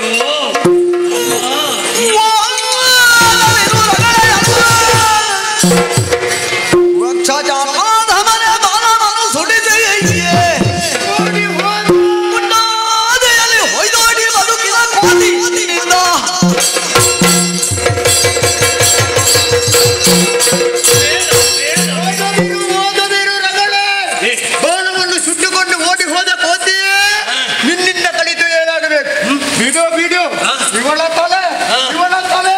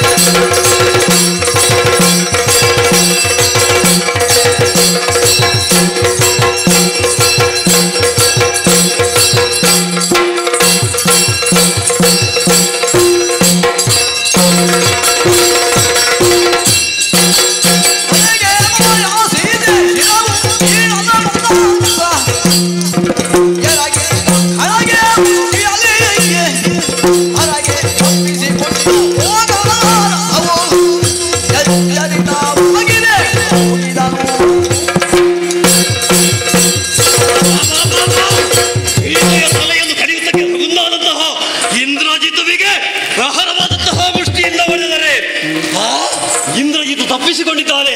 ಅವ ಬಂದ ರಥ ಮುರಿದು ಹೋಗಿದೆ. ಅದಲ್ಲ ಅದಲ್ಲ, ಅಮ್ಮ ಸೀತೆ ಎಲ್ಲಿದ್ದಾಳೆ? ಅಯ್ಯಯ್ಯೋ, ಅವನಿಗೆ ಅಬಲೆಯರೊಳು ಸಹಜೆ. ಅಯ್ಯಯ್ಯೋ, ಅವನಿಗೆ ಅಬಲೆಯರೊಳು ಸಹಜೆ. ಅಯ್ಯ ಚಾಚುವದ ಕೆಳಗೆ ಕೈಯಾಲೆ ಕಪ್ಪವನುಳಿಸಿದೆ ನನಗೆ. ಜಗದಯ್ಯ ನೋಡೆ ಬೆನಕಟ.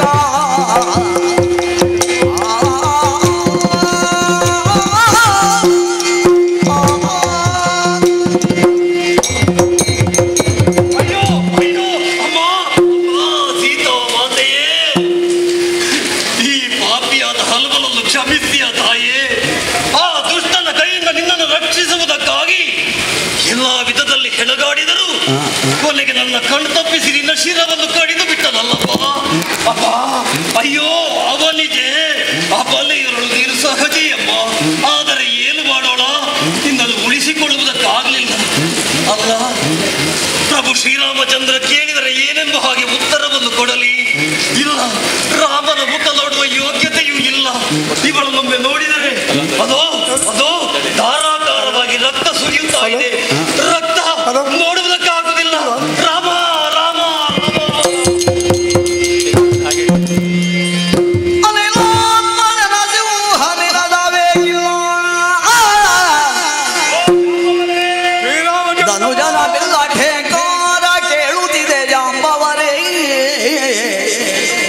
ಹನುಮಂತ ಏನ್ಗೈವನೆಂಬುದಂ ತಿಳಿದು ಬಾರದು ರಘುಪತಿ ಸುರನು. ಶ್ರೀರಾಮಚಂದ್ರಮ ಕೂಡ ಹೋರಾಟಕ್ಕಾಗಿ ಹೋದಂತಹ ಆಂಜನೇಯನ ಸಿಂಹನಾದ ಕೇಳಿಸುತ್ತಿಲ್ಲ. ಇಂದ್ರಜಿತ್ತಿನ ರೇಖಾರವೇ ಕೇಳಿ ಬರ್ತಾ ಇದೆ. ಸರಿ, ಆಂಜನೇಯ ಎಲ್ಲಿ ಹೋದ, ಯುದ್ಧದ ವಿದ್ಯಮಾನ ಏನು ಎಂಬುದನ್ನೆಲ್ಲ ನೋಡಿ ಬಂದಿರಾ? ಅಪ್ಪಣೆ ಶ್ರೀರಾಮ. ಅನುವರದ ಭೂಮಿಯಳು ಬಿದ್ದ ಹೆಣಗಳ ದಾಟಿ, ಅನುವರದ ಭೂಮಿಯಳು ಬಿದ್ದ ಹೆಣಗಳ ದಾಟಿ, ಅನರಥಾಶ್ವಂಗಳ ಹತ್ತಿ ಬೇಗ ಹತ್ತಲಿಕ್ಕೆ ಆಗುವುದಿಲ್ಲ. ಘನರಥಾಶ್ವಂಗಳ ಹತ್ತಿ ಇಳಿದು ಬಳಲುತ್ತ ಹನುಮಂತನ ದೂರದಿವು ಕಂಡು, ಹನುಮಂತನ ದೂರದಿವು ಕಂಡು ಹತ್ತಿರ ಕೈದಾಗ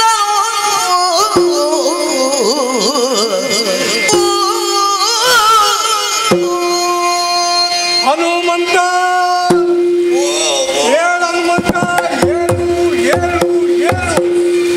ಜಾಂಬವರೇ ಕೇಳು ಮಾರುವುದ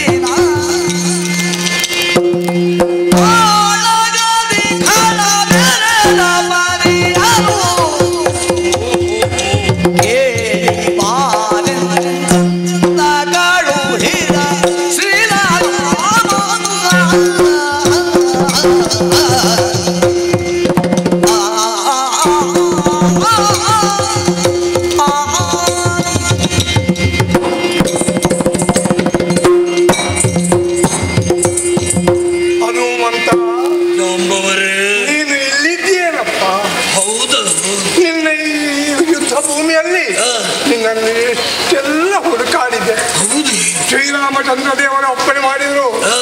ಜನರೆಲ್ಲ ಠೇಂಕಾರ ಕೇಳ್ತಾ ಇದೆ.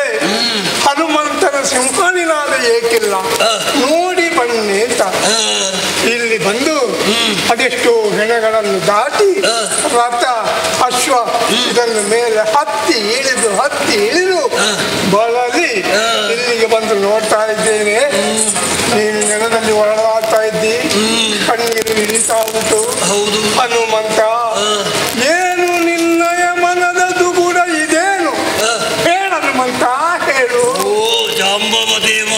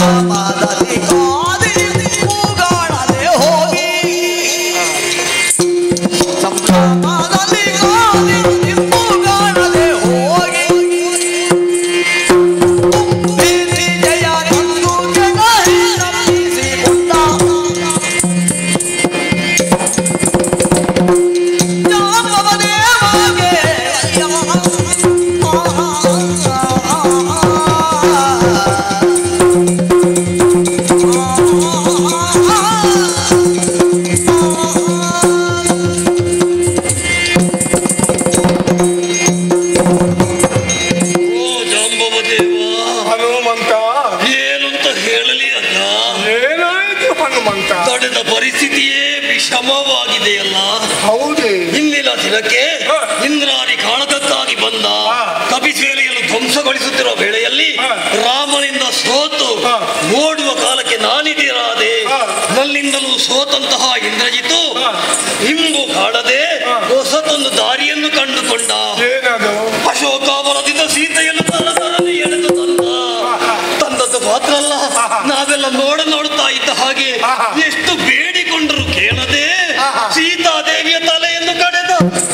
ಸೀತಾದೇವಿ ಇಲ್ಲ, ಏನು ಮಾಡಲು ಅವರು ಸತ್ತು ಹೋದ್ರಲ್ಲ. ನಿನ್ನಲ್ಲಿ ಸೋತ. ಹೌದು.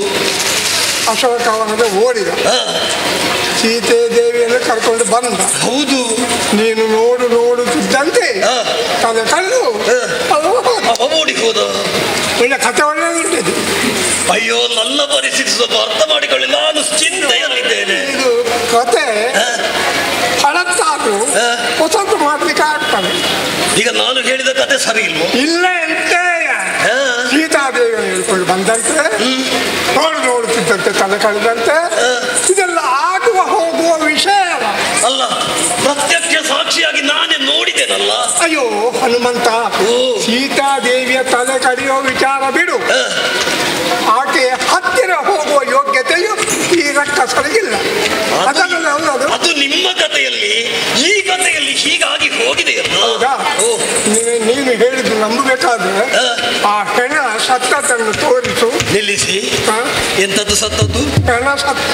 ಹೆಣ ಸಾಯುವುದಲ್ಲ, ಸತ್ತ ಮೇಲೆ ಹೆಣ ಆಗುವುದು. ಸತ್ತ ಹೆಣವನ್ನು ತೋರಿಸು.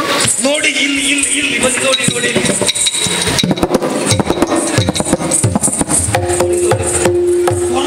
ಮಾಡಿದ್ದಾನೆ ಪಾಪಿ.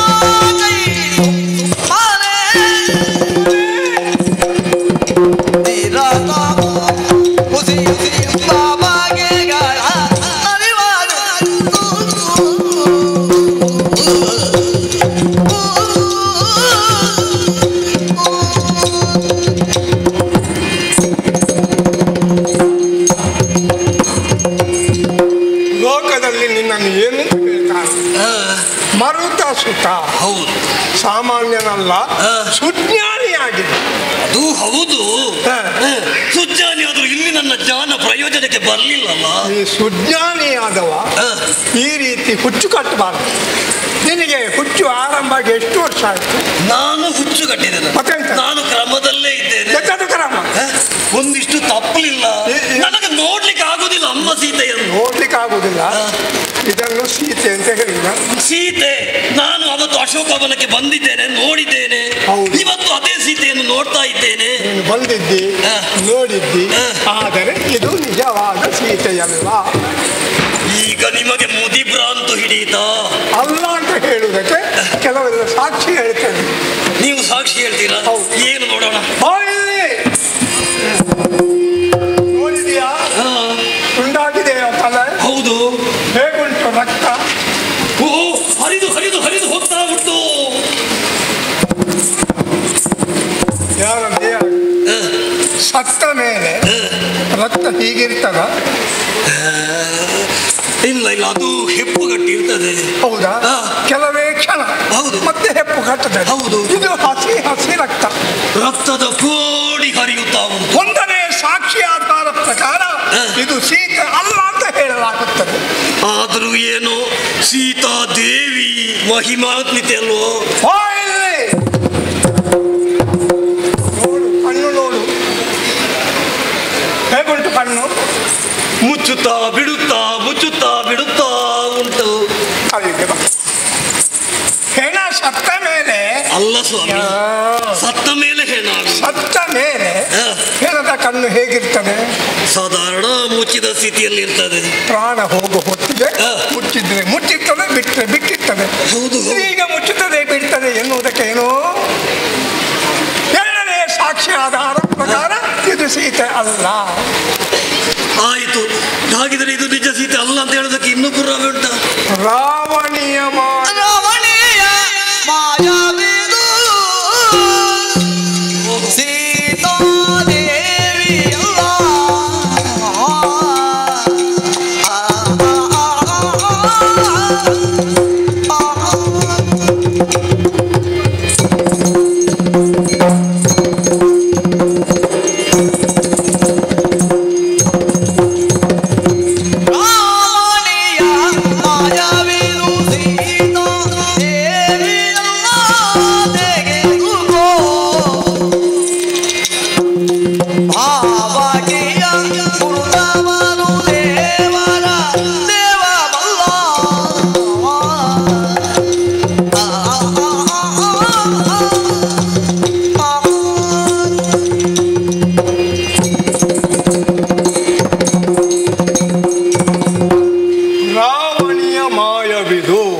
ಇಂದ್ರಜಿತು ಮಾಯ ಮಾಡಿ ಸೀತಾದೇವಿಯಲ್ಲ.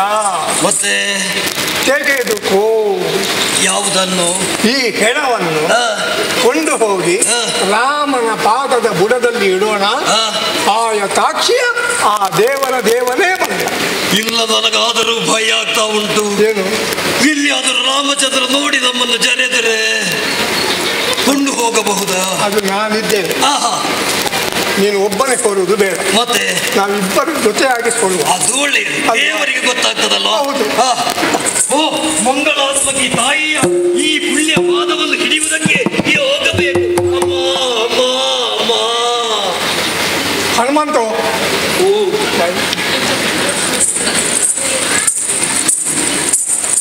ಈಗ ನೀನು ಕಾಲು ಹಿಡಿ, ಹೌದು, ನಾನು ತಲೆ ಹಿಡಿ. ಹೌದು. ನನಗೆ ಪ್ರಾಯ ಆಗಿದೆ, ಗೊತ್ತುಂಟ? ನಮ್ಮ ಕೂಟದಲ್ಲಿ ಹಿರಿಯ ತಲೆ ಅಂದ್ರೆ ನೀವೇ ಅಲ್ವಾ? ಇಲ್ಲಿದ್ದ ಎಲ್ಲರಿಗಿಂತಲೂ ಪ್ರಾಯದವ ನಾನು. ಹೌದು. ಈ ಪ್ರಾಯದವ ಈ ತಲೆ ಭಾರ ಅಲ್ವಾ, ಅದನ್ನು ಹೊರಲಿಕ್ಕೆ ಆಗ್ತದೆ ಅಲ್ವಾ? ಹೌದು. ನೀನು ತಲೆ ಹಿಡಿ, ನಾನು ಕಾಲು ಹಿಡಿತೇನೆ. ಸೀತಾದೇವಿ, ನಿನ್ನ ಈ ತಲೆಯನ್ನು ಹುಟ್ಟುವಂತಹ ಯೋಗ ನನಗೆ ಒದಗಿ ಬಂತಲ್ಲ. ಧನ್ಯನಾದೆ ತಾಯೇ, ಧನ್ಯನಾದೆ, ಧನ್ಯನಾದೆ. ಹನುಮಂತ, ನೀನು ಧನ್ಯ ಮತ್ತೆ ಆಗು. ನಾನು ಪ್ರಾಯದವ ಅಂತ ಒಪ್ಪಿಕೊಂಡಿದ್ದೆ. ಹೌದು. ನಾನು ಈ ಹೆಣದ ಕಾಲು ಹಿಡಿದ. ಅದಾಗುದಿಲ್ವಾ? ನಿಜವಾದ ಸೀತೆ ಆದ್ರೆ ಅಡ್ಡಿಲ್ಲ. ಇದು ಮಾಯಕದ ಸೀತೆ. ಯಾವುದು? ಮಾಯಕದ ಸೀತೆ. ಅದನ್ನು ನಾನು ಕಾಲು ಹಿಡಿದ. ಎಷ್ಟೇ ಕಷ್ಟ ಆದ್ರೂ ನಾನು ಒಂದು ಅನುಮಾನ ಉಂಟು. ಎತ್ತಿಕೊಂಡು ರಾಮನ ಬಳಿಗೆ ಹೋಗ್ತೇವೆ. ನಿಜ ಸೀತೆ ಅಂತ ರಾಮ ತಿಳಿದು ಅಳುವುದಕ್ಕೆ ಆರಂಭಿಸಿದ ನಾವೀಗೂ ಅಳ್ತಾ ಇದ್ದೇವಲ್ಲ. ಒಂದು ವೇಳೆ ಇದು ಮಾಯಾ ಸೀತೆ ಅಂತ ಹೇಳಿ ರಾಮ ನಗಾಡ್ತಾ ಇರುವಾಗ ನಾವು ಹತ್ರ ನಮ್ಮನ್ನು ನೋಡಿ ನಗಾಡುದಿಲ್ಲ, ಅದಕ್ಕೇನಾದ್ರೂ ಉಪಾಯ ಉಂಟಾ? ಒಂದು ಕೆಲಸ ಮಾಡು, ಹೋಗುವಾಗಲೇ ರಾಮ ಅಂತ ಬಾಯಿ ಬಿಟ್ಟು ಹೋಗು. ಹೋಗುವಾಗ ರಾಮ ನೆಗಾಡಿದ್ರೆ ಅಲ್ಲಿಗೆ ಬಾಯಿ ಬಿಟ್ಟುವುದು ನೆಗಾಡು. ರಾಮ ಹತ್ತಿರ ಅಲ್ಯ ಕಾಡು ಮೊದಲಿದ್ದೆ ಉಂಟು ಉಂಟಲ್ಲ. ಹಾಗಿದ್ರೆ ಎತ್ತಿಕೊಂಡು ಹೋಗುವ.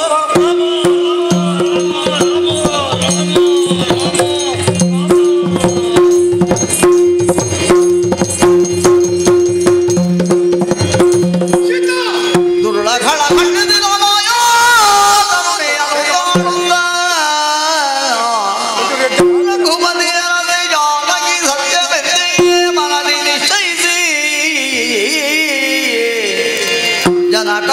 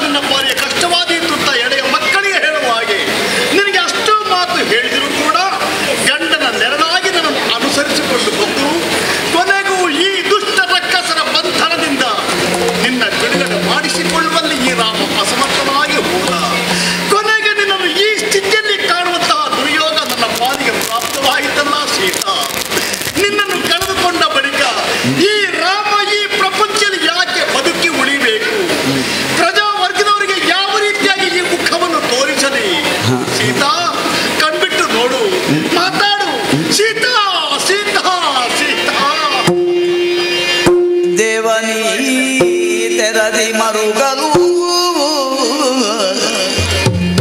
ದೇವನಿ ತೆರದಿ ಮರುಗಲು ವಿಭೀಷಣನಂದ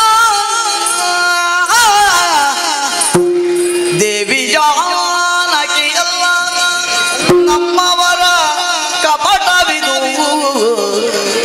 ದೇವಿ ಜಾನಕಿಯಲ್ಲ ನಮ್ಮವರ ಕಪಟವಿದು ದೇವಾದಿ ದೇವ ನಾಟಕವ ನಡೆಸಿ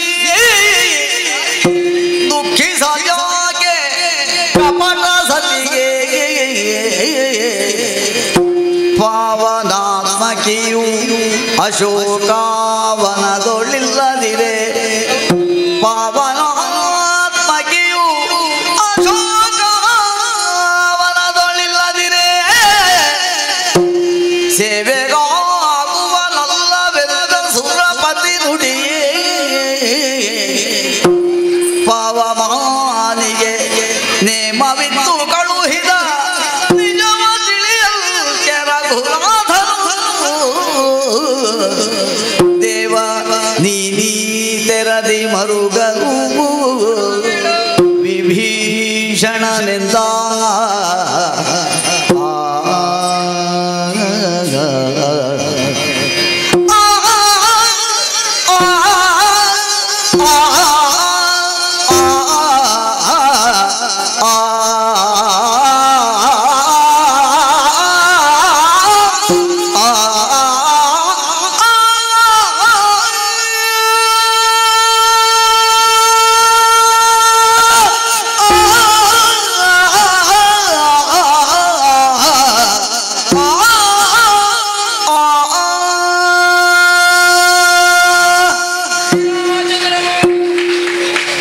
ಶರಣ ವಿಭೀಷಣ, ಕಣ್ಣೀರು ಇಡ್ತಾ ಇದ್ದೀರಿ. ನೋಡಪ್ಪ ನನ್ನ ಆಕೆಯ ಸ್ಥಿತಿಯನ್ನೊಮ್ಮೆ ನೋಡು.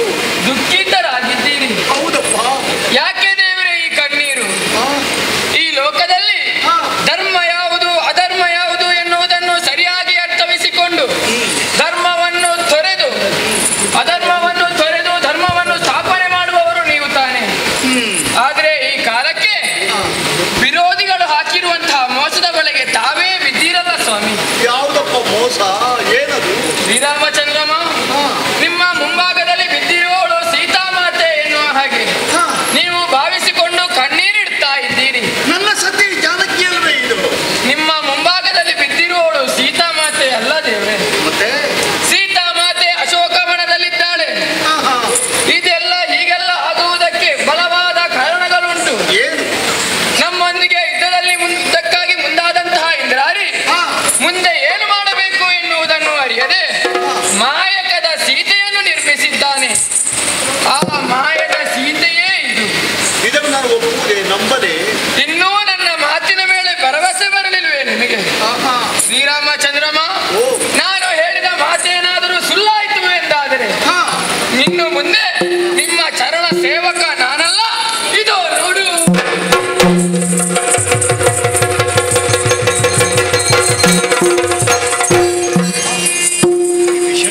ದೇವರೇ, ಸತ್ಯವನ್ನು ನೀನು ತೋರಿಸಿಕೊಂಡೆ. ದುಷ್ಟರ ಹಾವಳಿಯಿಂದಲಾಗಿ ಮಾಯಕತನದಿಂದಲಾಗಿ ಈ ರೀತಿಯಾಗಿ ವಂಚಿಸುವುದಕ್ಕೆ ಮುಂದುವರಿಯುತ್ತಾರೆ ಎನ್ನುವ ಸತ್ಯವನ್ನು ತಿಳಿಯುವಲ್ಲಿ ನಾವು ಅಸಮರ್ಥರಾಗಿ ಹೋದೆವು. ಆತನ ಮಾಯದ ಪ್ರಭಾವ ಅಷ್ಟು ಇದ್ದ ಕಾರಣ ನೀವು ಒಂದೊಮ್ಮೆಗೆ ಮುಸುಕು ಹೊಡೆದ ಹಾಗೆ ಆಯ್ತ. ಆದ್ದರಿಂದ ಈ ಹೊತ್ತಿನಲ್ಲಿ ಸಹಾಯಕನಾಗಿ ಬಂದಿರುತ್ತಹ ಈ ವಿಭೀಷಣದಿಂದಲಾಗಿ ಸತ್ಯ ಏನು ಅಂತ ತಿಳಿಯಿತು. ಆದರೂ ಕೂಡ ನನಗೆ ಒಂದು ಸಂದೇಹ ಇದೆಯಪ್ಪ. ಏನು ದೇವರೇ? ನನ್ನಾಕೆ ಸೀತಾದೇವಿ ಆಕೆಗೆ ಏನು ಸಮಸ್ಯೆ ಉಂಟಾಗಲಿಲ್ವಲ್ಲ? ಇರ್ಲಿಕ್ಕಿಲ್ಲ. ಅದು ಸ್ಪಷ್ಟವಾಗಿ ನೀನು ತಿಳಿಬೇಕು ಅಂತಿದ್ರೆ ಸ್ವಾಮಿ, ಒಂದು ಸಲ ಜಾನಕಿಯ ಬಳಿಗೆ ಹೋಗಿ ಆಕೆಗೆ ಧೈರ್ಯವನ್ನು ಹೇಳಿ ಬರ್ತೀಯನಪ್ಪ. ಖಂಡಿತ ಸ್ವಾಮಿ. ಇದಾ ಹೊರಟೆ.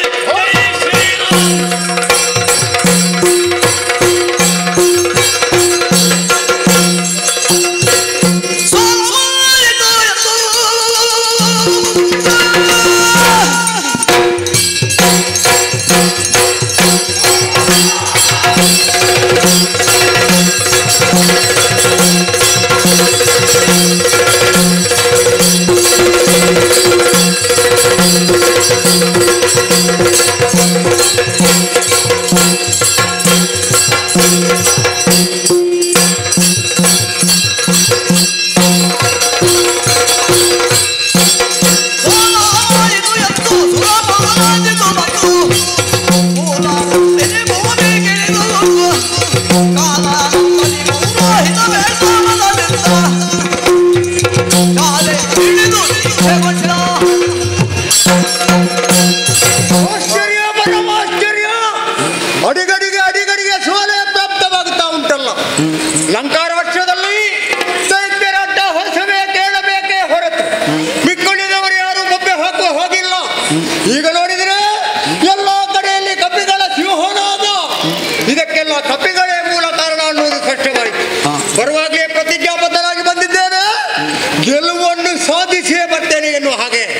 ನಮಗೆ ಅಪಯಶಸ್ಸಾಯಿತು.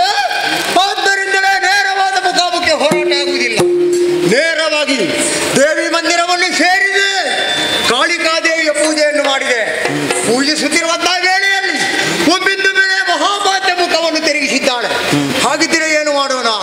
ಸರಿ ಸರಿ, ಇನ್ನೊಂದು ದಾರಿ ಕಂಡು ಹುಡುಕಲೇಬೇಕು. ಯಾರಲ್ಲಿ? ಶುಕ್ರಾಚಾರ್ಯರು.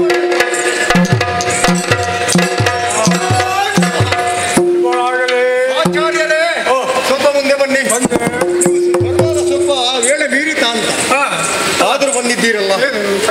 ನೋಡಿದಿರ ನಮ್ಮ ಸೇನೆ ಎಲ್ಲರೂ ಕೂಡ ಸೋಲನ್ನೇ ಕಾಣುತ್ತಾ ಇದ್ದಾರೆ. ಹೌದೌದು. ಕಪಿಗಳ ಹೊಸ ಬೇರೆ ಮೀರುತ್ತಾ ಇದೆ. ಈ ದಾರಿಯಲ್ಲಿ ಹೋದರೆ ಆಗಲಿಕ್ಕಿಲ್ಲ, ಮತ್ತೆ ಬದಲೊಂದು ದಾರಿಯನ್ನು ಮಾಡಲೇಬೇಕು. ಯಾವುದು?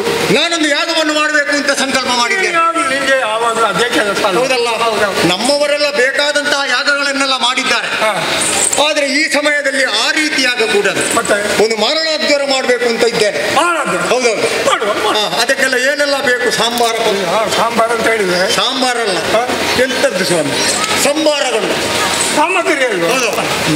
ಮೊದಲು ನೀನು ಸ್ನಾನ ಮಾಡಿದೆ. ನಾವು ದಿವಸಕ್ಕೆ 3 ಹೊತ್ತು ಸ್ನಾನ ಮಾಡ್ತೇವೆ. ಅದಾಗುದಿಲ್ಲ, ನೀರಿನಲ್ಲಿ. ಹೌದು, ಅದಲ್ಲ. ಅಲ್ಲ, ಎಲ್ಲರೂ ನೀರಿನಲ್ಲಿ ಮಾಡುದು. ಅಲ್ಲ, ಇದು ಬೇರೆ ಬೇರೆ ಸ್ನಾನ.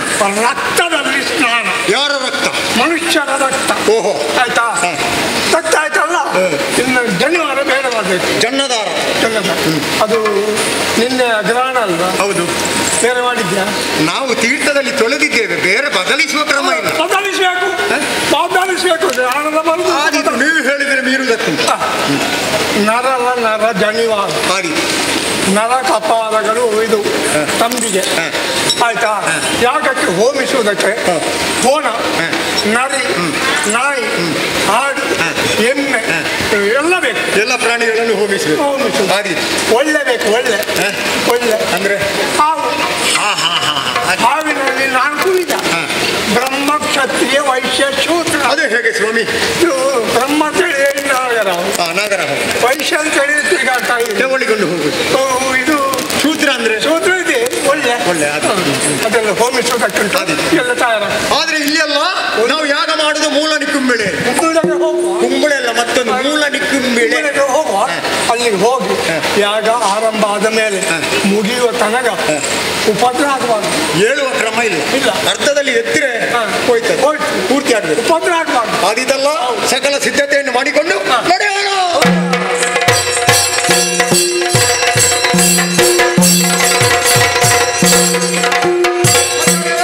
ನೇರವಾಗಿ ನಮ್ಮ ವರ್ಣೆಲ್ಲ ಸೇರಿಸಿಕೊಂಡು ಮೂಲ ನಿಕ್ಕುಂಬೆಳೆಯನ್ನು ಸೇರಿದ್ದೇನೆ. ಭೂತ ಬೇತಾಳವೇಣಿಗೆ ಆವೃತವಾದಂತಹ ಭದ್ರವಾದಂತಹ ಕೋಟೆ, ಒಂದು ನುಸಿಯು ಒಳ ಪ್ರವೇಶಿಸಿದ್ರೆ ವಿಳಂಬ ಸಲ್ಲದು. ಈಗಿಂದೀಗಲೇ ದೀಕ್ಷಾ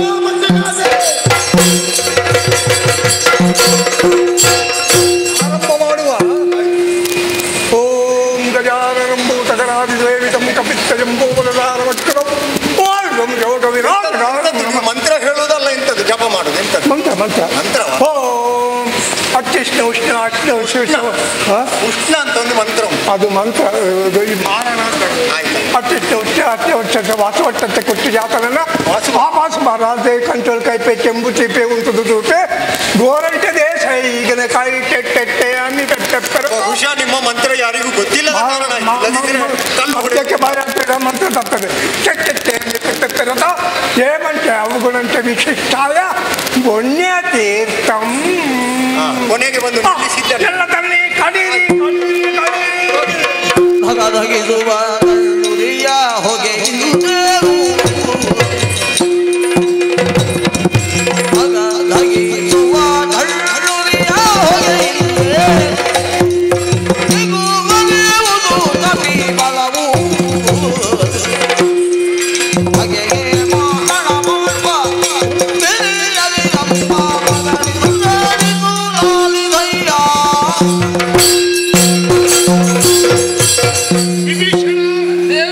ನೋಡಿದ್ದೆ ಈ ಹೊತ್ತಿನಲ್ಲಿ ದಗದಗಿಸುವಂತಹ ಕೆನ್ನಾಲೆಗೆ ಮೇಲೆ ಮೇಲೆ ಏರಿ ನಮ್ಮ ಕಡೆಗೆ ಬರ್ತಾ ಇದೆ. ಮಾತ್ರವಲ್ಲ, ಅದರೊಂದಿಗೆ ಸೇರಿಕೊಳ್ಳುವಂತಹ ಕೆಟ್ಟ ಧೂಮವೊಂದು ನಮ್ಮನ್ನು ಆವರಿಸುತ್ತಾ ಇದೆ. ಕಪಿ ವೀರರೆಲ್ಲ ಆಗ್ರಾಣಿಸುವುದಕ್ಕೆ ಆಗದೆ ಉಸಿರು ಕಟ್ಟಿ ನೆಲಕ್ಕೆ ಒರಗುತ್ತಾ ಇದ್ದಾರೆ. ಅವರೆಲ್ಲ ಶಕ್ತಿಹೀನರಾಗುತ್ತಾ ಇದ್ದಾರೆ. ಹಾಗಿದ್ರೆ ಈ ಹೊತ್ತಿನಲ್ಲಿ ದುಷ್ಟ ಶಕ್ತಿಯಿಂದ ಏನೋ ಒಂದು ಕೆಟ್ಟ ಕೆಲಸ ನಡೀತಾ ಇದೆ ಎಂದು ಸ್ಪಷ್ಟವಾಗಿ ತಿಳಿಯಲಿಕ್ಕೆ ಬರುತ್ತದೆ. ಇದು ಯಾರ ಕೆಲಸ, ಏನು ನಡೀತಾ ಇದೆ ಎಂಬಂತಹ ಸ್ಪಷ್ಟತೆಯನ್ನು ಹೇಳ್ತೀಯ.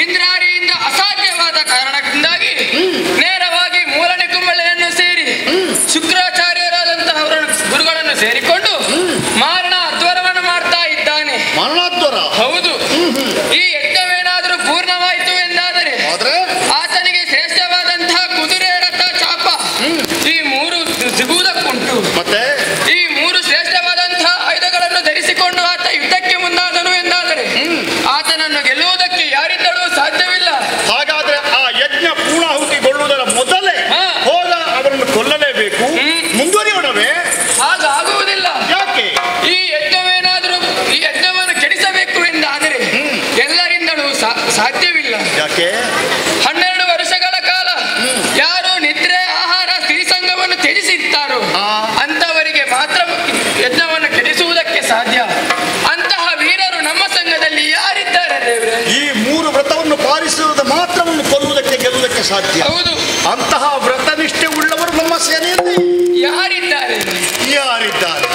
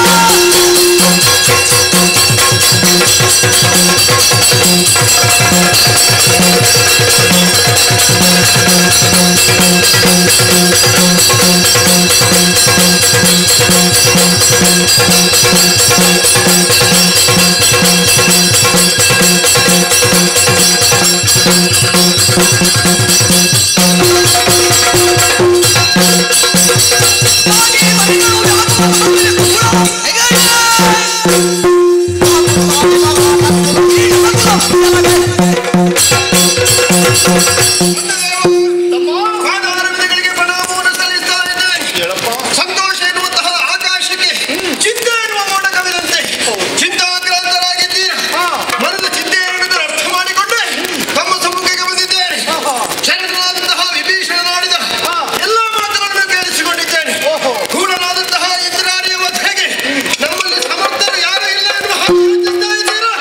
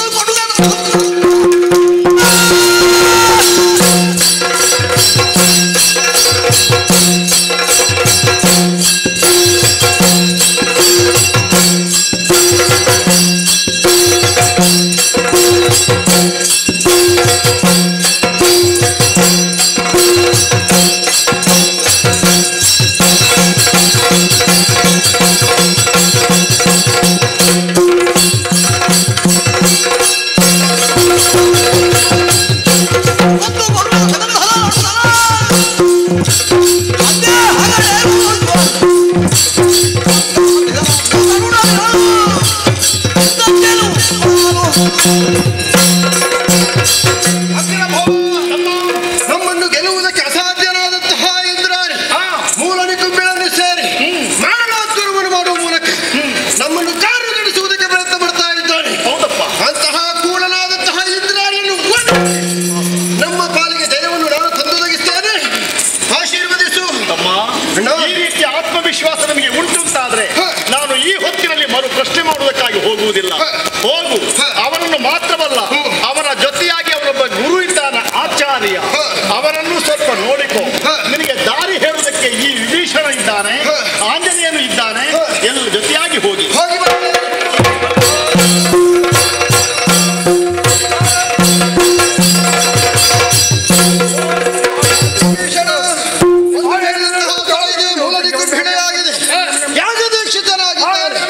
ಯಾಗ ಮಾಡಿಸುವವನಲ್ಲ, ಯಾಗ ಮಾಡ್ತಾ ಇದ್ದಾನಲ್ಲ ಅವನೊಬ್ಬ ಆಚಾರ್ಯ. ಆಚಾರ್ಯ ಶ್ರೇಷ್ಠ ಅಂತಹ ಆಚಾರ್ಯನನ್ನು ದಂಡಿಸಿ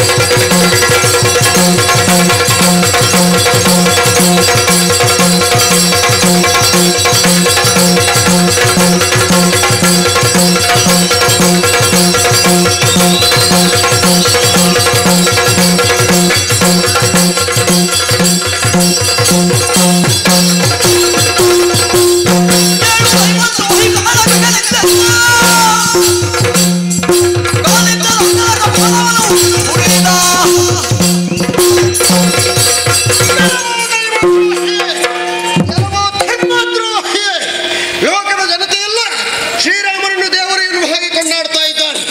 ಅಂತಹ ದೇವರಿಗೆ ದ್ರೋಹವನ್ನು ಬಗೆಯುವುದಕ್ಕೆ ಮನ ಮಾಡಿದ್ಯಾ? ಏಳು, ದೀಕ್ಷೆಯನ್ನು ಬಿಡು. ಹೇಳುವುದಿಲ್ಲವೇ? ನೀನು ಎಬ್ಬಿಸುವಂತಹ ಬಗೆ ಹೇಗೆ ನಾನು ಚೆನ್ನಾಗಿ ಅರ್ಥವಿಸಿಕೊಂಡಿದ್ದೇನೆ. ಎಡಗಾಲಿನಿಂದ ನಿನ್ನ ಕಪಾಲಕ್ಕೆ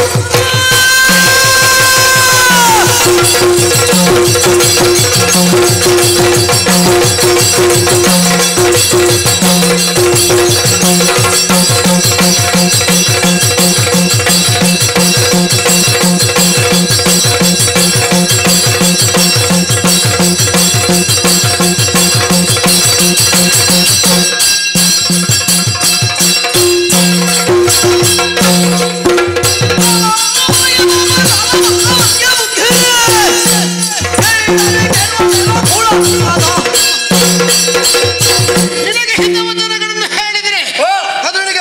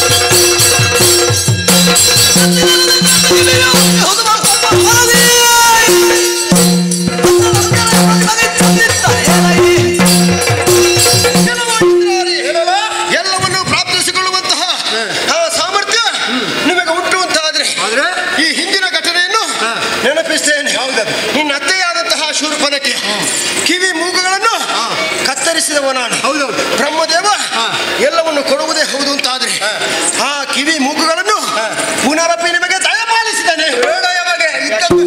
ಹೌದಾ? ಕೈಕಾಲು ಹೋಗ್ಲಿಲ್ಲಲ್ಲ, ಬದುಕೋದಕ್ಕೆ ಏನು ಕಷ್ಟ ಇಲ್ಲಲ್ಲ, ಮೂಗು ಹೋದದ್ದಲ್ವ, ದೊಡ್ಡ ವಿಚಾರ ಅಲ್ಲ. ಆ ಮೂಗಿಲ್ಲದ ವ್ಯವಹಾರ ಮಾಡಿದ್ದಾಳೆ. ಆಗಲಿ ಅಪ್ಪ, ನಿನಗೆ ನೇರವಾಗಿ ನಮ್ಮಲ್ಲಿ ಬಂದು ಹೇಳ್ಬಹುದಿತ್ತು. ಇಲ್ಲವಾದ್ರೆ ಲಂಕೆಯ ಅಧೀಶನಾದಂತಹ ರಾವಣಿಗೆ ಅವನನ್ನು ಹೇಳ್ಬಹುದಿತ್ತು. ಯಾವುದನ್ನು ಹೇಳಿದೆ? ಕೈಯಲ್ಲಿ ತಕ್ಕ ಕಠಾರಿಯಿಂದ ಹೆಣ್ಣೊಬ್ಬಳ ಮೂಗನ್ನು ಕತ್ತರಿಸುವುದು ಎಂದಾದ್ರೆ ಎಲ್ಲಿಂಟು ಧರ್ಮ, ಎಲ್ಲಿಂಟು ನ್ಯಾಯ? ಅಯ್ಯೋ, ಧರ್ಮದ ಬಗ್ಗೆ ನೀವು ಮಾತಾಡುದು. ಅಧರ್ಮ ಮಾರ್ಗದಲ್ಲಿ ನಡೀತಾ ಇರುವಂತಹ ನೀವು ಧರ್ಮದ ಬಗ್ಗೆ ಹೇಳಬೇಕಾದಂತಹ ಅವಶ್ಯಕತೆ ಇಲ್ಲ. ನಿಮ್ಮ ಅತ್ತೆಯಾದಂತಹ ಶೂರ್ಪರಕಿ, ಅವಳಿಗೆ ನೀವು ಮದುವೆ ಮಾಡಿಸಲಿಲ್ವಾ? ಮಾಡಿಸಿದ್ದೇವೆ.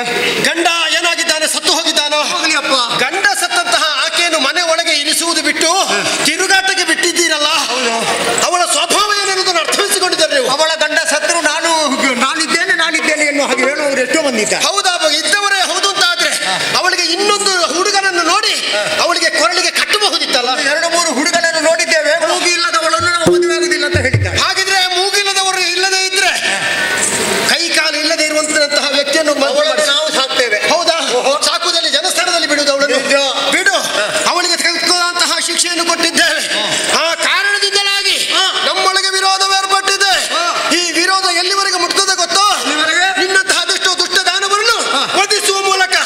ಈ ಭೂಮಿಯಲ್ಲೇ ಶಾಂತಿ ಸ್ಥಾಪನೆಯನ್ನು ಮಾಡ್ತೇವೆ ನಾವು. ಆಗಲಿ ಅಪ್ಪ, ಮಾಡು, ನಾನು ಬೇಡ ಅಂತ ಹೇಳುವುದಿಲ್ಲ. ಧರ್ಮವನ್ನು ಸಂಸ್ಥಾಪಿಸಿದ್ದೇವೆ. ಏನು ಬೇಕಿದ್ರೂ ಮಾಡು, ದೊಡ್ಡ ವಿಚಾರ ಅಲ್ಲ. ಆದ್ರೆ ಈ ಮೊದಲು ಮೂರು ಬಾರಿ ಹೋರಾಟವನ್ನು ಮಾಡಿದ್ದೇನೆ ನಾನು ಗೆಲುವನ್ನು ಕಾಣಲಿಲ್ಲ. ಈ ಸಮಯದಲ್ಲಿ ಒಂದು ನಿರ್ಧಾರವನ್ನು ಮಾಡಿಯೇ ಬಂದಿದ್ದೇನೆ. ಏನು? ನಿಮ್ಮನ್ನೆಲ್ಲ ತಲೆ ಕಡಿದು ಆ ಮೂಲಕವಾಗಿ ನಿಮ್ಮ ಹೆಣದ ಮೇಲೆ ನಿಂತು ನರ್ತನ ಮಾಡಬೇಕು ಅಂತ ಇದ್ದೇನೆ. ಹೌದಾ? ನೀನು ಕಾಲಭೈರವನು ಆಗುವುದಕ್ಕೆ ಹೊರಟಿದ್ಯಾ? ನನ್ನದೊಂದು ತೀರ್ಮಾನ ಉಂಟು. ಆದಷ್ಟು ಬೇಗನೆ ಈ ಪ್ರಸಂಗವನ್ನು ಮುಗಿಸುವ ಜವಾಬ್ದಾರಿ ನನಗುಂಟು. ನಿನ್ನ ಯೋಚನೆ ಇರಬಹುದು ನಾನು ಮುಗಿಸುವುದು ಅಂತ. ಬಿಡು, ಮುಗಿಸುವುದು ನಾವು ಗೊತ್ತಾಯ್ತಲ್ಲ. ನೀನು ಮುಗಿದಲ್ಲಿಗೆ ಮುಗಿದು ಹೋಯಿತು. ನಾನು ಮುಗಿಯುವುದಲ್ಲ, ನಿನ್ನನ್ನು ಮುಗಿಸುವುದೀಗ. ಹೌದು ನೋಡು.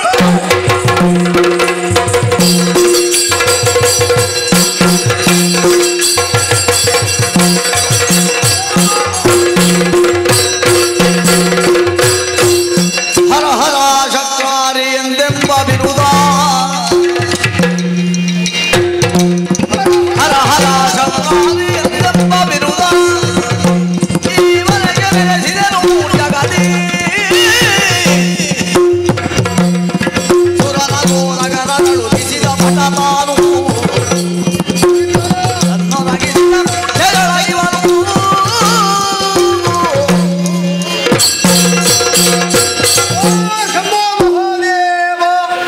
ನಾನು ಎಚ್ಚೆತ್ತರವಾದ ತಾಯಿಯಿಂದ ಪರಮೇಶ್ವರನನ್ನು ಕರೆದರೂ ಕೂಡ ಈ ಕಾಲಕ್ಕೆ ಬರುವುದಕ್ಕೆ ಸಾಧ್ಯವೇ ಇಲ್ಲ. ಒಂದು ಕಾಲದಲ್ಲಿ ನಮ್ಮ ಅಭ್ಯುದಯಕ್ಕೆ ಬೇಕಾಗಿ ವರವನ್ನು ಕೊಟ್ಟಿದ್ದಾನೆ. ನಾವು ಅದನ್ನು ಸದ್ವಿನಿಯೋಗ ಪಡಿಸಲಿಲ್ಲ, ಬದಲಾಗಿ ದುರ್ವಿನಿಯೋಗ ಪಡಿಸಿಕೊಂಡಿದ್ದೇವೆ. ಹರ ಹರ ಚಕ್ರಾರಿ ಎಂದೆಂಬ ಬಿರುದನ್ನು ಈ ತನಕ ಪಡೆದೆ. ತ್ರಿಜಗವನ್ನು ಗಡಗುಡಿಸಿದಂತ ವೀರಭಟ ನಾನು. ಆದರೆ ಈತನ ಮುಂಭಾಗದಲ್ಲಿ ಸೋಲವಾಯ್ತಲ್ಲ. ಹಾಗಿದ್ರೆ ಅರ್ಥವಾಯಿತು. ಈತಗಳು ನರಲ್ಲ ಬಂದ ಕೋಟಗಳಿವು, ಕೋಟೆಗಳ ಬಲವಲ್ಲ ಸಿದ್ಧ, ಕೈತವನ ಎದೆಯಾಗಿ ಪಾದಗಳ ಬಿಲಿಕತ್ತ, ಸೀತೆ ಮಾನವಿಯಲ್ಲ ಬದ್ಧ. ಹರ ಹರ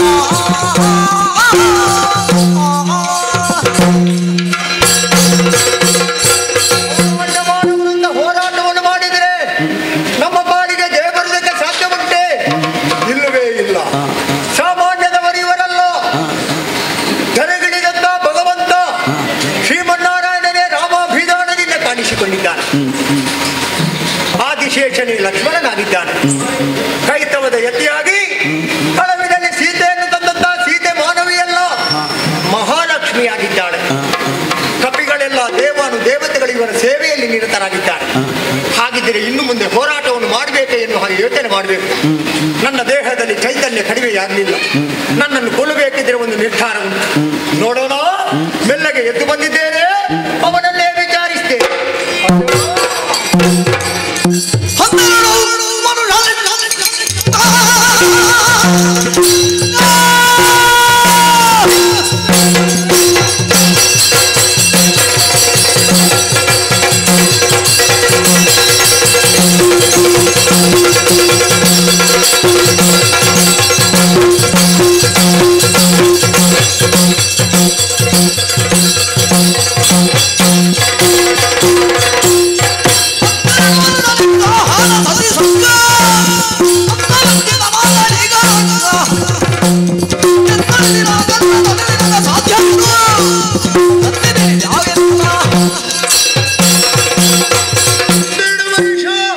ನಿದ್ರೆ, ಆಹಾರ, ಸತಿ, ಸಂಘ ಇದನ್ನು ತ್ಯಜಿಸಿದವರಿಗೆ ಮಾತ್ರ ಸಾಧ್ಯ.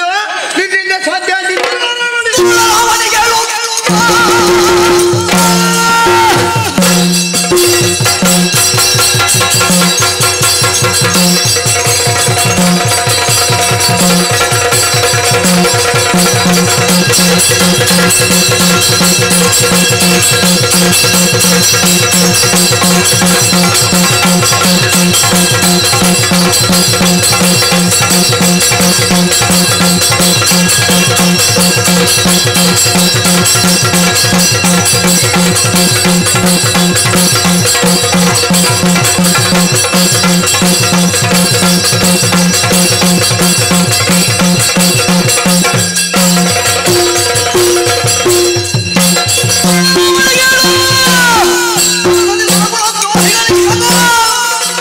Bye.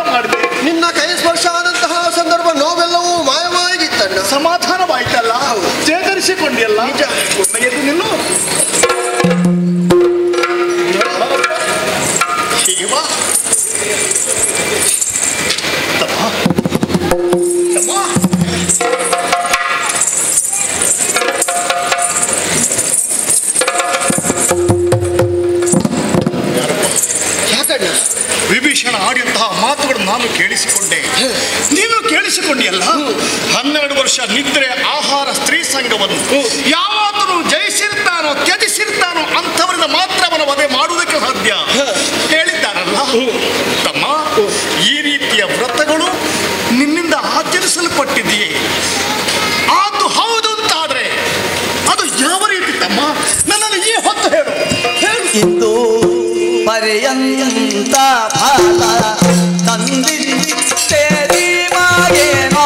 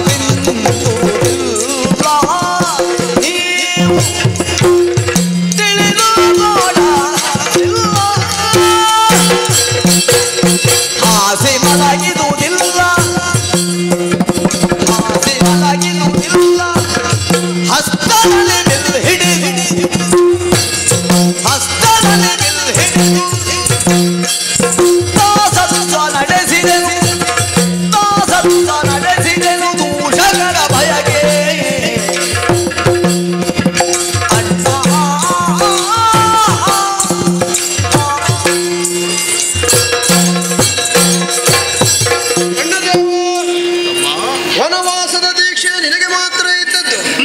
ಆದರೆ ತಮ್ಮನಾದಂತಹ ಲಕ್ಷ್ಮಣನ ಸ್ವಭಾವ ಏನೆನ್ನುವುದನ್ನು ಎಳವೆಯಿಂದಲೇ ನೀನು ಅರ್ಥವಿಸಿಕೊಂಡವ. ಸರಿಯಪ್ಪ. ಶರೀರ ಬೇರೆ ಬೇರೆ ಆಗಿರಬಹುದು, ನಮ್ಮ ಮನಸ್ಸು ಒಂದೇ.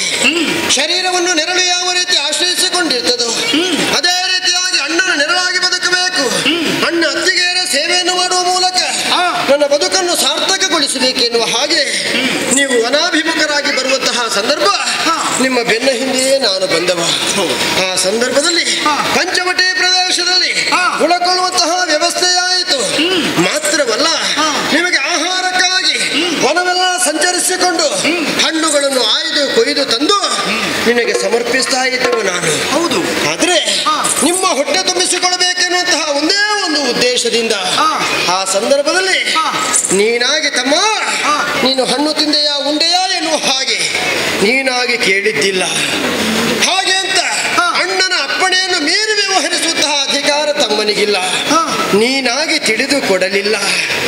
ನಾನಾಗಿ ಭುಂಜಿಸುವುದು ಸರಿಯಲ್ಲ ಎನ್ನುವ ಹಾಗೆ ಯೋಚಿಸಿ ಇಷ್ಟು ವರ್ಷಗಳ ಕಾಲ ಆಹಾರವನ್ನು ತ್ಯಜಿಸಿದೆ.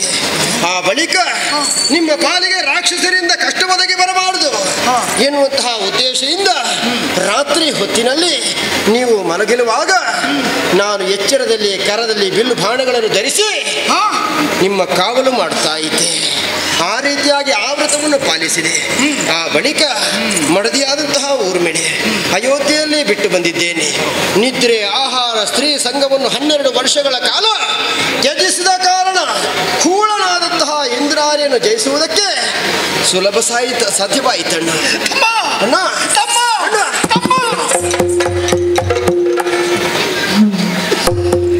ಎಲ್ಲ ವಿವರವನ್ನು ಕೇಳಿಸಿಕೊಡನಪ್ಪ. ಈಗ ನನಗೆ ಅರ್ಥವಾಯಿತು. ನಾನು ನಿನ್ನ ಮಟ್ಟಿಗೆ ಕರುಣಹೀನನಾಗಿ ಹೋದೆ. ಯಾಕೆ? ಅಣ್ಣನಿಗೆ ಅತ್ತಿಗೆಯ ಯಾವ ರೀತಿಯ ಸಮಸ್ಯೆ ಉಂಟಾಗಕೂಡದು ಎನ್ನುವುದಕ್ಕಾಗಿ ನಮಗೆ ನಿದ್ರೆಗೆ ಬೇಕಾದಂತಹ ವ್ಯವಸ್ಥೆಯನ್ನು ಮಾಡಿಕೊಟ್ಟವ ನೀನು. ಬೇಕಾದ ರೀತಿಯಾಗಿ ಹಣ್ಣು ಹಂಪಲು ತಂದು ಒಪ್ಪಿಸಿದವ ನೀನು ಆಹಾರವಾಗಿ. ನೀನಾಗಿ ತಿಂದುದಿಲ್ಲ, ನಾವು ತಿಳಿದು ನಿನಗೆ ಕೊಟ್ಟದ್ದು ಇಲ್ಲ. ರಕ್ಕಸರಿಂದ ಯಾವ ರೀತಿಯ ಸಮಸ್ಯೆ ಉಂಟಾಗಬಾರದು, ಆಗುತ್ತದೆ ಅಂತ ಋಷಿಮುನಿಗಳು ಎಚ್ಚರಿಸಿದಾಗ ಅದನ್ನೆಲ್ಲ ಚೆನ್ನಾಗಿ ಮನಸ್ಸನ್ನು ಇಟ್ಟುಕೊಂಡು ನಮಗೆ ಕಾವಲಾಗಿ ಸೇವೆಯನ್ನು ಮಾಡುತ್ತಾ ಈ ರೀತಿಯಾಗಿ ನಿನ್ನ ತ್ಯಾಗ ಬುದ್ಧಿಯನ್ನು ಈ ರೀತಿಯಾಗಿ ತೋರಿಸಿಕೊಟ್ಟೆ ತಮ್ಮ. ಹೌದಪ್ಪ, ತಮ್ಮಂದಿರಾಗಿರುವಂತಹ ನಿಮ್ಮ ಕಷ್ಟ ಸುಖ ಏನು ತಿಳಿಯುವಲ್ಲಿ ಈ ರಾಮ ಮುಂದುವರಿದ ಹಾಗಿಲ್ಲ. ಕೇವಲ ನಾನು ಸ್ವಾರ್ಥ ಮನಸ್ಸಿನಿಂದಾಗಿ ನನ್ನಷ್ಟಕ್ಕೆ ನಾನು ಇದ್ದೇನೆ ಹೊರತು ನಿನ್ನ ಬಗ್ಗೆ ಒಂದಿನಿದ್ದು ನಾನು ಕರುಣೆ ತೋರಿಸಲಿಲ್ಲವಲ್ಲ. ಯಾಕಣ್ಣ ಇಂತಹ ದೊಡ್ಡ ಮಾತುಗಳನ್ನು ಆಡ್ತಾ ಇದ್ದೆ? ನಿಮ್ಮ ಸೇವೆ ಮಾಡುವುದು ನನ್ನ ಕರ್ತವ್ಯವಲ್ವೇ? ಸರಿಯಪ್ಪ, ಸಮಾಧಾನ ಹೇಳುವುದಕ್ಕೆ ನೀನೇ ಆಗಬೇಕು. ಯಾಕೆಂದ್ರೆ ಸೀತೆಯನ್ನು ಅಗಲಿದ್ತಹ ವೇಳೆಯಲ್ಲಿ ನಾನಾ ರೀತಿಯಾಗಿ ಮಮ್ಮಲ ಮರುಗುತ್ತಾ ಬಿದ್ದಿರುವಂತಹ ವೇಳೆಯಲ್ಲಿ ನನ್ನ ಸಂತೈಸುವವರಿಗೆ ಧೈರ್ಯವನ್ನು ಹೇಳಿದ. ಆ ಮೂಲಕವಾಗಿ ಇಲ್ಲಿಯವರೆಗೆ ಕರ್ಕೊಂಡು ಬಂದಂತಹ ಪುಣ್ಯಾತ್ಮ ನೀನು ತಮ್ಮ. ನಿನ್ನಂತಹ ಸಹೋದರನ್ನು ಪಡೆಯಬೇಕು ಅಂತಿದ್ರೆ ಜನ್ಮಾಂತರದ ಪುಣ್ಯದ ಫಲ ಬೇಕು. ಒಳ್ಳೆಯದು. ಏನಿದ್ದರೂ ಕೂಡ ಇದೆಲ್ಲ ದೈವ ಸಂಕಲ್ಪ, ರಂಗನಾಥನ ಅನುಗ್ರಹ ಅಲ್ಲವೇ? ಇಲ್ಲದೇ ಇದ್ರೆ ಆಹಾರವನ್ನು ತಿನ್ನುವಂತಹ ವೇಳೆಯಲ್ಲಿ ನೀನು ತಿಂದಿದ್ದೀಯೋ ನಿನಗೆ ಬೇಕು ಅಂತ ನಾನು ಕೇಳದ್ದು ಯಾಕೆ? ಆ ರೀತಿಯಾಗಿ ವ್ರತವನ್ನು ಪಾಲಿಸುವುದಕ್ಕೆ ನಿಮಗೆ ಸಾಧ್ಯವಾಯಿತು ಹೇಗೆ ಅಂತ ಹೇಳಿದ್ರೆ, ಎಳೆಯ ಪ್ರಾಯದಲ್ಲಿ ವಿಶ್ವಾಮಿತ್ರ ಜೊತೆಯಾಗಿ ಹೆಜ್ಜೆ ಸಂರಕ್ಷಣೆಗೆ ಹೋದಂತಹ ವೇಳೆಯಲ್ಲಿ ಬಲ ಮತ್ತು ಅತಿ ಬಲ ಎನ್ನುವಂತಹ ಉಪದೇಶ ಆ ಗುರುಗಳಿಗೆ ನನ್ನ ಪಾಲಿಗೆ ಆಗಿದ್ದಾಗ ನಿನಗೂ ಅದನ್ನು ಉಪದೇಶ ಕೊಟ್ಟಿದ್ದೆ. ಅದನ್ನು ಚೆನ್ನಾಗಿ ಬಲವತ್ತ ಮಾಡಿಕೊಂಡು ಪಾಲಿಸಿಕೊಂಡು ಬಂದುದರಿಂದಾಗಿ ಈ ಹೊತ್ತು ಇಂತಹ ದುಷ್ಟ ಶಕ್ತಿಗಳ ನಾಶ ಮಾಡುವುದಕ್ಕೆ ಸಾಧ್ಯವಾಯಿತು. ನರ ಮಿಥ್ಯ ಸತ್ಯ, ಆದರೆ ಹರಿಚಿತ್ತ ಎನ್ನುವುದು ಯಾವತ್ತೂ ಸತ್ಯ ತಾನೆ. ಆದ್ದರಿಂದಾಗಿ ಎಲ್ಲವೂ ಭಗವಂತನ ಇಚ್ಛೆಯಂತೆ ನೆರವೇರುತ್ತದೆ ಎನ್ನುವುದನ್ನು ಸ್ಪಷ್ಟವಾಗಿ ತಿಳಿಯುವುದಕ್ಕೆ ಬರುತ್ತದೆ. ಎಂದರೂ ಕೂಡ ಇನ್ನು ಆವಿಷಯಕವಾಗಿ ಯೋಚಿಸುವುದಲ್ಲ, ಮುಂದೆ ಬರುವಂತಹ ಯಾವ ರೀತಿಯ ಸಮರ ಇದ್ದರೂ ಕೂಡ ಅದನ್ನು ದಿಟ್ಟತನ ನಾವು ಎದುರಿಸಬಲ್ಲೆವು ಎನ್ನುವಂತಹ ವಿಶ್ವಾಸ ನಿಲುವಿಗೆ ನಾವು ಈ ಹೊತ್ತು ಬಂದು ನಿಂತಿದ್ದೇವೆ ಎನ್ನುವುದು ಸ್ಪಷ್ಟವಾಗಿ ತಿಳಿಯುತ್ತದೆ. ಈಗಷ್ಟೇ ಸಿಕ್ಕಿದಂತಹ ಹಾಗೆ ಇದು ಶಾಶ್ವತ ಜಯ ಎನ್ನುವ ಹಾಗೆ ನಾವು ನಿರೀಕ್ಷೆ ಮಾಡುವ ಹಾಗಿಲ್ಲ. ಇಲ್ಲ, ಇನ್ನು ಅದೆಷ್ಟೋ ಬಲವಂತರು ರಾಕ್ಷಸರು ಬರ್ತಾರೆ ಎನ್ನುವಂತಹ ಪ್ರತೀಕ್ಷೆಯಲ್ಲಿ ನಾವಿರಬೇಕು. ಒಳ್ಳೆ. ಆದ್ದರಿಂದಲೇ ಇಂತಹ ಈ ಪುಣ್ಯ ಕಥಾನಕವನ್ನು ಯಾರು ಭಕ್ತಿ ಶ್ರದ್ಧೆಯಿಂದ ಹಾಡಿದ್ದಾರೋ ನೋಡಿದ್ದಾರೋ ಅಂಥವರಿಗೆಲ್ಲ ನಂಬಿರುವಂತಹ ಮಹಾಗಣಪತಿ ದೇವರು, ಸ್ಥಳದ ಸ್ವಾಮಿ ಸೋಮನಾಥೇಶ್ವರ ದೇವರು ಎಲ್ಲವರಿಗೂ ಆಯುಷ್ಯ ಆರೋಗ್ಯ ಭಾಗ್ಯವನ್ನು ಕೊಟ್ಟು ಸದಾ ಸರ್ವದ ರಕ್ಷಣೆ ಮಾಡಲಿ ಎಂದು ಬೇಡಿಕೊಳ್ಳುತ್ತಾ ಪುಣ್ಯ ಕಥೆಗೆ ಮಂಗಲ ಗೀತವನ್ನು ಹಾಡೋಣ. ಶುಭಂ ಮಂಗಳಂ.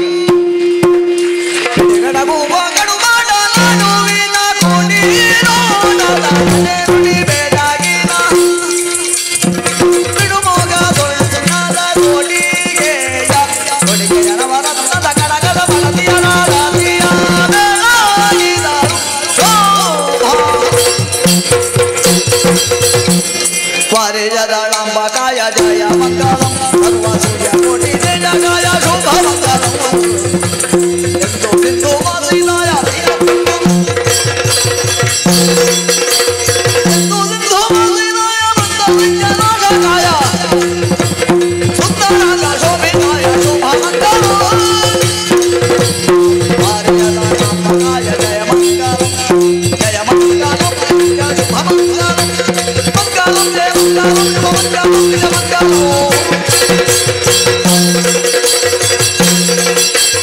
ಿ